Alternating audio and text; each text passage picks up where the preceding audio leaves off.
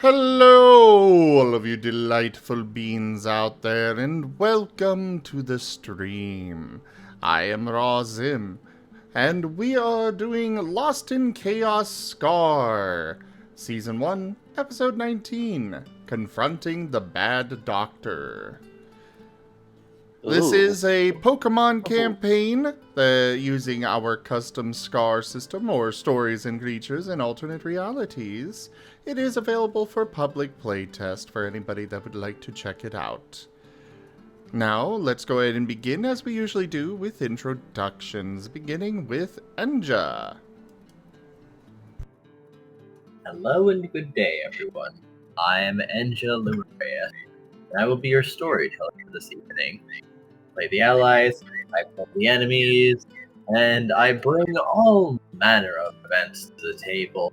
Some preordained, and some purely reactionary, and some due to the audience, even. But for now, I shall pass it over to Rex Strider.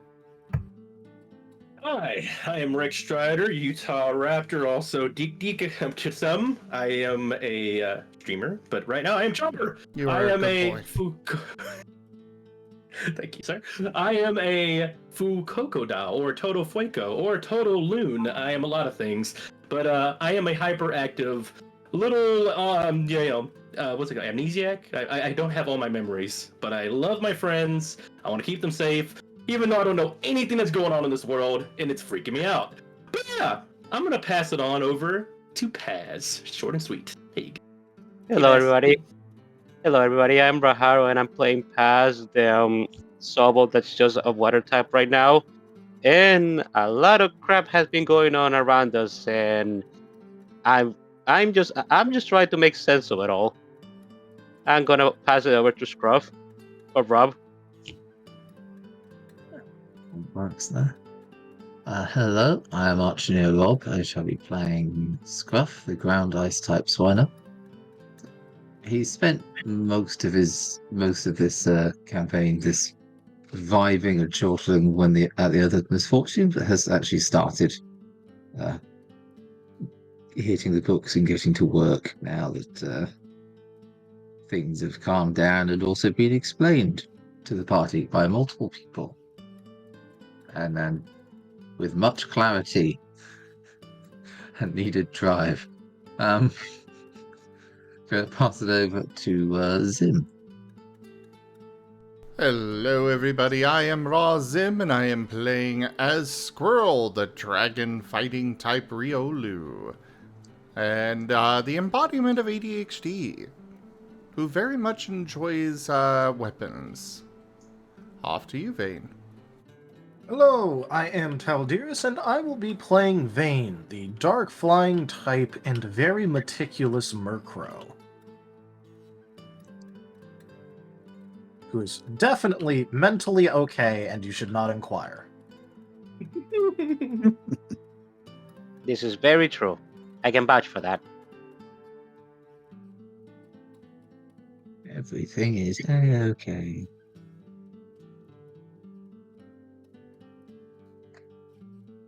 And I am Cyrus, who thankfully is sounding a lot better now, and hopefully will be up to proper tone soon enough, preferably without any casualties. Oh boy.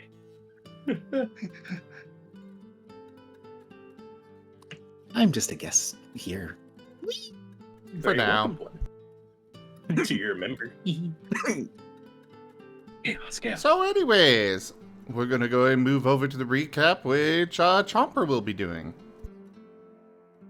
Alrighty, let me go, and I'm gonna give it to you in a Chomper way, so keep in mind you may have to come in and fill in the blanks, but yeah, as we pretty much started the last one, we were still in the library. It's one of the safest places you can be at, from my experience. They were talking to him, the person, the doctor, Sigmund, and honestly, it was surprising. He actually helped. It felt like he gave a lot of information. I didn't catch all of it, but he was telling Vane a lot of stuff that we didn't really get to hear. But for your sake, our character, they basically talked about a lot of things that happened in the prior days, like him whacking Paz without telling us about it. And they discussed things, and they both shared mutual trauma that they both were not dealing with. So they basically mutual handshaked, walked away from even talking about what they saw when they were looking at each other's visions and whatnot. But they actually, Sigmund explained a bit of how the world works, about how dying and intent and everything was to Vane, and had a nice conversation. And Paz actually got to learn more about their multiple personalities that they have going on, and possible a whole nother persona that is a part of their psyche that is going on with them. And they took it as good as they could, and they got reassured by everybody. They're holding it together. Proud of them. But as we move on, I have not been getting that much sleep or rest or peace of mind. And I decided to get out of bed and, get doing something to get my mind off things. So went to the kitchen, my favorite place, and ended up meeting up with a lot of peeps. I got to talk with someone named Kat. They were a blue and not shiny, super shiny, Espion, I believe that's what they called it. Correct me anytime I'm wrong. Yep. And they're really, really nice. They actually, I'm still very tired. You're dealing with me when I'm a little bit more up, otherwise I'd be completely out of it, which you're gonna see me in a second. But Espion gave me this really cool concoction, this neat little magical drink called milk with honey, and it was great. I died for 10 seconds, 10 minutes it felt like. I was knocked out. When I woke up, I had Paz was there. I believe Scruff was there, and hi, new friend Cyrus, who's been very informative. He seems like he's been through a lot, but I relate to him because he's from another world too. He proceeded to have a very big moment. It felt like when he was with Kat. I'm not sure what happened. But he got a lot of things out of character, a lot of information to hit him. He basically got the whole freaking 4 days within the span of like a second. So really went out. He took it well. He didn't yell at us. Could have. But Chomper decided to pet Cat as a thank you. Like, oh, thank you, Pat. As they touched the cog and got a hit of a big memory burst of Sigmund going up a mountain to a great big shrine, and everybody, we were with him I don't know, as a team or as anything. It was kind of vague, and that made it even worse because Sigmund had a very, very, very big smile, and it felt malicious or evil. I think it was just malicious, but for Chomper, you can imagine what's going through his head. And he said, I'm back. I don't know if he added the B word part, but he said, I'm back. And there was a slow bro there too. There was it was pretty chaos. But as Jumper got out of that, he was thoroughly rattled. Wasn't it it Slow King? It was a slow king, but it's actually Paz went through the Pokemon book that he has, and he stopped the Slowbro, and you said, yep, that's what it was because it looks so similar. Literally diverging evolutions. Yeah. Chomper's going to be very inconsistent with telling you things. I'm trying my best to break that a little bit so you can have an actual good recap. Do fill in lines. But yeah, after that, Chomper's significantly back to being rattled after having that vision. They were feeling a little better, but no, they're back to being rattled. And Cyrus did their best to console everybody by telling them about how the world works and giving them really great tips, telling them about the intention to kill, how you can't die unless it's intended, and also just basically good advice, and also pamphlets that tell us about our character, and back to Chomper. Tell us about how we are as Pokemon in this new world, and maybe that will help us actually learn what the heck anything is. And it's probably about fighting too, so I like it. And moving on, we went and we made back up with Squirrel, who had been actually working on their weapon. I'm very happy for them. They've been wanting to make that weapon for a while, and they've been in the bed, and it's been stressful thinking when they'd get out of there. But I'm glad they're out. They're moving. They're doing good, and they're really passionate about working on their craft. And we actually ended up. No, and Chomper sad again. After 10 minutes of Chomper crying, he gets back to the recap, and then Squirrel worked on their weapon. And yeah, it looks like it's gonna be made. And it was actually one of the more calming moments that I've had these last 3 days. enjoying that moment with them. But yeah, I Yeah. think that's where my recap ends. If I Yeah. missed anything, fill in blanks. I think you got all of it, honestly. Oh wait. Well, Tree I- lives and is a staff. Vane and Paz submitted reports. yes. Oh yeah, and Paz went to talk with Sarok. Yep. And also with Sigmund after talking with Sarok about what he suspects there's something wrong going on with Bane. Yeah, very much. That's the only thing you miss. Yep. Also, I And- like the way you said him. It kind of gave me the energy of whenever from Fairly Odd Parents whenever Timmy's dad says Dinkelberg. You know what? Dinkelberg. That's fair. Yes. I was summoning that energy anyway. I was more thinking of like Powerpuff Girls him when they mentioned that. But yeah. All right. Guess I'll go ahead and pass it off to Enja. Yep. He- So, whom shall we begin with? Because Squirrel is deeply focused on his weapon craft.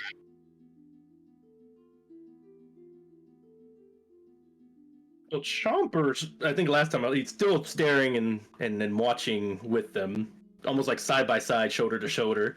Wanting to put an arm around them, but they don't want to distract Squirrel. But they're very much having a calm moment of just like enjoying, focusing on a single thing, much like I believe Squirrel's doing, and it's calming their mind a bit.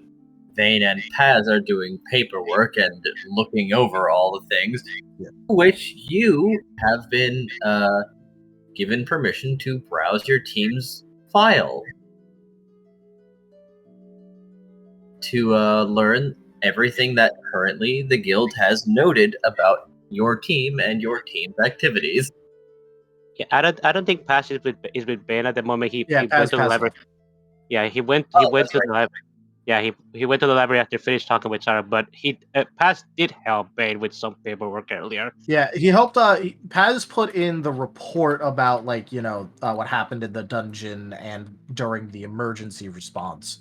But outside of that, then he left. Yeah. Okay. Then Vane has access to their team's record. Yeah, and Paz at the moment is just Paz, outside of. Yes. We keep getting Enja echoing off of you. Oh, really? Wow, weird. Maybe your headset a little too close to the mic. It happens to me too. Yeah. And you talk again? All right, how's this? Hi, you're right. What the hell? That hasn't happened before. Give me a moment.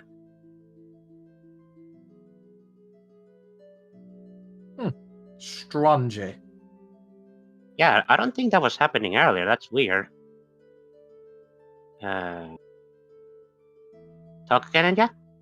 How's this? Okay, still a little. I mean, it's better, but it's still happening a little. Yeah. Okay.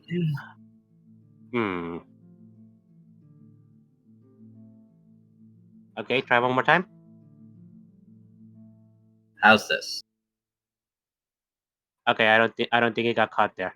I don't think so Weird. either. It was especially odd that it was only happening when Enja was speaking. Yeah. Yeah, that is weird. I was talking with Taldarius and Enja earlier, and that didn't happen. Yeah. I don't know. Yeah. Perhaps Oh, well. it decided a non-dairy latte. No. Monkey. Yeah, like okay. What I was gonna say is that Paz is at the library. He's not in the room where Squirrel is missing because he just got done feeling how it feels to be dehydrated and he doesn't want to feel it again. So he's just outside. Yeah, that's pretty much what he's doing. Probably also browsing the book about Pokemons that he has had for a while.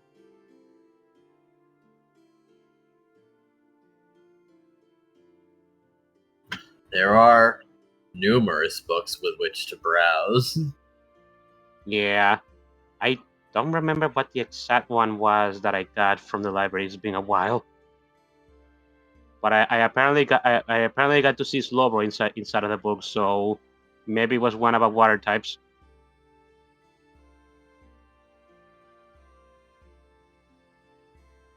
Well, there are a number of books for water types on water types, Mm. with some footnotes being how common it seems for water types to also have ice type moves. Perhaps because of some similarities towards their elements. Yeah. Paz is still intent of rolling an ice move himself because he really needs it against grass types. But at the moment, that's not important.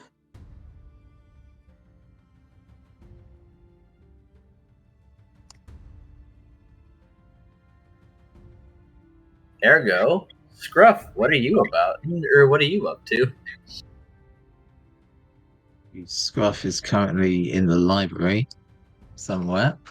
He went off. He found. I believe he found the kitchen. I think he found Chopper on his journeys, but he was looking for the section on geography again. Now with new areas and not just the Stars Town, and maybe a little bit more of the entire region rather than just where's the map of the town? Just the town and its immediate area. All right, so Now, you're more he wants a region map.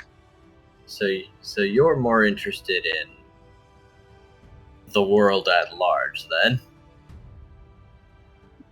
World at large, especially after they've learned of places like Starlight that are unheard of here, with currency and guilds that are unheard of here.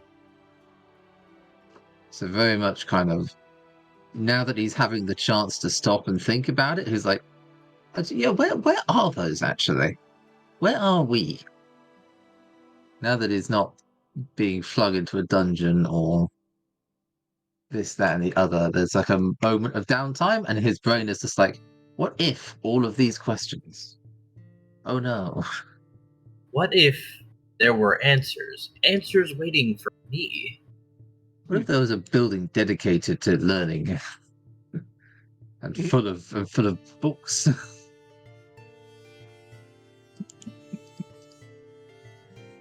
Scruff has remembered education exists. Especially after Vane is like, "Hey, can you look into this for me?" And yeah, the vague thing of I was meaning to do this or do this eventually at some point. Yes, has no correlation to the fact that I was literally just asked to do this. All right. So, more information about the landmass you're on and things to that effect. Yes. Yes. All right. You are on the Eden continent. Named more primarily after the capital city and most prominent city of this entire landmass, also called the capital city of Eden. It is one of the 3 largest cities in the world,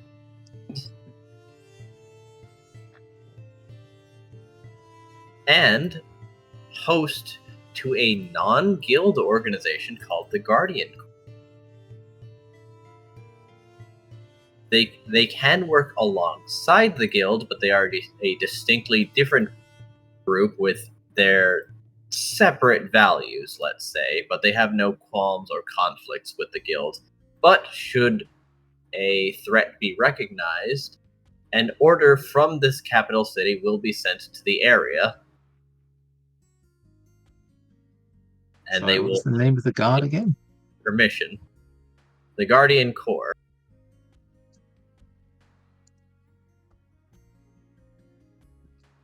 Okay.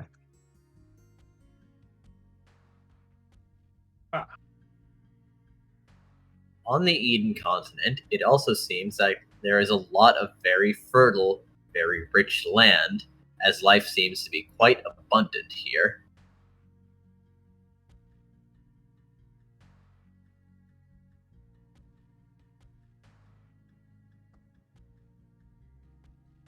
Almost perpetually, even.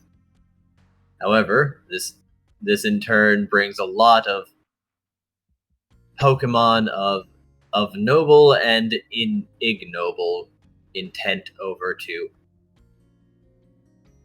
enjoy the bounty.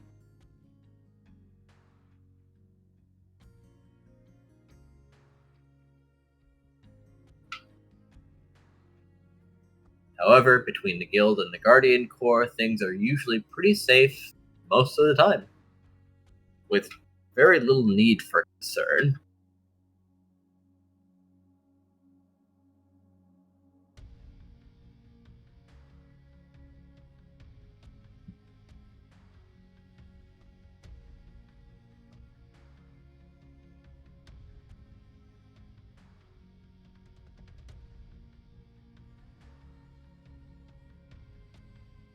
Hello? So I'm listening and writing this down as stuff Scruff knows. Ah, fair enough. Interesting Just information. Just wondering if I'd lost you for a moment, or if you had any other more specific questions. What are the town and the nearest towns around it? All right. Let's see, the nearest town. There is, if you follow along the river, well, it's not exactly close, but there is a harbor town if you follow the river long enough, called Gullykin.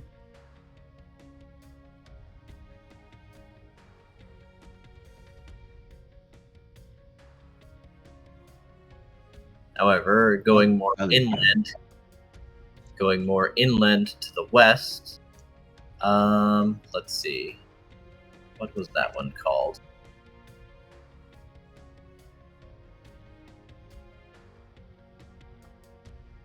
It's an odd name I chose, but I'll just spell it out for them. Domovoy. Domovoy. Yeah. Domovoy.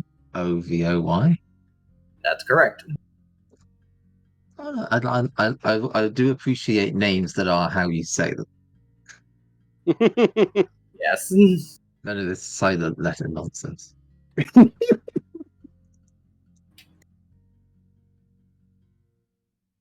The harbor Fucking town understood. has no dungeons beside it, and Domovoy, however, is bordering 2 mystery dungeons.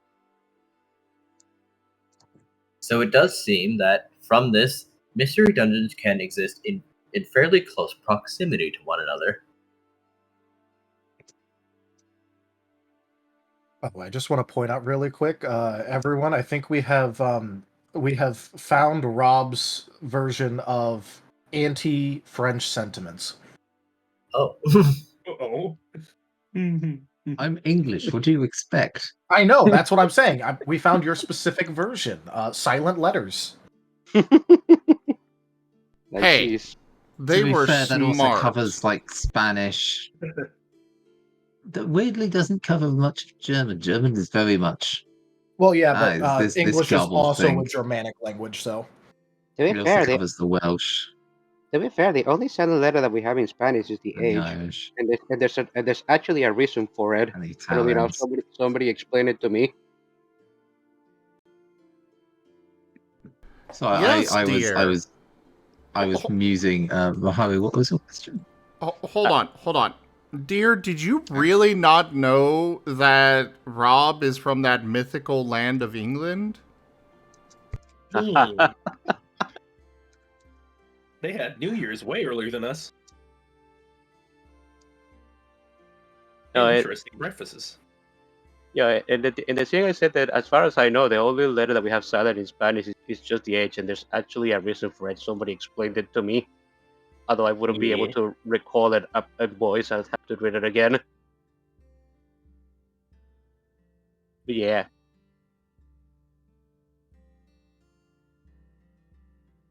Okay, so where were we at? Dungeons was can asking exist you what in your close question was. proximity. It wasn't a question. That was just what I mentioned. Sorry. It appears that mystery dungeons can exist in fairly close proximity to one another, as Domavoy has 2 mystery dungeons in its region. A bronze rank I and haven't been this pleased with a group of folks since the Cormyreans sent the price of turnips through the roof during the onion famine. What? Jakovich card. Ah. It's been a while. Rather, actually, it's not been a while. It is Yeah. not. I do have the document. Good, because every other time you keep being like, no, and then we don't do it. We Hey, want it. look, that was We- one time, We and then had the other one was because it was about to be an emotional scene. Fair, but All we right, miss well, it. let's bring it on. all right. I'll finish this bit. All right. The 2 dungeons. One is a field dungeon, and the other is an underground dungeon. The field dungeon is bronze rank, and the underground dungeon is actually gold rank.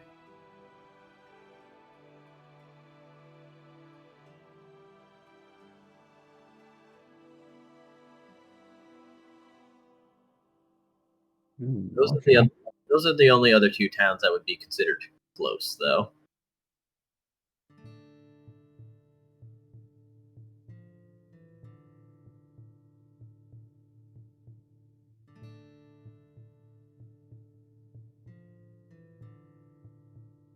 Okay.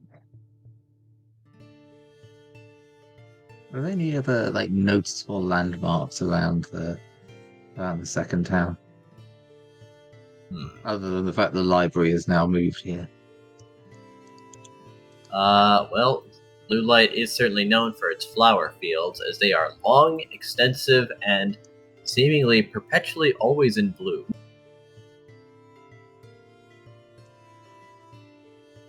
Along with not being a singular type of flower, but rather a mix.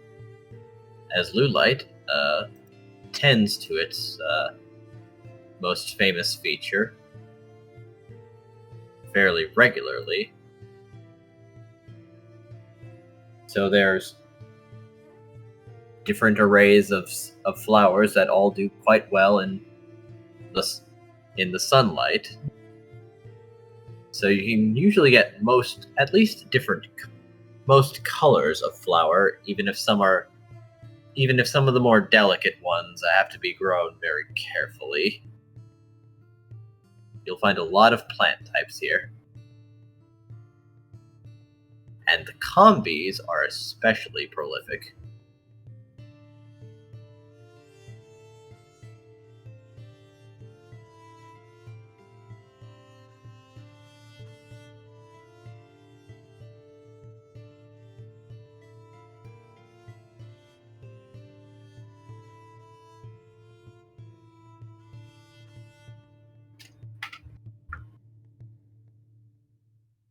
Oh, when you are done with that, I do have a bit of a thing to say to Squirrel. And I also- believe we can probably leave Scruff to his research at the moment if someone else has something. Yeah. Well, then But it's... yeah, it turns out that there's a very large combi hive outside. Repeat that, please. Enja. There is a very large combi hive that is noted on the map outside of Blue Light. On Beehive. Okay. Yeah, they're the honeybees. Oh. Yeah, the bee Pokemon, Combi and Vespa Queen.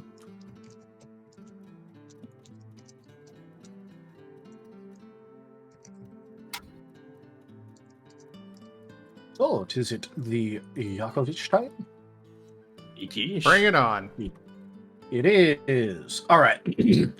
So I tried that whole poke cooking idea. It turned out pretty horribly. It was a complete mess. Charred the food to hell and back instead of a proper cooking. Still tastes fine with all the spices though, just ruinously expensive. So I don't think I'll be trying that particular recipe again. Maybe if I only have the fire started by poke. Then again, starting poke fires is how my cousin Ken accidentally burned down his house. Or was it move training with a friend? I don't know. All I got told by my pa was that it was a poke fire, and I'm not sure if he was talking about a fire started by poke coins or a Pokemon. Then again, he was always extremely bad about details. Why, that reminds me of the time where he caused all kinds of trouble when he was planning my second cousin Run's wedding. Sent out all kinds of invites for 11, neglected to mention that it'd be at night because Run was marrying an Umbreon. Well, at least everyone took it in stride, except Aunt TR. Then again, she was always such a big complainer. Why, one time she complained about the stitch count on a scarf she ordered, and she claimed the thread count was one lower than she ordered, but I could never tell the difference or know how she counted that precisely. Speaking of one point, that reminds me of my sister. Well, I don't tell her I told any of you this, because she's proud of her psychic-type smarts, but she tested 1 point below genius on one of those silly intelligence tests. I guess if you do tell her I told you, I'll just give her some of my beetroot jerky with Aunt Griselda's recipe. You know, I'm gonna go test that idea of only starting the fire with 1,000 Pokecoin. I'll keep you updated. Okie doke. I'm not sure if you guys heard me clap, but I clapped.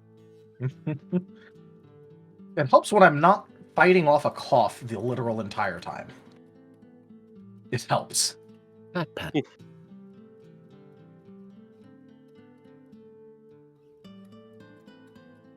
Cirrus wanders over to Scruff. Is that supposed to be happening? Scruff looks up from his stack of books and maps and blinks big at him. Is it what? Is what's supposed to happen? The rambling from you. For me? It was a different voice, yes. Oh, the badge. Whoever it was, they did it last time. They ramble into the voice function. The one meant for announcements and like major important stuff, and last time they just kind of rambled into it. Or you don't know who they are. But it comes out of everyone, I think. Well, isn't that lovely? Oh, right, okay, well, fair enough. And Cirrus wanders back off again, finding the chestnut that had been flicked away by Sigmund to make sure it does not come up undesired at a later point. And resumes the wandering. The rambling comes through the guild badge, right? Yes. Yeah. All guild badges. Scroll's guild badge is getting hurled out of the workshop somewhere into the library.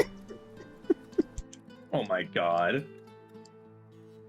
Mine's kind of muffled as I sat on it. I literally just muffled it out. As I'm also focused on the weapon crafting at the moment. Wait, what? Frowns and makes note that he should probably go find them later before this team gets in trouble for deliberately losing their badges. Wait, Cirrus what? has heard something and is looking. There's a guild badge that belongs to one.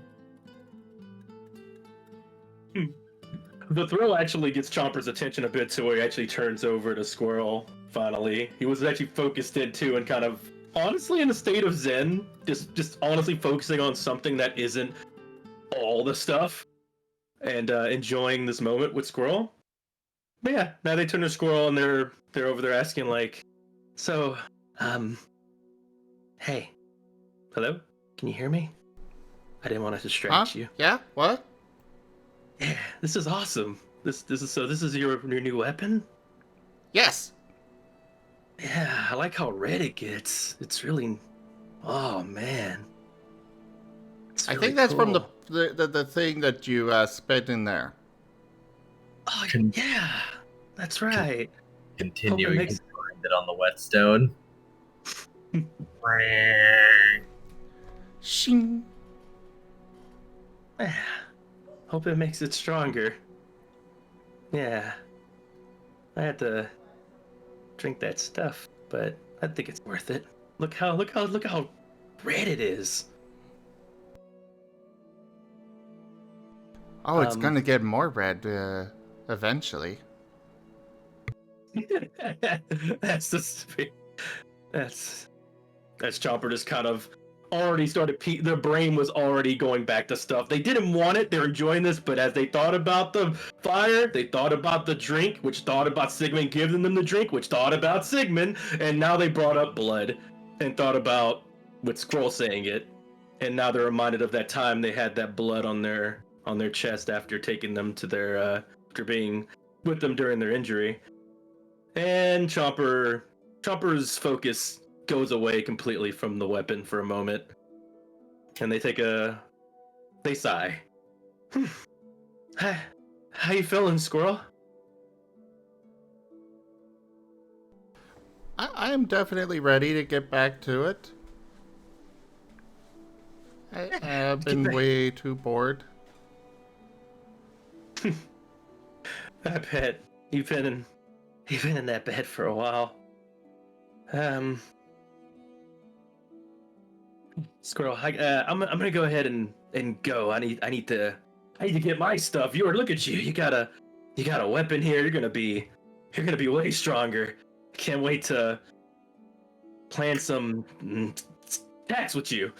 I'm gonna go and train. Whenever you get this ready, meet me in the training yard. I think that's where I'm gonna go. Well, okay. Have fun. All right, I'll see you soon. As Jumper gets up, they honestly wanted to stay longer. They honestly wanted to just see the whole weapon made, but so for some reason now sitting there seems like a use of time that could be used getting stronger and being able to protect Squirrel more. So they're gonna get up and they're gonna go outside, and they're gonna the air is gonna take a breath as they realize how hot it was in there, and that they were possibly literally by a very heated object without even thinking about it. And they're gonna go ahead and start looking for possibly members of their party, and as well as Samantha to go Paz, train. the moment Chomper gets out of the room, Paz is while you're thinking of stuff, Paz is going to poke your shoulder. Chomper jumps a little bit, and they look over, almost like very like tense, like they're ready to fight. And then they see you, and they calm and go back to slack a little bit. Like, hey, Paz. I thought Scruff was the one that sneaks up on people. You are very jumpy right now, aren't ya? I'm shakes head, and their demeanor changes from the tired Chomper to a more upbeat Chomper, but you can still tell. Yeah. I'm fine. Hey, wow, what you? Oh, idea. But what are you up to? Sorry, It's hard to think right now. Paz is going to say, Paz is going to rough his chin for a minute, looking you over and ask, "Hey, Chomper, would you like to go train with me?" Chomper's eyes just gleam. Train? You wanna go fight tomorrow? You wanna? Okay. Yeah. Yes, that. Yes. Okay.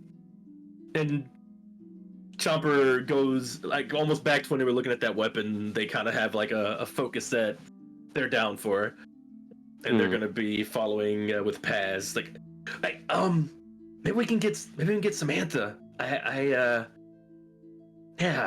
been wanting to talk to you about training and some ideas I had for your yeah. Oh, really? What do tell? And sure, we can go talk to Samantha. Having somebody that's more experienced than us with us might be a good idea. Oh yeah, she's great. She's taught me a lot. I can't wait for her to make me sure we'll show you some different stuff too. Okay, so and then he just starts going like rapid increased tempo, like they're just like you hear somebody talk about something they're passionate about and you have no Yeah. idea what they're talking about, but you're just kind of like smiling like, yeah, that's nice. Chopper does that to you as they begin to talk about like fighting and things you can do, and just the tidbit of it, they basically start going, okay, so you see past what you want to do is when you first see somebody, it's neutral. It's a neutral state. You gotta be ready. You both of you are basically in the same spot, but you want to take advantage. So you want to basically go and hit with anything you can do. You want to zone, which is basically moving away from the opponent and having space where they have to get to you, and you don't have to worry about getting to them. So they're at disadvantage. You're at advantage. Stay at advantage. You stay safer. So what you want to do is do mix-ups. They don't know what you're gonna do. What's a mix-up? Mix-ups basically when you make do something that they're fighting game inputs. I'm expecting you to talk about quarter circles. Oh, but you gotta bad. But yeah, they basically are talking like that. They're just going non-stop, throwing out terms. You may have to stop them, but that's what we're doing as we're walking towards the training ground. They're just kind of getting excited and talking about fighting and different techniques that is mostly instinctual. Yeah, Paz is not trying to stop, but while he might look a little bit annoyed, he's not looking particularly displeased at what you're doing right now. He's simply trying to find the training area and also trying to find Samantha while you talk your heart out. For the first time, you see Chomper actually kind of happy, like actual happy and just excited about something. Mm-hmm. And basically, besides the milk, besides the milk and honey. Yeah. Okay. So Paz is basically looking for Samantha at the moment.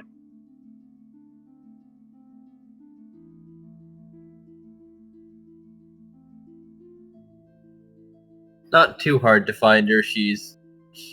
It seems like she was preparing dinner. Ooh. Chomper's tail is wagging. They can smell it. Paz is going to try and get her attention. Hey, are you busy at the moment? Were you making curry again? Making what now? I smell curry. Wait, no, is that meat? Are you making meat? Why didn't you tell me? I could have helped. I am making. She's gonna look over the book. It's called chili. Is that cold? No, actually, it's spicy. Why is it called chili? Huh? Okay. I don't know. Because it uses these chili peppers, but they're hot, so they're pepper. So fucking, I don't get it. When do you think you'll be done with making dinner? Well, I mean, I guess by all technicality, it's ready now. I'm just making sure it's all the way through. I see. It simmers for a while. Yeah. Well, me and Chomper are kind of looking for somebody more experienced enough to help us train a little. That's why we came to you. Oh, all right. Yes. Sure. What you need? Well, I am mostly looking of somebody to help me train dodging, basically, or train how to take damage better. Because I've noticed that I'm not particularly good at either of those, and I think I really should be. Sure, I can probably do something about that. Mm-hmm. Sam, I have an idea. Huh? Let's see. You have a problem with getting hit. What if we make it where you don't get hit? Why don't you dodge? Or,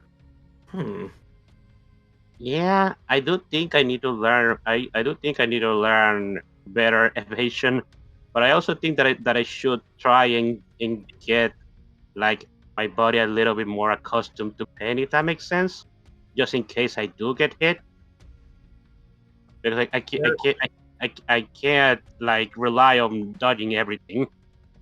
There are ways to do that. Ah.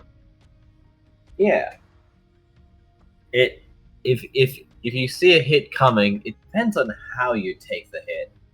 Spreading the force, so to say, if it's something that can't be spread. Oh. Hmm. I'm not.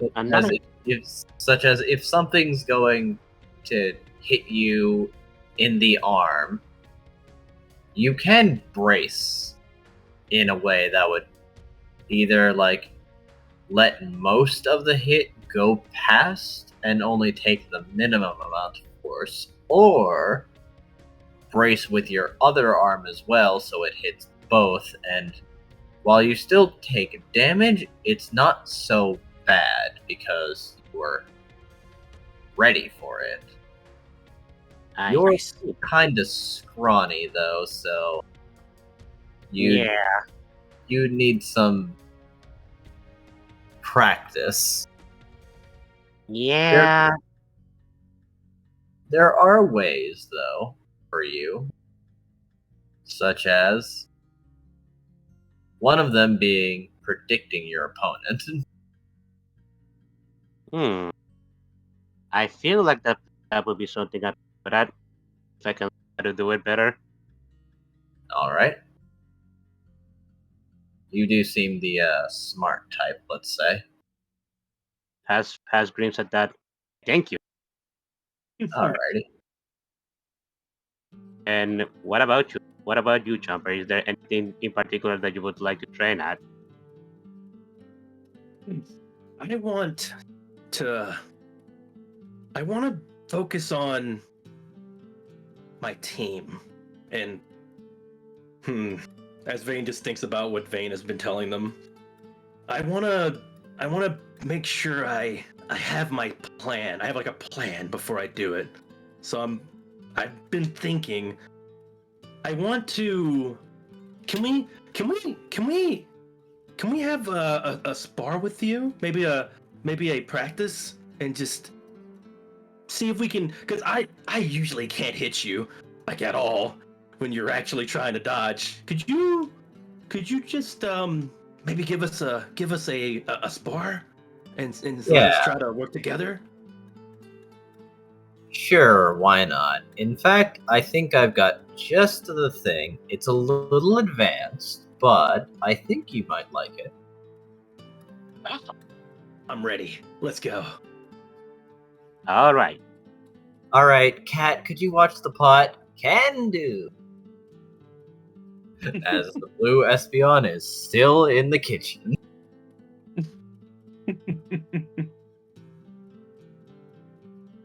All right. Now, remember, watching the pot means continue stirring, and if it looks ready, consult the picture in the book. Take it off the heat or turn off the oven. Then why'd you tell me to watch it? Stupid. Anyway.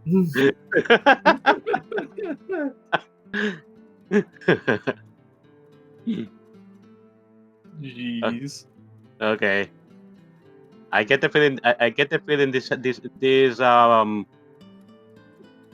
misconception has happened before. She might be taking on more people who need additional assistance.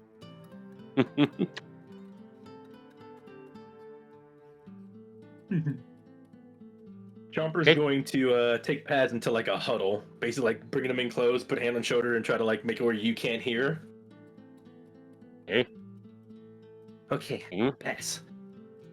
All right. So I have a little bit of an idea. I want you to, So your attacks, I've been watching. It's mainly like a water gun, right? Yes. So but with your hands. Yes. Okay. And what else? What else can you do? Now that I think about it, well. Real quick, just saying I need to step away for a little bit. I'll be back ASAP. Okay. Okay.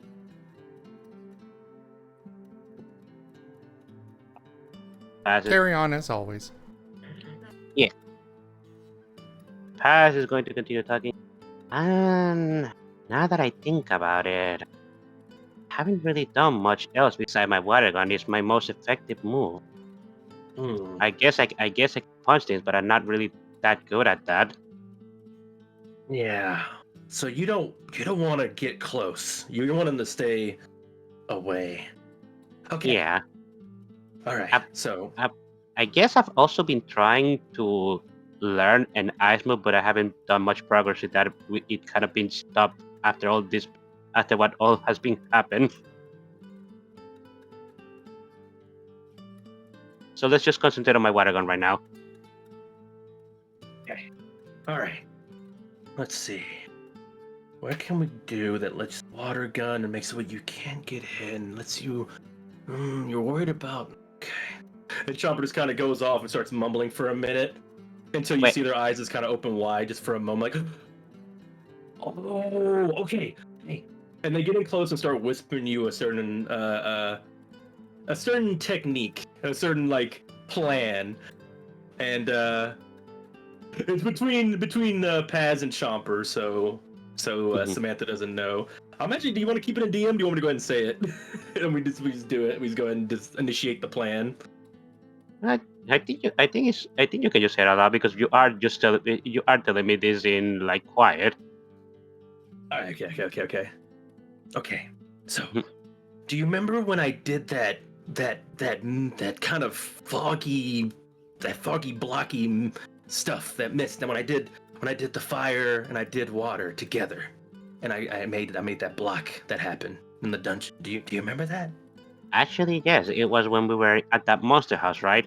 I was mostly concentrated on the other side, but I did get to witness that. That was something.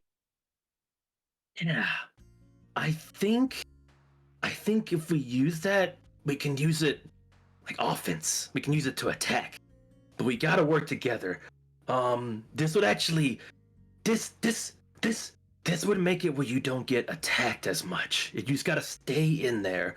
Just follow my lead. And we're going to... Yeah. I think I see what you're saying. Yes.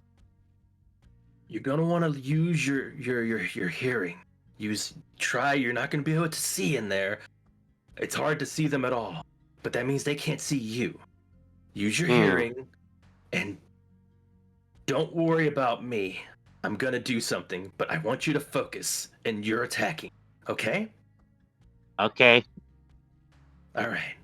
Now just wait for my signal, and we're gonna go and try this. But until then, to start with, pretend we don't know anything about this. Let's just attack her normally. Okay. She has a lot of energy. I can't even hit her. So, good luck. I think we can do this. Sounds good. Come on. All right. Chomper breaks the huddle, and we look over at Samantha. All right, you kids ready to get to the training ground then?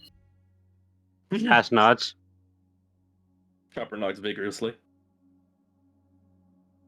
And she's gonna move to the training ground. But on the way, she is saying, "So, the thing I've got might be suitable to you. I repeat, though, it's a little advanced. Probably suitable for someone like Paz. Maybe not so much Chomper, but you can give it a try. Also, it's called clashing." Clashing. Sounds cool. If you can predict your opponents, you could prepare a similar move that could stop it. Using offensive moves, defensive. Read. Oh. It's like a read. You're reading your opponent. Oh. Yeah. Ergo, to show it, I am not going to move. And you can attack me however you want. Are you sure? Kid, you couldn't hurt me if you tried. Don't worry about it. Chopper looks a little grump. Okay, all right, I'll go first then. All right, get ready. I'm coming at you. And Chopper is trying to use a fire scratch. All right.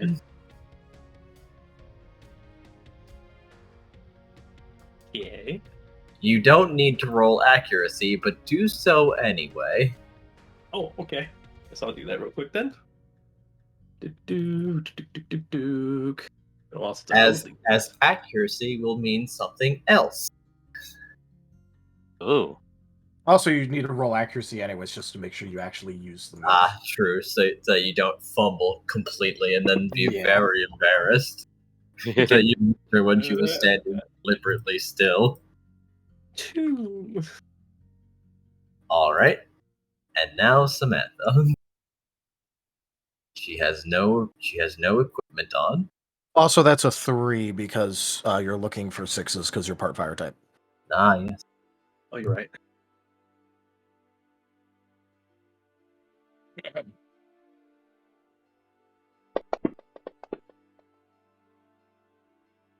Okay.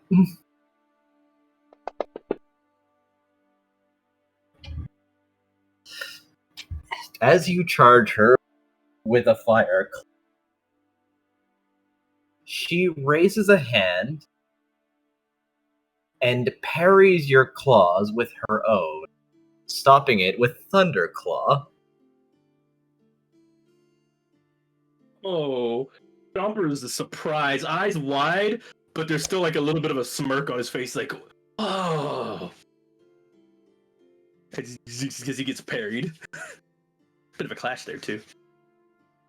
It's pretty handy, especially if you outnumber your opponent, or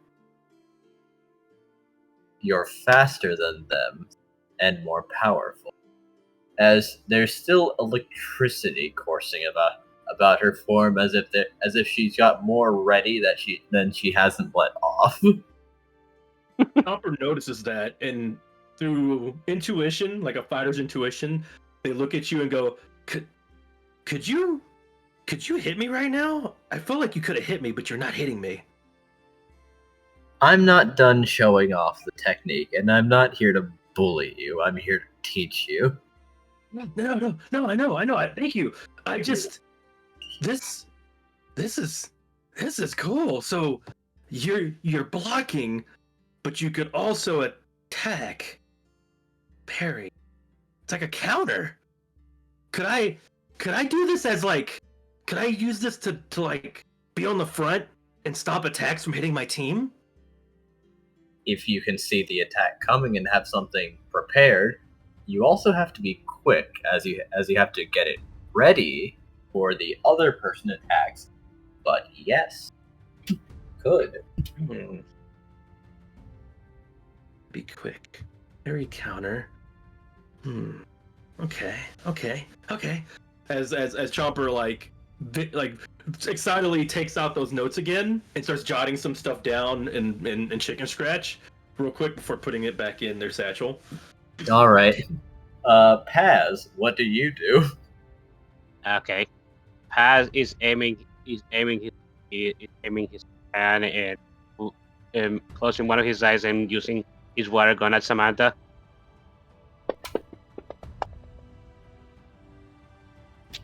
Ooh. Nice. Not bad. Very good, even. 8. Damn.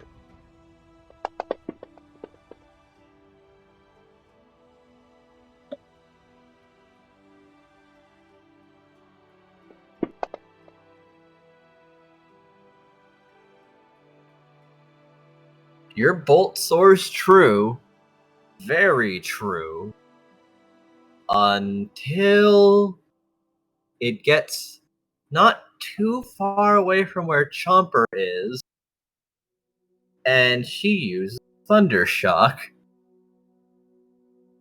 and the water disperses as the electricity tears through it. Ugh. Ah. I see. soaring past and almost hitting you. Ugh. Ah, That's almost... a good shot, kid. You almost hit me with that one. Eh. But here is the essence of clashing. You could use it defensively, or you could use it as a counter, in that you overcome the opponent's attack and push through with your own. See, I could have hit through your own attack. Or, and she's going to look over to Chopper, I could have parried and then continued to hit you with the Thunderclaw. So it I- was a possible counter. Correct. I will advise you, though, you have to prepare them in advance, and if they do the wrong move, or the one that you weren't expecting, you messed up. And then you kinda... well, you just have to take whatever happens next.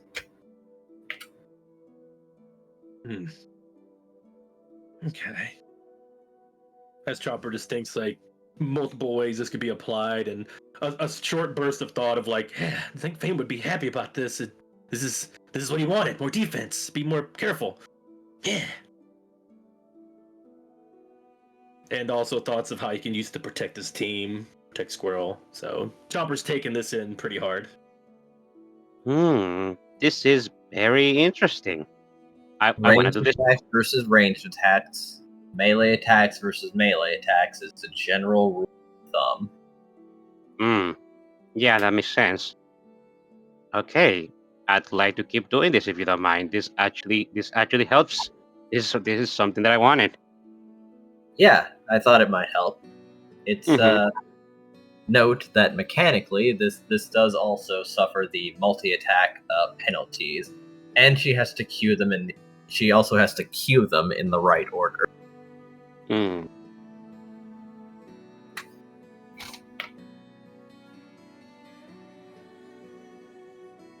Okay, shall we continue then? Well, you were very, very close to hitting her, actually. Really? What? Yeah, you remember how big the multi-attack penalty is? Right. -5.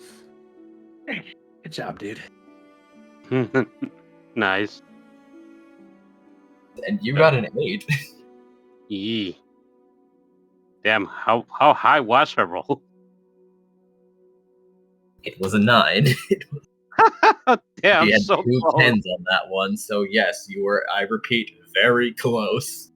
Man, awesome. Okay, let's keep going. I want to keep going. Alright, keep it going, kids. Okay, this time I'll go first.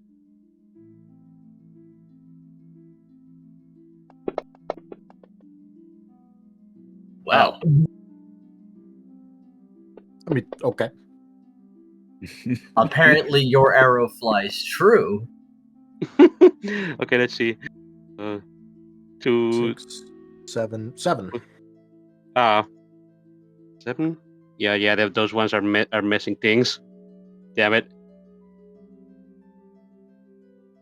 And we're still doing the. Are we doing the shoot training right now? Or we're still practicing parry right now. Mr. President, this time I'm the one that's going first. Okay.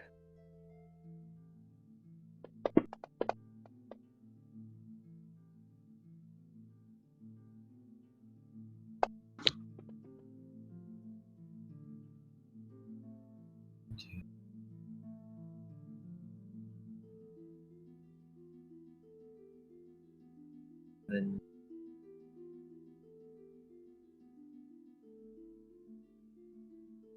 it's another excellent shot, but once again she tears it out of the air with another thunder shock. I figured. Despite all the test, the roll ended up being worse because of the ones. Yeah. She will also say, if you detected someone's doing this, you could probably just try to overcome it entirely. After all, you can only use one move at a time. You might have multiple queued, but you can't use 2 different moves at the same time. Ergo, combo attack could overcome a counter. Chomper looks over at Paz, leans in again and begins to whisper, and then pulls away and nods, as basically they kind of clarified their plan again, but applying it to this. And can I have real quick? Can I describe a bit of a scene, just kind of a play up on what we're about to do? Go ahead. Paz nods because he understands what kind of understands what Chopper going forward is going. So go It's ahead. extremely rambly, but it's more like you just kind of have to like vibe with the chaos that is Chomper's ramblings. Yeah. So as we begin, pretty much the scene starts. We break and we're basically full on like a fight mode. Like we're ready to start scrapping and sparring. So with Samantha ready to train with us, they see the two new duo break. But before doing that, Chomper basically water guns as they're running along the floor, as they start running through a like kind of an oval circular shape in front of you, and then they proceed as they're doing it to claw on the ground again, as they did in that dungeon that one time they created the fog. All right. Yep. And question: do I have to do rolls for this, or can I just go ahead and just describe the scene? Just I can describe think so. describe the scene. Accuracy later. Gotcha. They're running and they're trailing along their fire claw. Red gleam on the claw as it begins to create that same mist that is beginning to block your view. As they break up and hold the line against you, the hamlet will not fall. As it Rose raided my stream with 4 viewers. Welcome, y'all. A scene's happening. I don't know if Zim's here. Welcome, Raiders. We're currently doing a tabletop sesh called Lost in Chaos. We're in the middle of a training scene. I can go back and re-describe it. But welcome. And currently Zim is out. Gonna be back a little bit later. But thank you. Welcome, viewers. Where's the Elecos? Thank you for the raid. Welcome, Raiders. We're gonna be talking to you in the chat because we're doing a tabletop sesh with the Score Engine. It's really cool. Yeah, thank you very much. I went ahead and handled the shoutouts. Thank you. All right. Going back, we're currently training against Samantha. Luxray, correct? Luxray? Got it right? Correct. Yay. Luxray are my sensei and also currently training me and my team member friend Paz.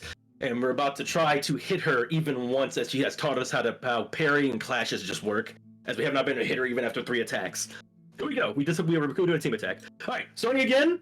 We break, we run, and we begin the attack as Chomper's kind of explanation kind of goes in the background. All right, as soon as I run and begin to create the mist, I'm going to need you to go in the mist and do as best as you can. As Paz runs into the mist too, that gets created and is also in the mist as well as Chomper is away in the mist too. They have veiled themselves in the mist instead of using it to block you. They're using it as cover, to have as a sniper's perch to attack you, as you begin to see barrages of fires of water guns shoot at you recklessly. Most of them missing, but a lot of them enough to where you have to start dodging. You do not know possibly what the direction they're coming from. I'm pretty sure that Samantha's going to be able to dodge all of these. She's really good as we keep shooting at you over and over again, to most likely you dodging each and every one, with each shot just almost hitting their mark, but not quite, as you are way more seasoned than us, and you have just told us about the parry and the clash, and you know what you're doing. But I don't think she's ready for the ace in the hole. Remember what I told you. Don't worry about me. Just focus on what you're gonna do. You don't have to copy what I'm doing. Just wing it. But make sure you stay safe, trust your aim, and just focus on what you do best. All right. And as the whole time you're just hearing water gun, water gun, water gun, water gun, and you just keep shots are being fired over and over and over again. And then after a brief pause, you can hear it panting, like as Samantha most likely thinks, okay, I targeted them out. I better go and get them out of that mist before they end up dehydrated. Water gun! And you just hear a big scream, and Based on the loudest scream you can probably hear of water gun, which will most likely have Samantha brace for impact or be ready for dodge. Like, oh, okay, here goes another one. Nothing comes at all. Oh. It was a bait. As Paz, take it away. What are you about to do? She does not know what you're doing. She does Water not know who gun. you are. Yeah, but I'm not saying it out loud. Okay, let's go. Come on, give me something good. Paz suddenly, with sniper's focus, shoots his water gun towards our trainer. All right. Ooh. Let's see. Sure. Your roll for what your water gun and scratch or fire claw would be effectively the same, wouldn't it? I think you did it last time as the rolls were done separate, but I'm not sure. Yeah, I did. But I'm wondering if this would be his contribution would be water gun or fire claw. Oh, me? Yeah. Yes. This I is- was this is- water gunning the whole time. Accuracy Yeah. of both, after all. But Well, you had a fire claw to make the mist. Yes, yes. So I think the contribution will be your water gun for the accuracy, because that's what you have been shooting at her. so the funny thing is, however, Mm-hmm. that as per her promise, she's not moving, and throughout this entire thing, she was kind of expecting Chomper to leap out of the mist and try to come at her. She has Thunderclaw ready, and you have used a ranged move. So, shooting through the mist, you do connect. And as she wasn't dodging, this is a crit because her evasion was 0. Ah. Oh. Well then. Yeah, you got it rolled then, Chomper. I see a 1. Hee hee. Oh god, 2 10s. Oh, 5s. Couldn't be one more, could you? 3. Alright, Paz, you as well. Okay, yeah, let me Real let me quick, just first off, because it's a combo attack, it cannot crit. Oh, that's right, I'd forgotten about that. Sorry. Second of all, the accuracy would at least have to, like, you know, Mhm. be 5 more, so. Oh, Mhm. really? Yeah, it's double or 5 more. Well, it's Okay. double and 5 more, sorry. So I have to ask, do we get any extra dice for being a little trying our best here? Yeah. Nudge. Well, normally, yes. However, I also will remind you of a small fact that Lux rays have basically X-ray vision. Shit. Didn't think about that. I wouldn't know about that either. Yeah, we probably didn't, but still, let's go. I mean, she wasn't abusing it, and she had prepared the wrong move, so she's gonna have to eat the consequences. Damn it, so many 5s. Well, that's how it rolls, I suppose. As with the combination move, you pierce through the fog and get her, and it hits as her claw sparked, but it was a water gun, and it splashes against her, and she seems shit. Like otherwise unfazed, like, all right, you got me. You see Chopper just like totally like fist pumping as they look over to Paz and just instantly go right over to them and start like hugging, if possibly picking them up if that's possible. Oh yeah, I think you are more than capable of picking Paz up and hugging and giving him a fair hug if you really wanted to. Yep. Alright. Good stuff, kids. Yeah, I picked the wrong move. I was pretty sure that Jumper would come a charging with Paz doing the support. Yeah, I thought about what Vane told me to about, taking care of me a little bit too. And yeah, thought water gun would work out better. I mean, you sure did do a lot of water guns. You should probably have a drink. Oh, and Yeah. just so you know, you can't drown. Ah. You're a water Okay. type. Live in water. The fatigue buildup is getting like to Chomper pretty hard, but they're panting, but they're still smiling a bit. Okay, Chopper, let's get you some water. We don't want you dehydrated. I'm fine. I'm fine. We could do another one. This is fun. Come on. Remember, you gotta take care of yourself.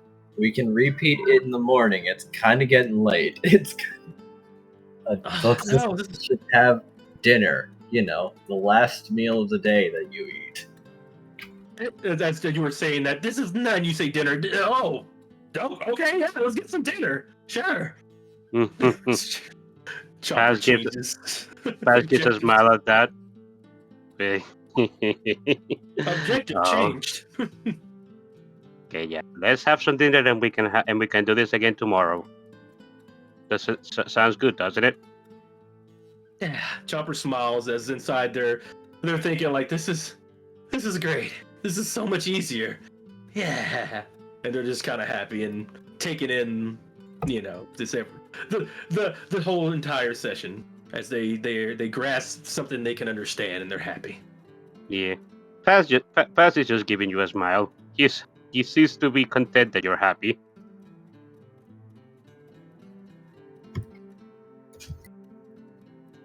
Okay, I guess we're going back to the library.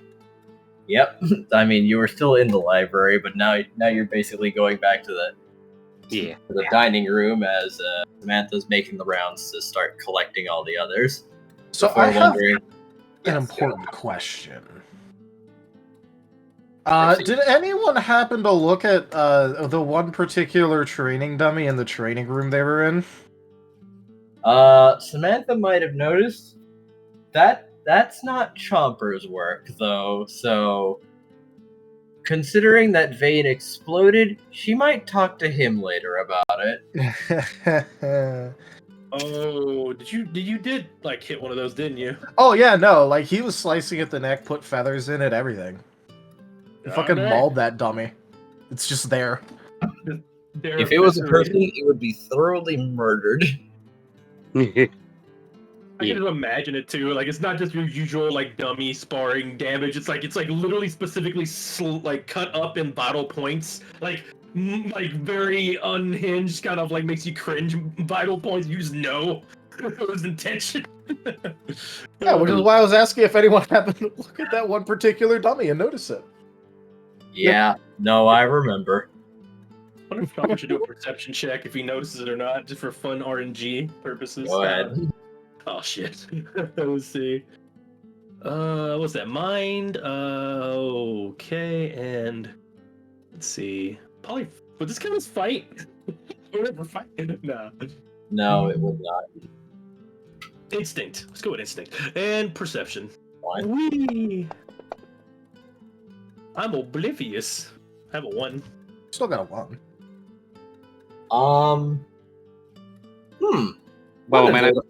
One of those training dummies looks a little beat up. Probably nothing to worry about though.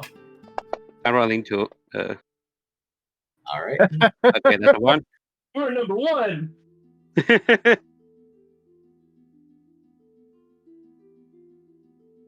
Doesn't seem like we noticed this thing. We noticed the beat up dummy, but we didn't. Chekhov's training dummy. Yeah. You are aware that there is a damaged training dummy. That's about as much. Yes, you may. Okay. So, just a check. Of the soaring badge, has that been located?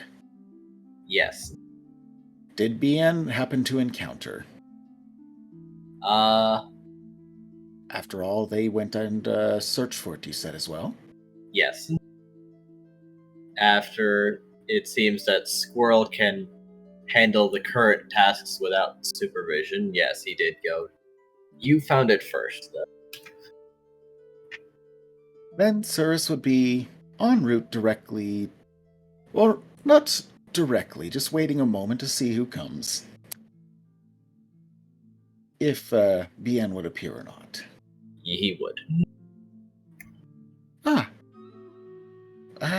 You looking for it, I imagine, then? Ah, yes, there it is. Thank you. All right, here you go. You go ahead and get back to him quickly. From what I understand and have seen, they move quick, and there's a very real possibility he's gone. Here's hoping he's still busy, though. Not Good luck. incorrect. We'll talk later. His beard hurriedly goes back to the workshop. Yep. Now that the Squirrel is badge is gone. quiet. Oh, No, Yamcha death pose. No, he's still there. Okay, And with that settled in the meantime, proceeding on over to the kitchen that they last heard Chomper's ramblings at before they went out for training. To find, I believe it is cat in the kitchen, yes. and the stew on the stove, or cooking, or fire, however it be. Chilly, but yes. Chili, yes. He's going to look over. Hello! Have you done anything to it so far? I have continued to stir. Oh, okay. Good. Cyrus would just give a glance over the cookbook to make sure that things appear to be going well. I imagine it looks like it's had most of the ingredients added by this point and is just cooking, yes?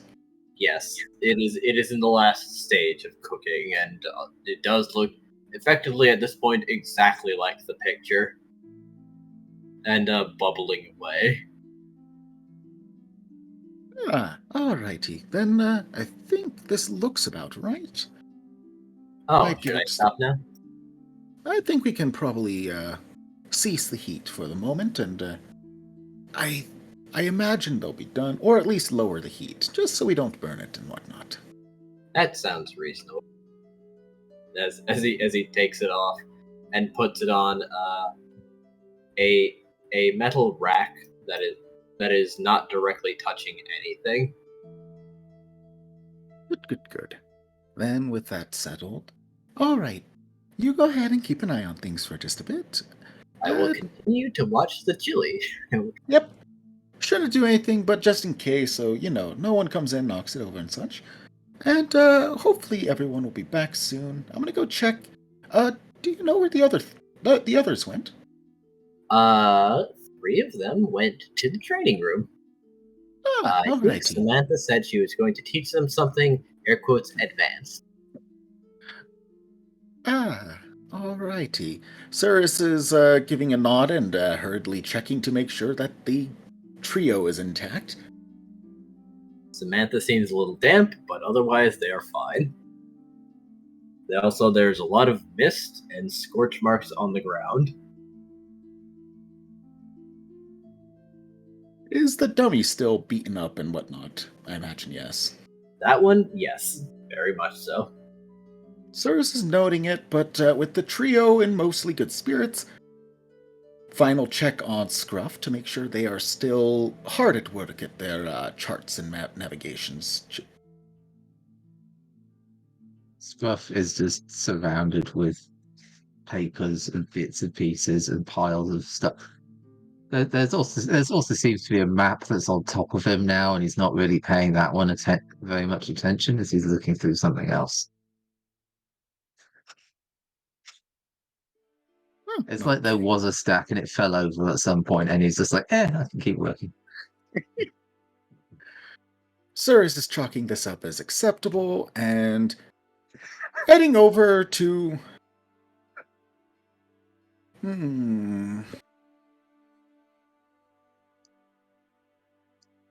Leaving the note still for now. And proceeding back down to verify that Squirrel and Bien are still at the workshop, which it sounds like they are still. Yep. Now they're putting the fittings on the axe. Ooh. And After all, it has to be comfortable on Squirrel's tail, instead of like shearing his scales off of him when he takes a swing. Yep. This will have to be insured later as well. Cyrus would want to have a look and make sure it's not going to cause issues, but it looks like they're doing a good job. fittings Squirrel have to has be done a moved. lot of research. Yep.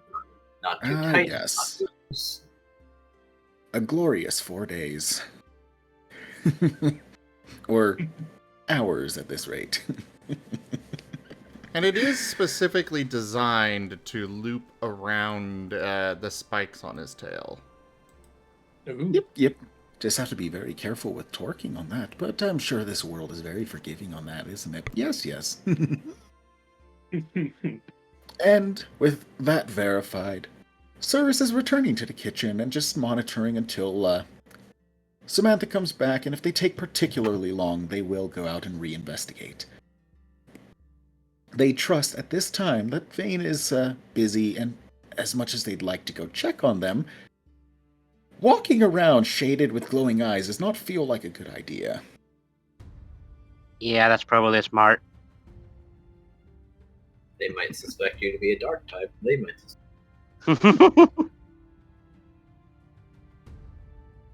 Or anyone in general, is just probably not the best look right now. So Cyrus is nicely just staying at the library, and I'm sure everyone will be fine. Cyrus is making sure of it. So, welcome on back in, Samantha, Paz, and Chomper. Oh, hey, there you are. Alright, now I just have to find Scruff and Squirrel, wherever Vane's gotten to, and we can have dinner. I know where Bane is, and I don't think he's going to move away from that place. So I could bring his dinner if you want me. If you want me to. Okay, as long as he eats, I guess. Yeah.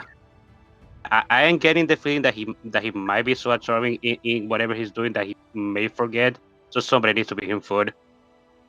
Okay. Oh, where's Kaza? Actually. No, that's a good question. I haven't seen him in a while.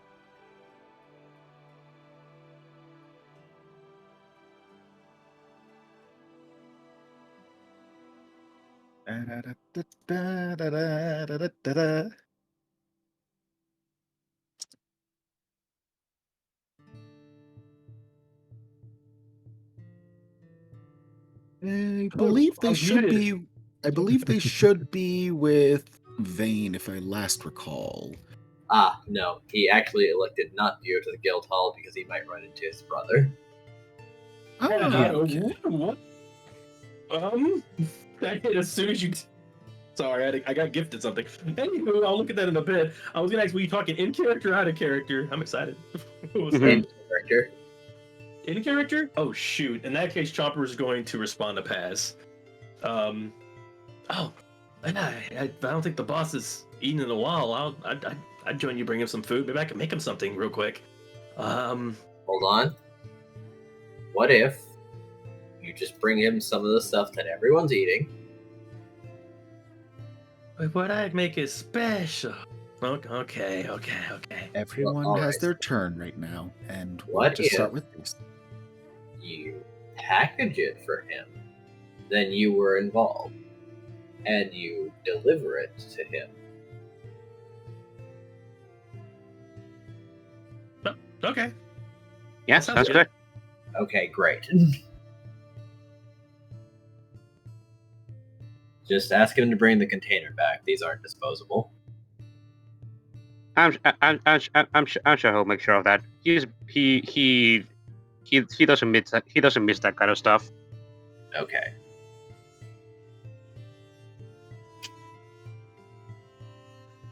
She's going to put some in a bowl, and then put a lid on top of the bowl.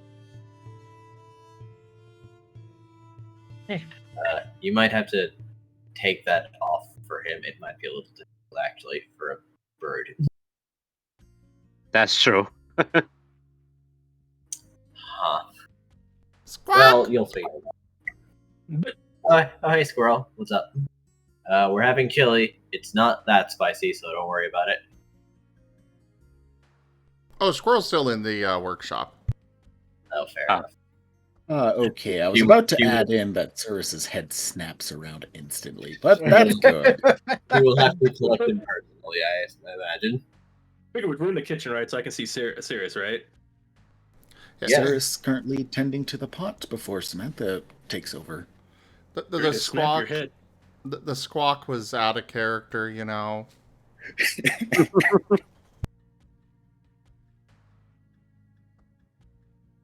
Sirius,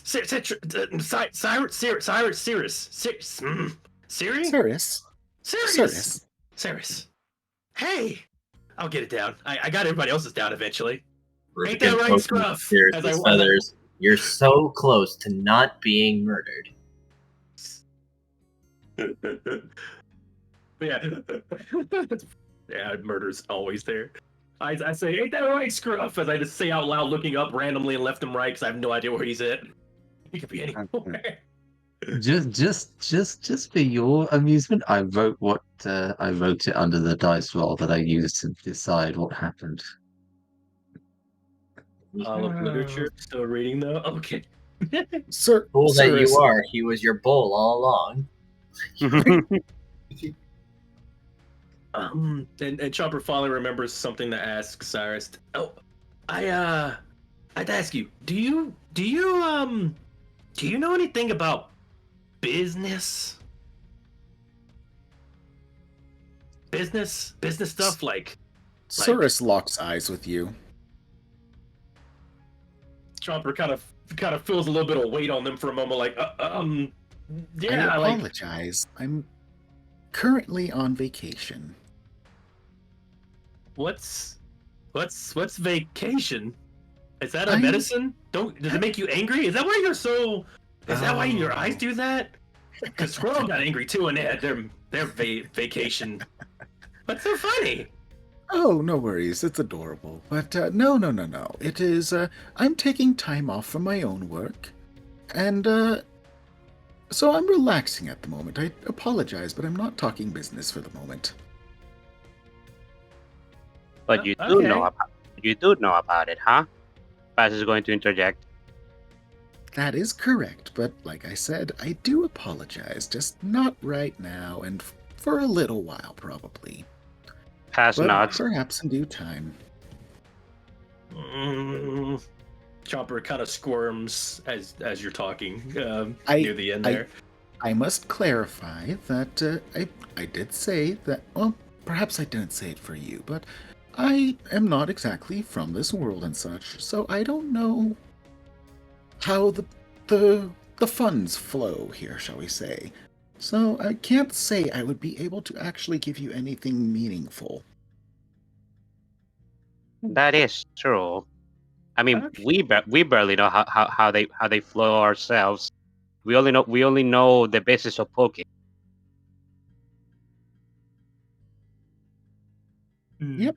After all, I believe the first bit of proper food I'd had was the festival, if I recall.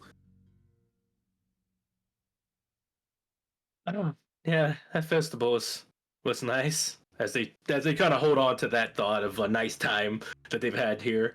But something you said really rings with them and makes them kind of more concerned and worry. And go back to other thoughts from that's been bothering them as they ask you and they look at you and they simply say in a more serious tone, "Hey, I had a question, and this is kind of probably random, but do you think people can change? Yeah. Depends. Samantha just looking at him like, all right, that's not a red flag or anything. Well, first off, I would say that you can put your mind to a lot of things. Second off, while I would like to say yes, I also am not sure of this world entirely, but it's something that can be talked over later. Unfortunately, yeah, feel free to bring this up again in a little while, but I think it might be good to not let the food go cold. Oh wait, some other food. Has it- Now the food's getting cold. Oh, Has- yeah, we gotta get the vein right. Yes, come on, Come on, Chomper. All right. Thanks, Cyrus. Right, Cyrus. Cyrus. Cyrus, and Okay. you're welcome. I'll kill To- you. No, To be no. fair, I just want to point out that, to be fair to Rex, Woe literally changed the pronunciation of his name 15,000 different times during the course of the game. Cyrus was the primary one. It kept getting warped and twisted so many times, though. So don't worry. It is absolutely, like all of my names, apparently, very difficult to stick with the pronunciation for. Even for him! I'm so glad I have a character that is just his character. I'm really actually bad with this kind of stuff, too. Don't worry. Stand by as Cyrus successfully engages in fraud of several team names under various pronunciations of Cyrus. That's great. The Fraud Meister. Tactical. Anywho, yeah, sending them on their way, making sure the food is good, and probably, if they've wandered off and Scruff has not turned up, going up to letting Samantha know they'll go fetch Scruff and collecting Scruff. Alright. At which point would just simply be going back up and mildly surprised that they're now under the papers. Hey, Scruff, you doing all right over there?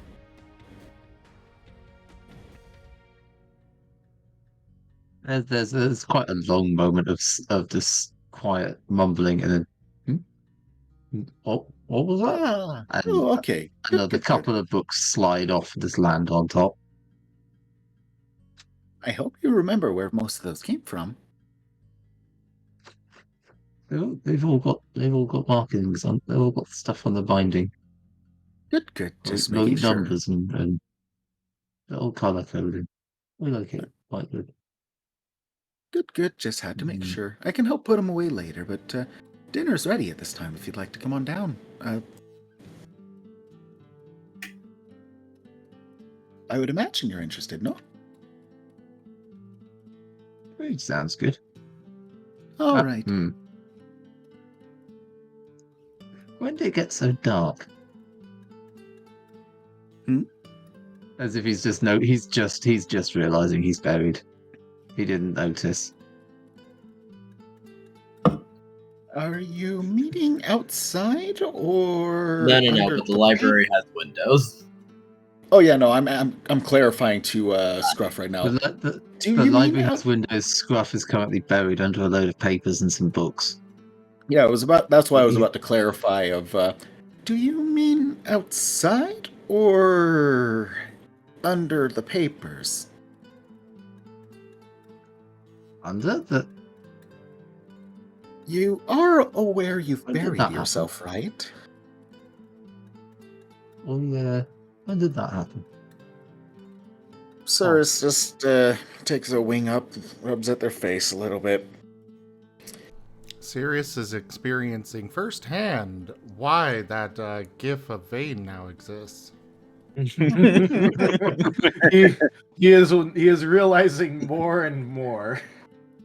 Cyrus is stepping forth. Scruff was hyper-focused on the books. Oh yes, and somehow slowly burying themselves. You didn't drag that from real life. That's never happened to me before.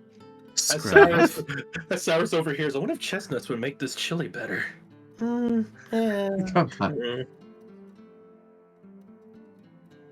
Cyrus's head snaps around.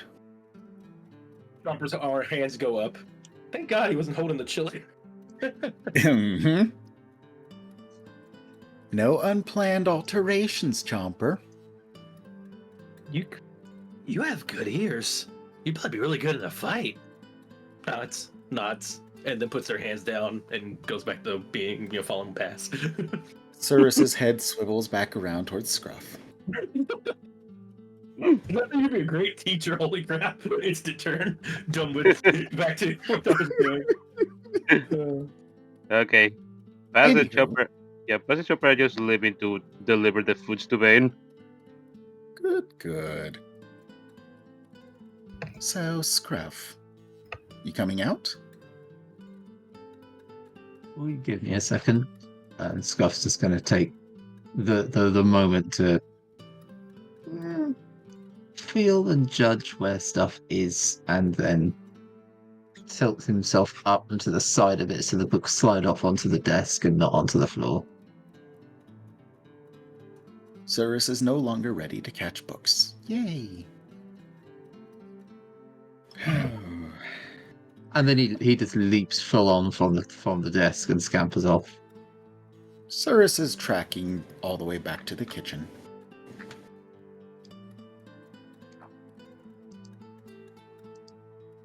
By the way, that's spinny I'm just disc. imagining radar sounds playing as he's tracking.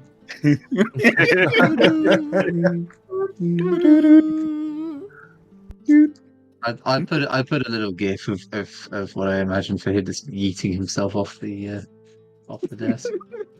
I love that one. Aw, cute. Well, congratulations.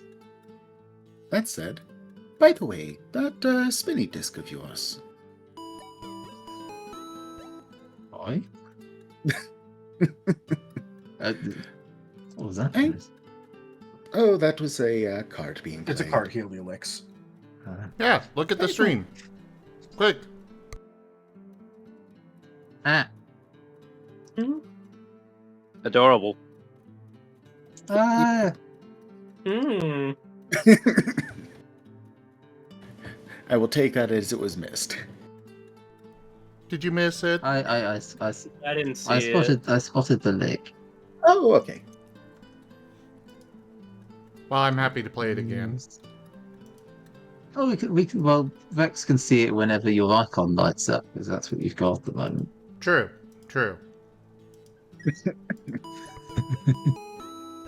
Yay. So, Yay. by the way, I believe that spinny disc, I want to say it sounds like and looks like a compass, I imagine, yes. Walking I back don't to know, the I woke kitchen. up with it. Ah, okay. It was in my floof. Yep, just had to check. And continuing following on down to the kitchen. A brief bristle of... Scruff, before they get to the kitchen, is going to pause and then actually bring out the compass for Silas to inspect it, just to see if he can confirm anything about it. We don't know much about it. It was on me. But, Cyrus would give it a little bit of turn just to see that it does indeed point in one given direction. And upon doing so, yep, alright, that does seem to be a compass. I suppose it is fair. Your interest with the navigation shows there. Oh, that's good. Alright, well, let's go ahead and get you some food. The others have gone to bring some to Vane at the moment. And, oh, right, Squirrel is still around. I believe they're still working on their, item of sorts. Cyrus gives a bristle, but, continues along. that's all to say. That's good. Vane needs to eat. Just keep him. You need to keep him happy. If it doesn't say anything about Squirrel. Okay, and back into the room for food, and has Samantha fetched Squirrel yet, or is it time to go check on them?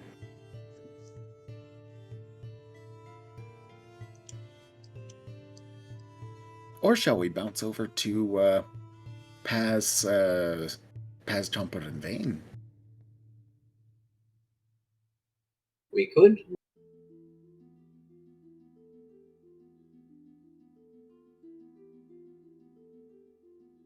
Well, All right, then, with no further remarks, I'm going to assume that Samantha has not fetched Squirrel, and Cirrus will now proceed on over to check on Squirrel. Yeah, she's looking for Kaza. Yes, entirely fair, understandable, and very good. Cirrus acknowledges and appreciates this.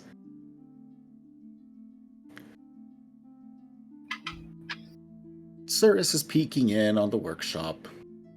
I imagine they're still hard at work, giving an edge to the axe or refining it. No, they've gotten past that point. Now they're they're putting all the pieces together and fitting it on Squirrel's tail to test the feel. Right.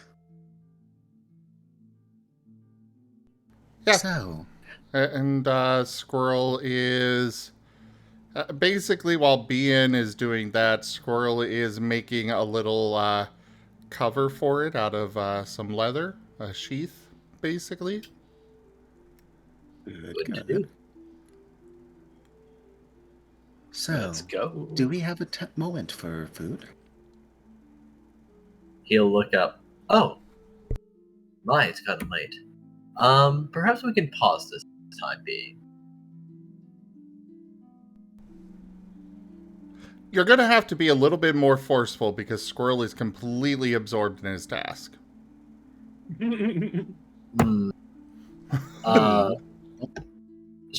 Squirrel, why don't you take this inside the sheath and show it to the others so they can see the before and after? I was meaning more just, more louder and such. He's used to having to try to bargain with him to because if it sounds like a good idea or something that at least lines up with his interests, he's more inclined to do it. Yeah, right now it's more of Squirrel is so absorbed in his work that he's tuned out everything else. Fair enough. Squirrel?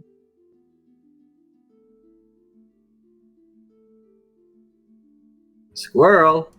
Huh? What? Who? Huh? There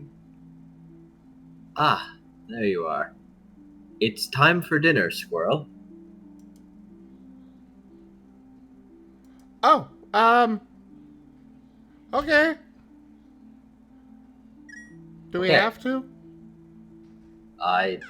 You do, yes. It would be good to have it while it's still warm. Wait, what do you mean I have to? I do not consume things. I am a ghost. How do I achieve this? Don't. No. For starters. To my understanding, it is not within the lines that you will likely go down.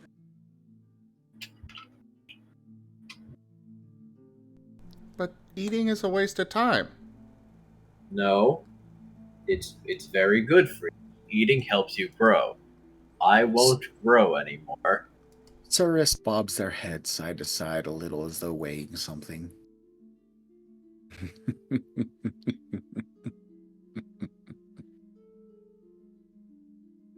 Somewhere Nim heard something blasphemous.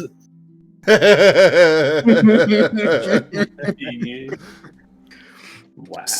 Cirrus is withholding for the moment. Take that, people who think my characters are all the same. Well, I never thought that. well, I've had it said before. Sorry to interrupt, Will, but yeah, I've had it said before, and they definitely have their subtleties.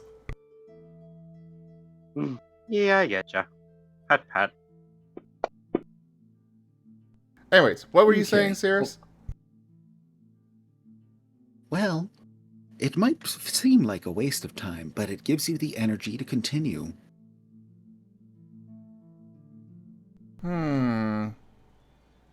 Trust me, you will burn out at some point, and it's better not to hit that point if you can avoid it. After all, much like having worn yourself out in combat, you do have to take care of yourself a little bit as well. It's preferable to not work yourself down to that. Okay. Yes. Putting it that way, eating is like maintenance for people. Oh, yeah, that does make sense. Yep. Eating regularly would be akin to taking care of and honing the blade, whereas failing to do so, the blade will still do the job, but it will do it less and less as it wears and tears. As it wears down, grows blunt, and it is good to keep it in peak condition if you can. Okay. Chopper coughs up the blood. Squirrel is running out. Cirrus is tailing behind. Probably Have fun. without the sheath on his blade. Oh dear. Oh yes, Cirrus is It's tailing not done behind yet. and it is Cirrus is tailing behind and just observing and making sure that you don't that Cirrus is prepared to call out if they are barreling for Scruff by mistake. Actually, you know what? Squirrel, wait. Huh? What? So, I don't know whether or not BN mentioned it, but you do have to be careful with this, as it is a little bit easier to cause some damages, so you do have to be mindful of it, just so you know. I don't want you accidentally nicking one of the friends if you can avoid it. So just make sure you exercise caution with it, alright? Oh, right! That's why I was making the thing for it. And he kind of brings nope. up the blade with his tail and kind of looks at the sheath. It's not done yet, but he slides it over. Good enough for now. I'll be quick. Alright. Yep. He gets to the table and starts scarfing it down as fast as he can. Fair enough. The bowls are set out for everyone. Well, No, no, everyone no, no, present. no, Alright. Well, there we go then. And turning back over to BN, who may or may not be catching up at this point. Oh, he's following after. After all, the sheath isn't finished, and there's the potential for danger. It would be irresponsible to do otherwise. Yeah. By the way, did you actually pass along the little bit of heads up about being careful with this as more the greater ease of harm, as you mentioned? I believe I've tried to instill it to him. I'm not sure if it's taken yet. All right then. Well, here's hoping this all goes well, because it would be ideal, but we'll have to see how it if it happens to finish. They at least work very quick. Quite. Now I'll just ask again to make sure Paz and Chomper went to deliver the food to Vane. Yep. Okay. And Samantha isn't back yet, but when she does come back, she's bringing an additional person. It's Rallis.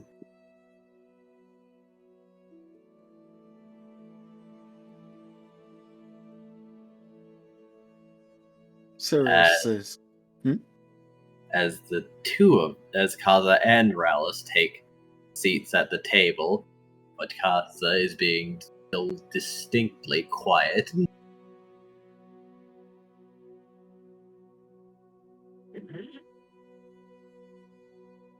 Does Rallis have any particular response to the shaded, glowing-eyed Cirrus? Just as a quick check.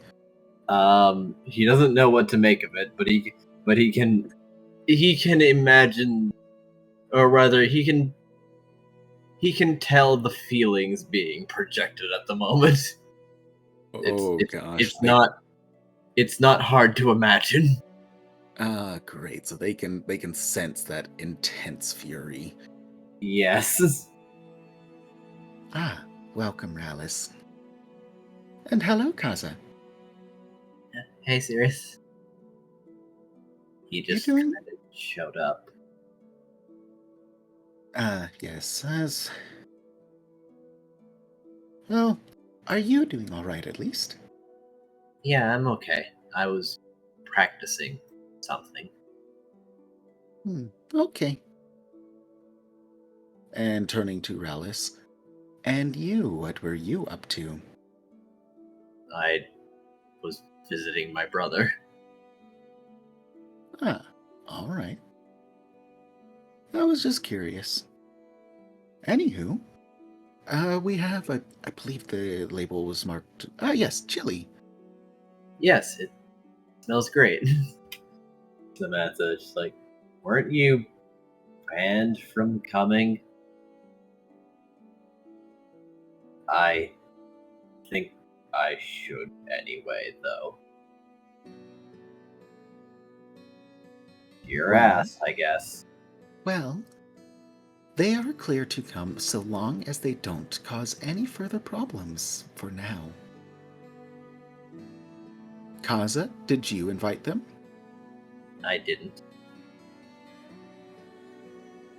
Then I do apologize, Ralis, but it may be ideal that you take the food and depart unless you have some direct intention, and you can pass that along through me. I believe the terms, feel free to correct me if I'm wrong, Taldarius. I believe the terms were to drop in if Kaza invited you. It was specifically that you can show up again and be welcome around when Kaza says you can. Okay, then allow me to amend my remark there. So, Kaza, are they welcome at this time? Not yet.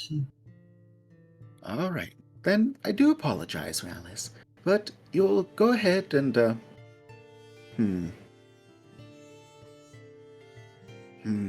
well, Samantha, do you have a means of something they can take the food with that they can bring back, or shall I fetch it later? I've got some to-go container. I've got some containers. All right. Then that will be permitted, but Rouse looks like he has a lot to say, but is holding his tongue. So, like, just looking at Kaza practically mournfully.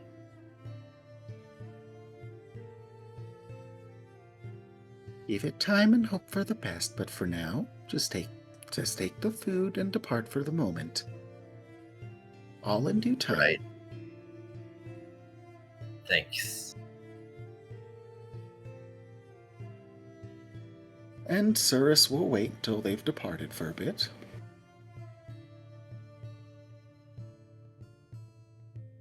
After he leaves, Kaza exhales very heavily.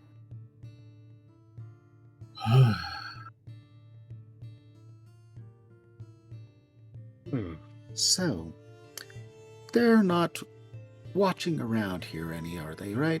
I don't know what psychics are capable of, so I have to ask. Druid says, no, he has departed. I can feel that he has left. Okay, can you sense if they... Actually, are you even able to look around with your psychic, or is that just for... I remember there was teleporting, and I think you mentioned something with Vane. Fortunately, Kaza is not proficient enough to do such a thing, but I can, yes. to a degree. After all, library is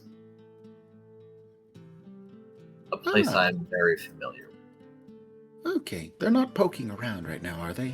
But sensory or... Okay. Fair enough, just had to check. So, Kaza, were you actually practicing something, or did they interrupt you? I was playing a flute. Oh! Lovely, okay. Fair enough. And they didn't interrupt you or anything too much, did they? I mean, they showed up and they made themselves known, and I didn't know what to do.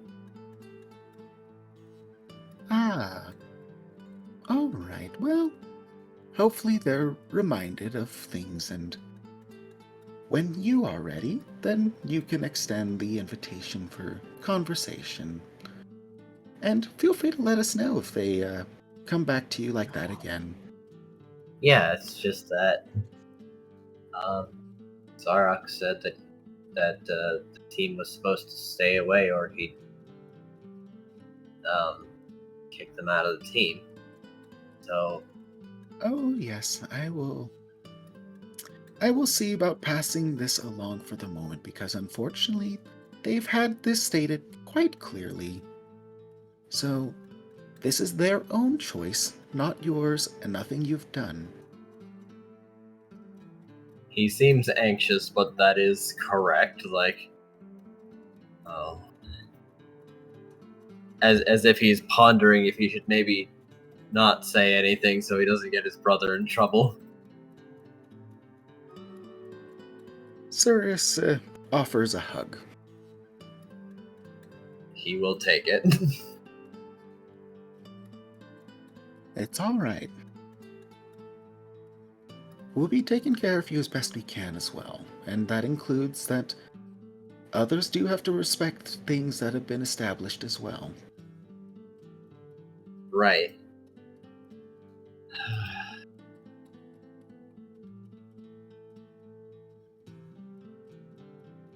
That said, do be sure to go ahead and enjoy the food for now. If you have anything to say, feel free to.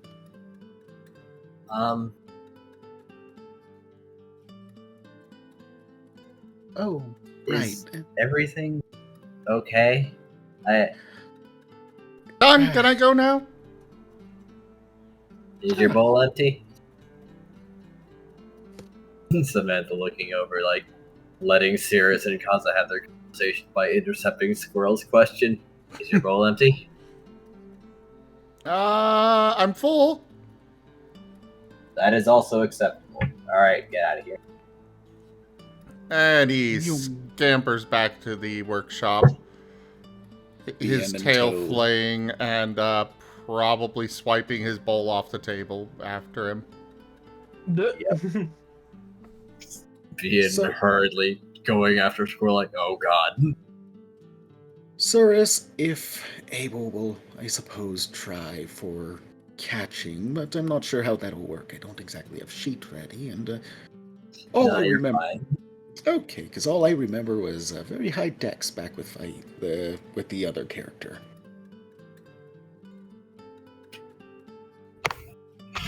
Kaza seems otherwise fine, just surprised and thinking about how Rallis showed up anyway. Okay. Oh. Well.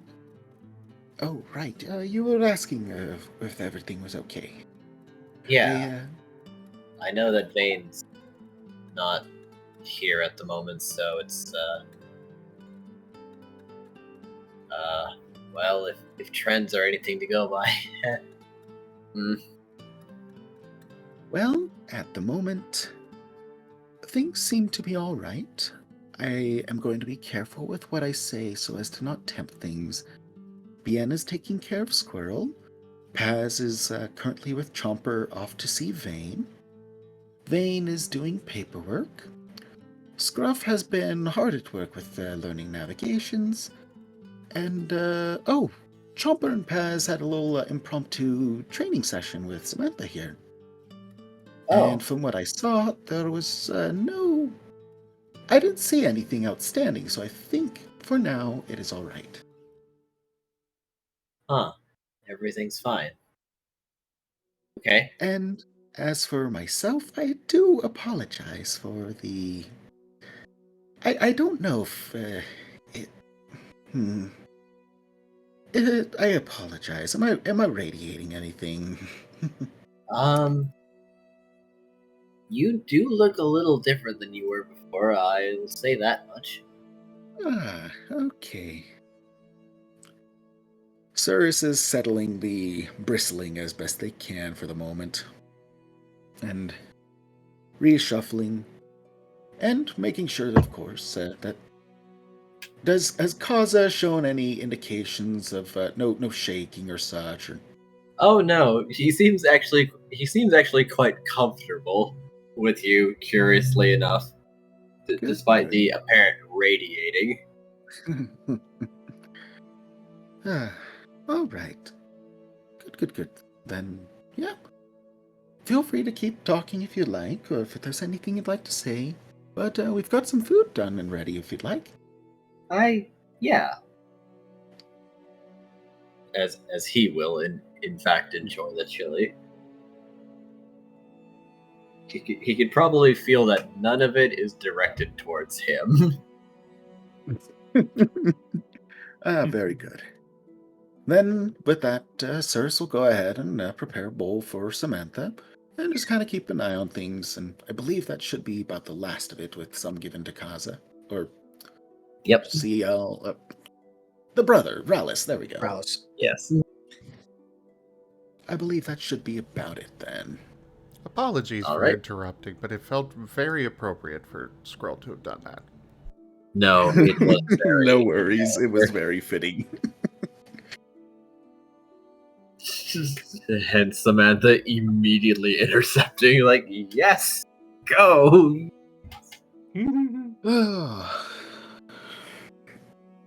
Cyrus relaxes, just kind of watching over for a bit, and for the moment, pleased, but remaining on alert, because they've seen this group.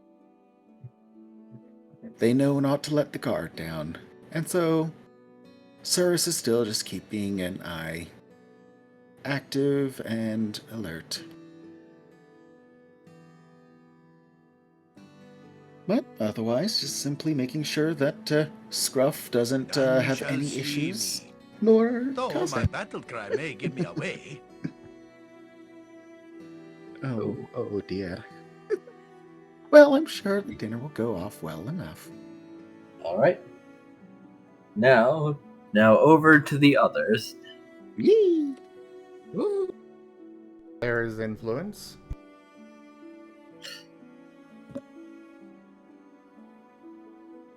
All right. Well, while they're enjoying their dinner, their cups of water lift into the air, and Samantha is just staring and like not entirely sure what to make of this one. Like, all right, that's different. Kaza, is that you? That's not me. Cyrus is cautiously just reaching for and seeing if the cup of water will come back down if grabbed. It will, however, it does seem like something's somehow holding it in place before you see one small telltale hand poking out of your feathers.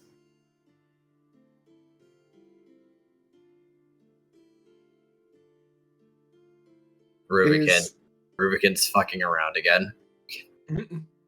Cyrus just stares and okay. Yep, that checks out. Don't you break any of them is all I ask, and try not to spill them. It's a secret. Oh yes, and I don't know. I just thought I'd put that out there. And Cyrus will briefly nestle down for just a moment and whisper to Rubican. By the way, Kaza is off limits as well, so nothing too harsh with them. But why? I will explain later tonight. All right then. I will not pursue ice. And Cyrus just kind of straightens back up, just rolling shoulders a little bit as though stretching.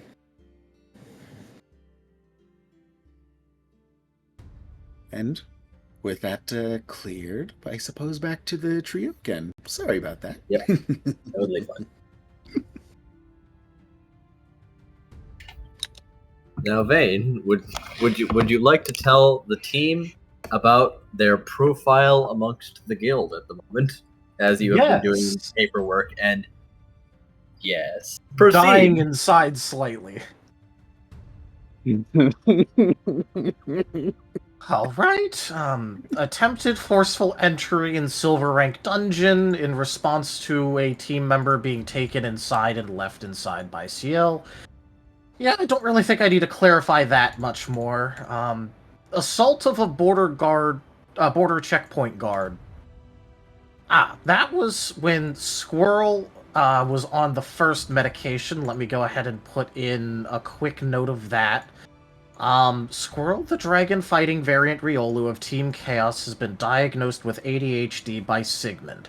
First attempt at medication resulted in extreme anger issues. Squirrel has now been taken off this medication, and all pills returned to Sigmund. That should take care of that one at least. Responded to an emergency call from the Lulite flower fields where the guildmaster was dealing with invaders. Have a separate report about that, that'll be fine. Assisted in capture of a jewelry thief after an attempt was made to frame them. Again, pretty self-explanatory, not too bad.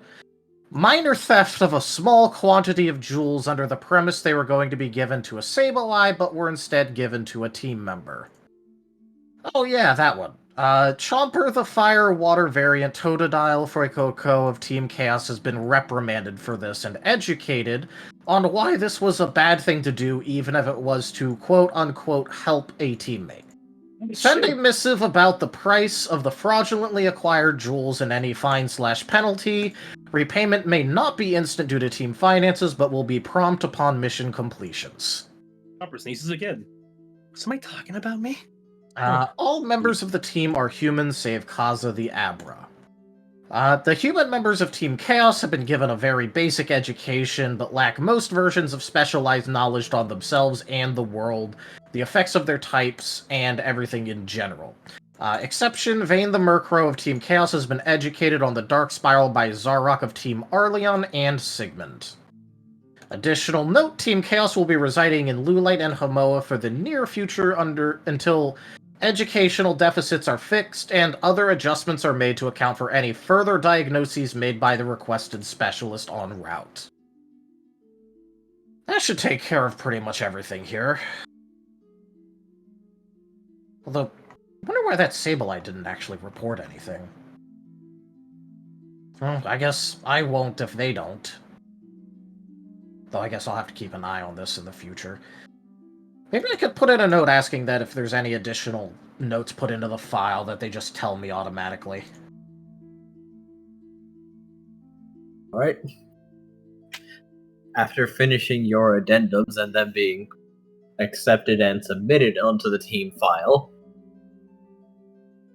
along with other administrative paperwork, and some more general knowledge about the world itself, the workings of the guild and whatnot, along with services that can be provided, you get a visit from your friend. Alright. With dinner. As he turns in the first set of paperwork, he would be asking for transcripts of the Guildmaster's most recent announcement and the one that was for the, the situation in general that was made after the first encounter with Culty. They can provide themselves, as these missives also explain his previous actions instead of just being information on the invaders. Yeah, well, that's why he wants both, so that way he has, like, everything to cross-reference. Yes. One, that apparently the invaders' numbers are very finite in number, so he basically parked themselves outside their main entrance and just continued mowing them down. He was just farming XP.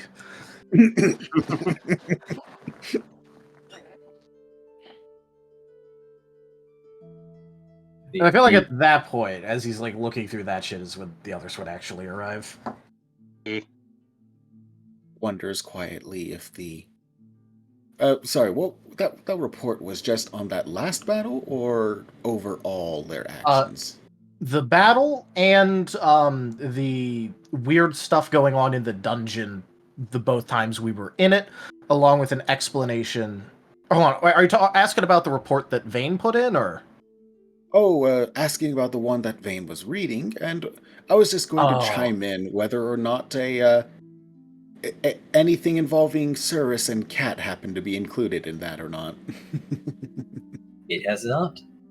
Okay, good.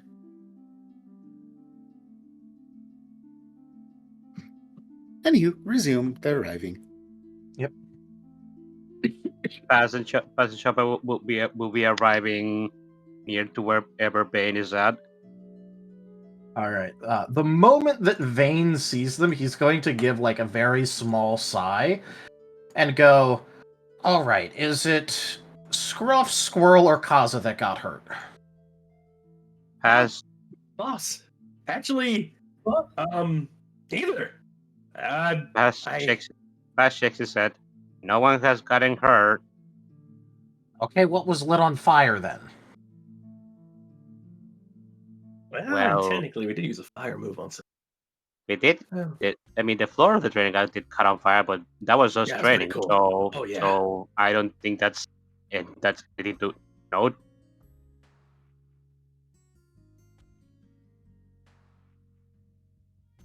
Robert's like nodding like dutifully to like what Paz is saying. Yeah. We were training. We practiced some team attacks. We learned about this new thing called clashing. Pretty good. Should join us sometime. Mm-hmm. Okay. I'll ask you about all that later. In the meantime, I'm just going to assume that whatever went wrong happened either after you left or will happen shortly after you return. In which case, you still know where I'm at. Paz closes his eyes and gives a nod. Okay. Well, we actually just came here to give you this. Chopper, you have no. I was about to hand it. He's going to hand you over the package.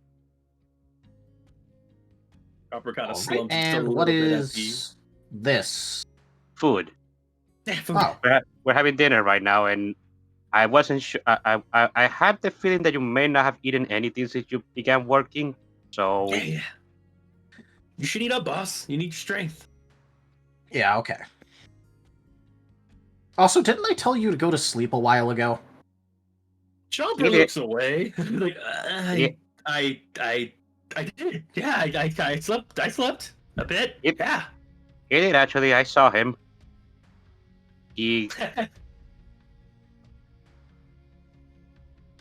All right then. Maybe you should try this stuff called milk. When you heat it up, it's pretty good. Put some honey in it. It's really nice. I'll probably make it for you sometime. Yeah. All right, we can do that. Yeah. Yeah. Jump perks up a little bit. Would you have trouble opening a lid with your wing hands, or would you need me to do that? Is it like the kind of like to-go container where like it has the little lip? Yes. Alright, in that case, Vane's just gonna lean down and like kind of use his beak to like open it up slightly. Okay, good. Oh, okay. Well, there you go. It's fine. I guess there's nothing to worry about. How is your work going, if you don't mind me asking? Well, I went ahead and put in a bunch of responses to the reports in our team's files.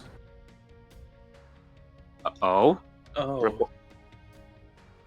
Yeah. What did it say about us? Well, one of the ones I had to respond to was about your little fraud with the jewels. Chomper's idly kicking and fidgeting now. Oh, yeah, about that. They seem to be I went ahead and let them know of... that you were already reprimanded from it and offered to pay back the price of the gems and any penalty or fine. They'll get back to me at some point about that. Gotcha, boss. Thanks. I'll make sure to not do that in the future. Yeah. Chomper takes a gulp. I don't think it'll be that hard to not intentionally commit fraud. Paz is gonna chuckle at that. I'm just thinking of Cyrus right now. CDC. Well, before we go, because we need to eat dinner ourselves, I kind of wanna ask you, how long are you going to stay here? How much more? How much more do you need to do? Not too much longer. Okay. Mostly the only other thing that I'm going to be doing here is gonna look through these transcripts. I went ahead and got what the guild master apparently gave a speech on. I haven't had time to look through it. You caught me just as I got it. But so that's gonna be mostly what I'm doing. I'm gonna try and find a couple of buyers for the gummies that Lilac gave us. Doesn't really make much sense to eat them when instead we could sell them for a lot more. Actually, actually, you might be right, which makes me wonder, how much would a rainbow gummy cost? I still have Go ahead. I still have that one that I earned a surprise from for the carnival. Oh, you have a rainbow gummy? Yeah, I want that as a surprise. Is on my should be on the room on the room where we're sleeping at. Oh, huh. Sounds good. See if you wanna try and find out how much that costs, because it's apparently the rarest kind of gummy, so that might be worth something. Yeah, it might. We're getting rid of all the food? We're getting more food with it, right? Okay. Again, Chomper, we get rid of the dungeon food so we can buy normal food. That's Okay, what we do. Food equals more food. I'm okay with this. This is Yes. okay. Food equals more food. Huh. That's why you're not allowed to eat the dungeon food. Because if you eat the dungeon food, then you're eating the money that we could get in order to have a lot more food. Okay. Oh man, I've been eating a lot of that food I won at that game. Had a lot of it. Well, that's normal food. I don't think that's dungeon food. Okay, making sure. Food's kind of food to me. I'm starting to understand what the differences are. Yeah. Yeah. Also, when I was checking to see how expensive things were, rainbow gummies were very expensive. Like, extremely expensive. Oh.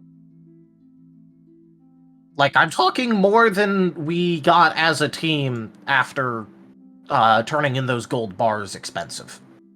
Wait, get the big apple from that guy. Wonder if we'll see him again.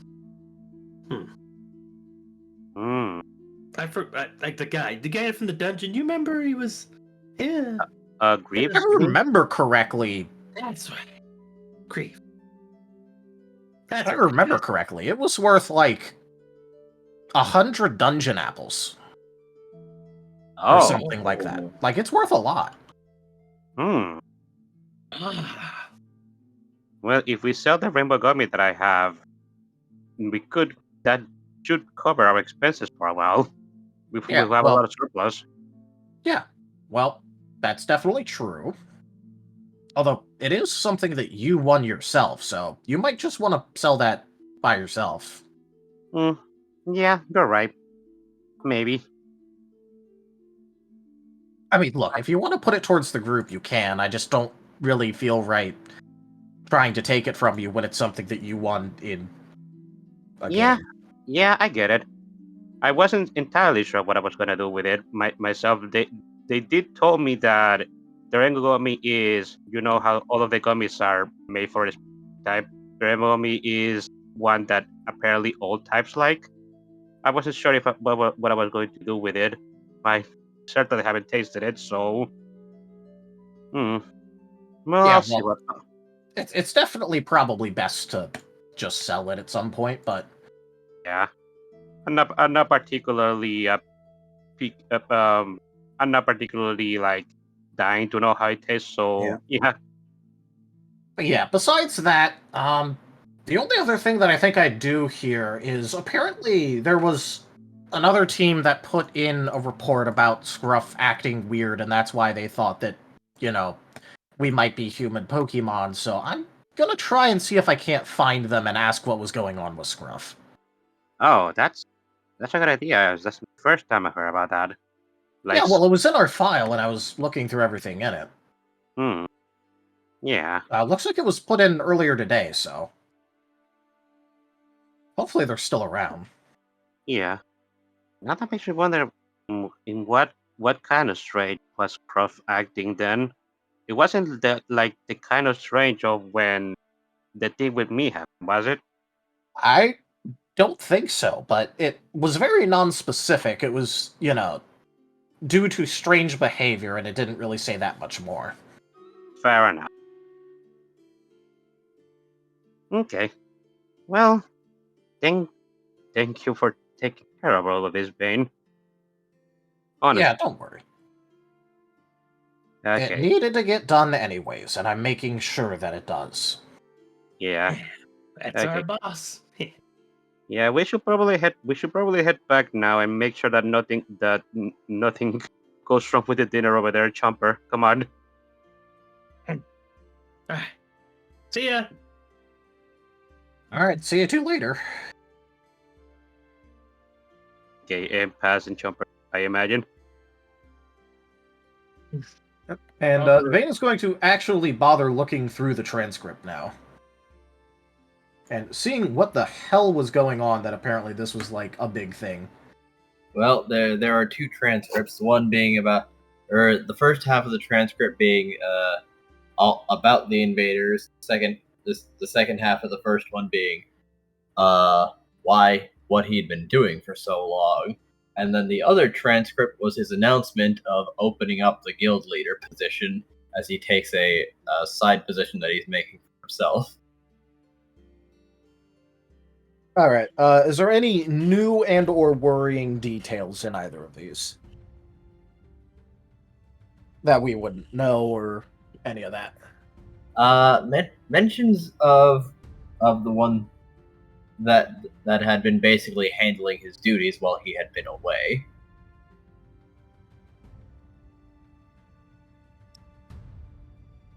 And having them as his personal recommendation for Guildmaster, but it is still effectively a vote. Alright, does it what is that person's name? Let me check my notes, because I believe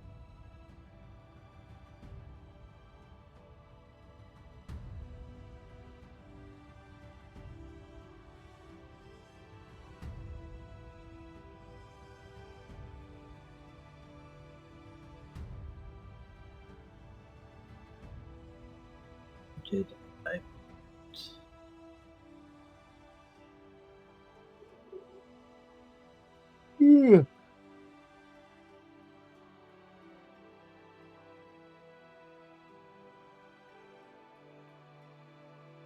I yes. Zero the Zoro. Oh, okay.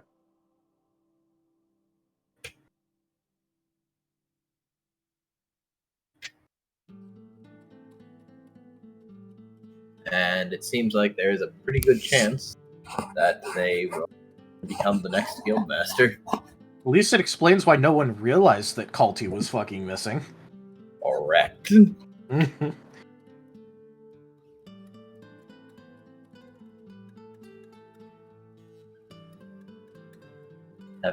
Having a secretary or having an assistant that can do illusions for you, very handy. Yes. Very yes. Alright, with that taken care of, at that point, Vane is going to put in kind of a public listing for the gummies that we had, which was, I have it written down. Scroll. Yes? Scroll. Wow. I think I'm about to get killed. Yeah. You might. There was a black gummy, a blue gummy, a red gummy, a clear gummy, a golden gummy, and one navy blue gummy.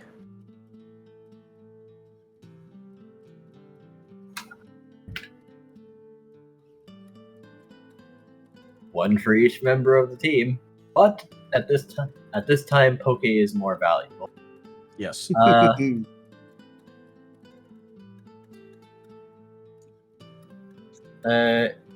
One of the guild officials will ask if you would like the gummies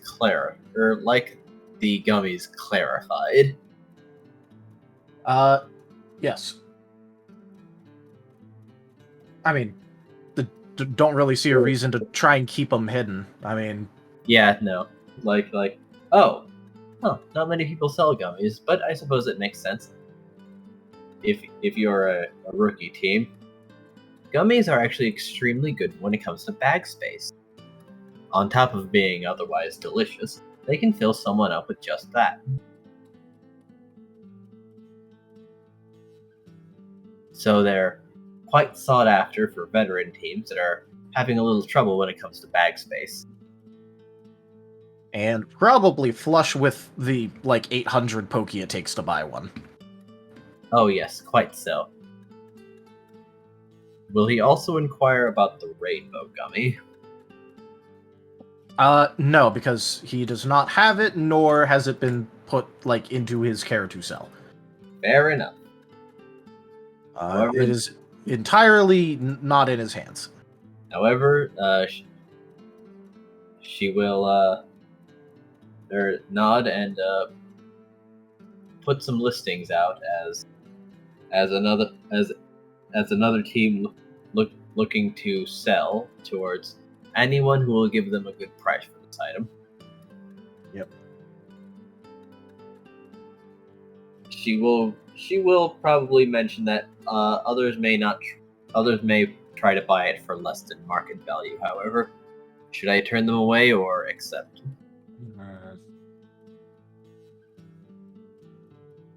Honestly, so long as it's within, a reasonable amount, let's say, 750, I don't mind selling a little bit below.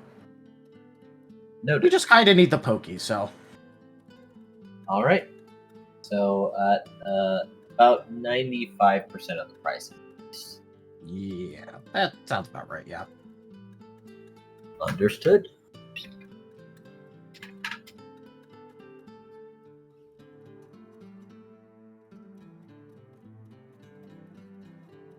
And there's now a listing for those. Yep. By the way, was the note for the... I forgot to ask this. Was it signed, the note about, the team possibly being humans and Scruff? Did it list which team put it in? Yes. Alright. To make an official report and or inquiry, you have to put down whose you are. Ah, okay. In that case, Vane is then going to ask where Team Abation is staying. I believe at this point they're in the canteen. Ah, okay. Well, thanks. I need to go ask them about something. What do they look like? Oh, they're a pair of Zoroarks. Tall, dark-furred. One of them always seems to have their eyes covered and somewhat reserved. The other is very outgoing. Artanis is the team leader. Did you say Artanis? Yes, Artanis. Alright. Well, thank you for the help. I'm gonna go find them now. And Vane is gonna go try and find Team Abation. Amongst the crowd, they probably aren't too difficult to find. Zoroark are not small Pokemon after all. That is true. They are, in fact, over 5 feet tall, so... Yes, very much so. So, with a base description, they're not hard to find. And how does Vane get their attention? I mean, nothing like fancy. He's just gonna like, depending on like, are they sitting at like a communal table or like a private table or? Nah, they're sitting at a communal table. All right, in that case, like nothing really that formal. Just like going up to them and introducing himself as Vane of Team Chaos, and he was there to check in on the report because they said that one of his teammates was acting strange, and so he wants to know what the hell's going on with that. He's gonna look over. Oh, Team Chaos! You're that Swinub's team. Yeah. Mate. His name is Scruff. You put in a report about him acting weird, so I wanted to check up on that, see what was going on. Oh, all right. Yeah. He kind of. I couldn't help but pay attention to him. He was kind of like ambling around and like seemed to have like a really hard time going in a straight line. So yeah, he likes to circle around things and generally moves in circles. Oh, that's normal? I mean, for him. All right. He normally just does giant circles around the team. Fair enough. Sorry if that was troublesome, I suppose. No, I mean, it looks like you were the first one. We told a couple of people that we thought it, but it looks like you were the first ones to actually put in an official report that we might be humans, so... Still helped. I mean, he had amnesia, seems to lack a lot of knowledge. And he said so himself, so obviously that seemed like the right thing to do. We've been here 4 days. You're the first one to put in a report about it. Why? Wait, hold on. He says he's turning around. Arden is like leaning forward. Wait a minute. No, hold on. You're a human, right? Well, everyone except for Kaze is. I mean, technically speaking, Paz is another Pokemon that was turned into a Pokemon, but we got told that the term is still human Pokemon. Yeah, right. That is correct, and he's looking at Vane and like noting he's been here for 4 days. No one else has reported they're human, and Vane is very clearly a dark type. How have you been? You doing good? Oh. Ominous thunder at the correct time. Let's go. Alrighty then. That was an explosion. Okay. That How you doing? timing. Explosion. Good. You're gonna have it rough, kid. Yeah, don't worry. I already know. Oh. Yeah, no, I'd recommend like a soothe bell or something until you can find something recreational that you can do. I will take it under advisement. That's the most I can do. Yeah, no. If I could just give you a little more advice, don't force things. It'll Is it going to be the same kind of advice that Zarok tried to give? No, actually. He's saying it in a very different manner and slightly different. Like, for one, don't force things. Just take your time. In fact, take more time than you need to do things. Write everything down, actually. If you could keep a journal to yourself or something to help you record things. Something that I would recommend that you get something that you can notate on and itemize everything if you can. You mean like finances, or what are you talking about for itemization? Like if you have a list of objectives, write them down and then write how they should be handled. Basically, like, have a plan of action. Dark types can really easily get overwhelmed. Fresh dark types can easily get overwhelmed. So just... Okay, small problem with that. I'm the only thing currently keeping my team going. If I stop to write down stuff before I have to do it, then there's going to be a lot of problems, and I don't want the problems.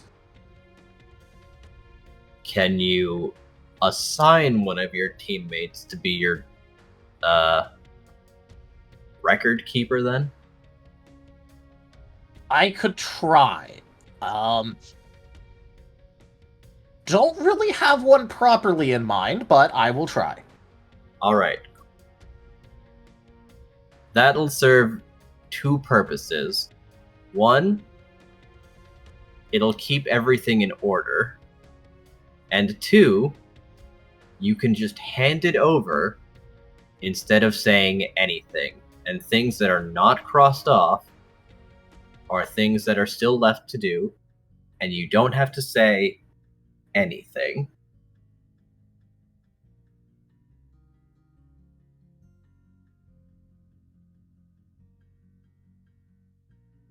Okay, you got any other tips or... Eat well, sleep plenty, set some time aside for yourself. And that's about it.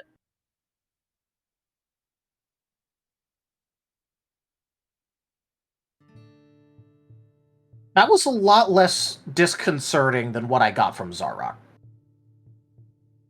He's going to frown a bit and say, like,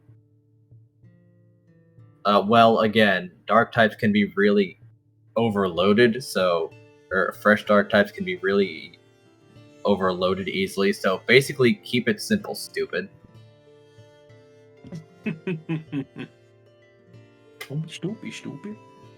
Okay, you know what? Just because I have you here, and I value second opinions, especially considering that I'm very uncomfortable about a couple of the things that were put forward earlier. How I was recommended that I should be careful because I would be a very dangerous person, but then also got simultaneously told that I should explore the spiral, and I don't know what to do with that.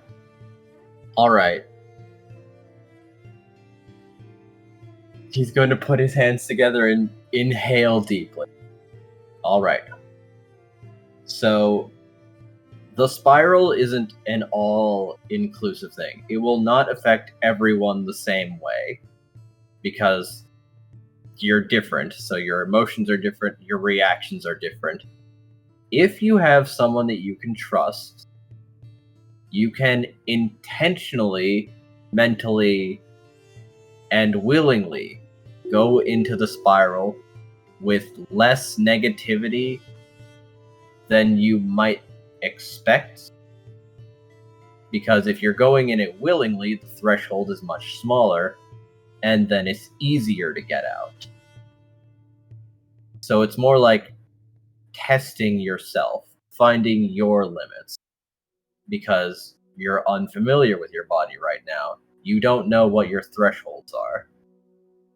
So if you can just have a contained area, controlled environment where nothing's going to happen, you can practice with it.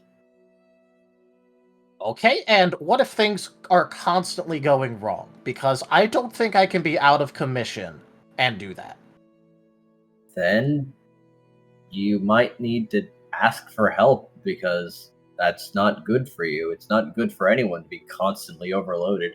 You wouldn't even need to be a dark type before you fall into your own spiral, a depressive spiral, or just take a break. Just take some time off. You just got here. Yes, and a lot of things have already gone wrong, so I don't feel like letting more things go wrong. Alright. Then, it sounds like, as Eddie's standing up, you can ask for people who will volunteer to help. And if you let me, I will. You just need to tell me how. Consider this if you don't like asking for things, there are personalized missions that you can put in, and we can accept them officially as guild work.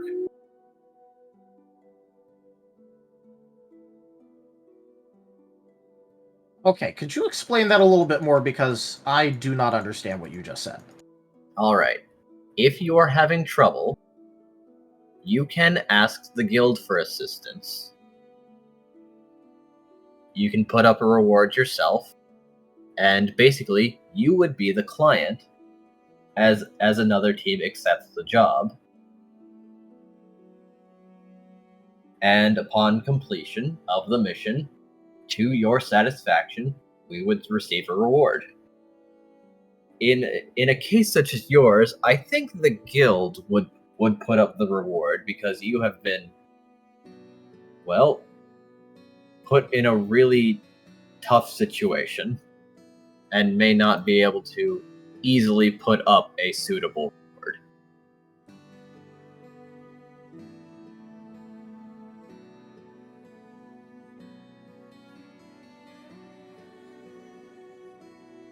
Does that make sense? That does make sense. I don't know if I'm going to do that, though. That's the most I can do is tell you your options.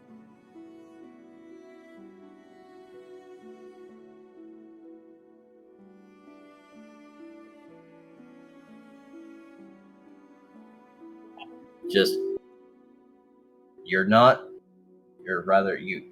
don't have to be alone, I guess. I have my team. Yes. And there are other people beyond your team who can help you.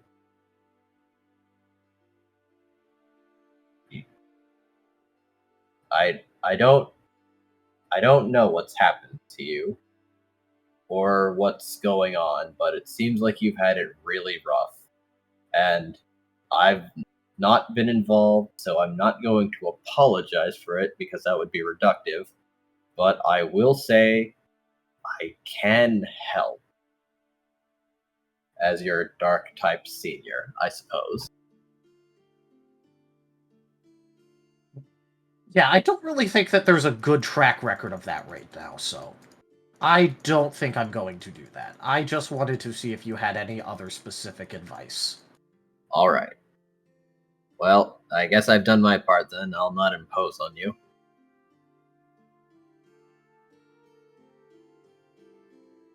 Well, anyways, thanks for putting in the report about my team. It at least made me realize that no one else had actually put in a report that we were humans, even though we had met with multiple people and the guildmaster, and you were the first, so thanks for that. No problem, but also yikes. Yikes. Yeah. Yikes is certainly one way to put it. Yep. Yeah. Another soft bristling.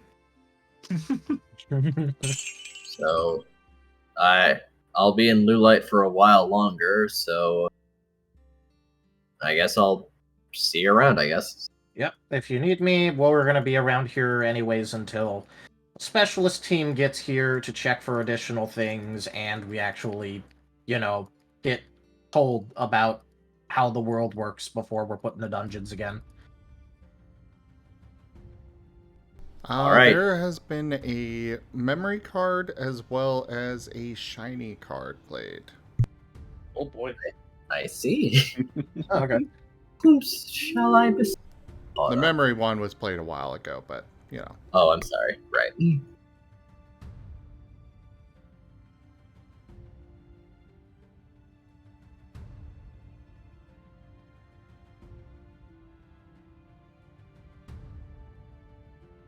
All right. I'll do what I can. I suppose Vane would leave, and Artanis is not going to pursue, even though Artiture seems to be, giving him a concerned look, but he'd, raise his hand and say, well, come on. You know that space is really important for dark types also, right? Just give him some time.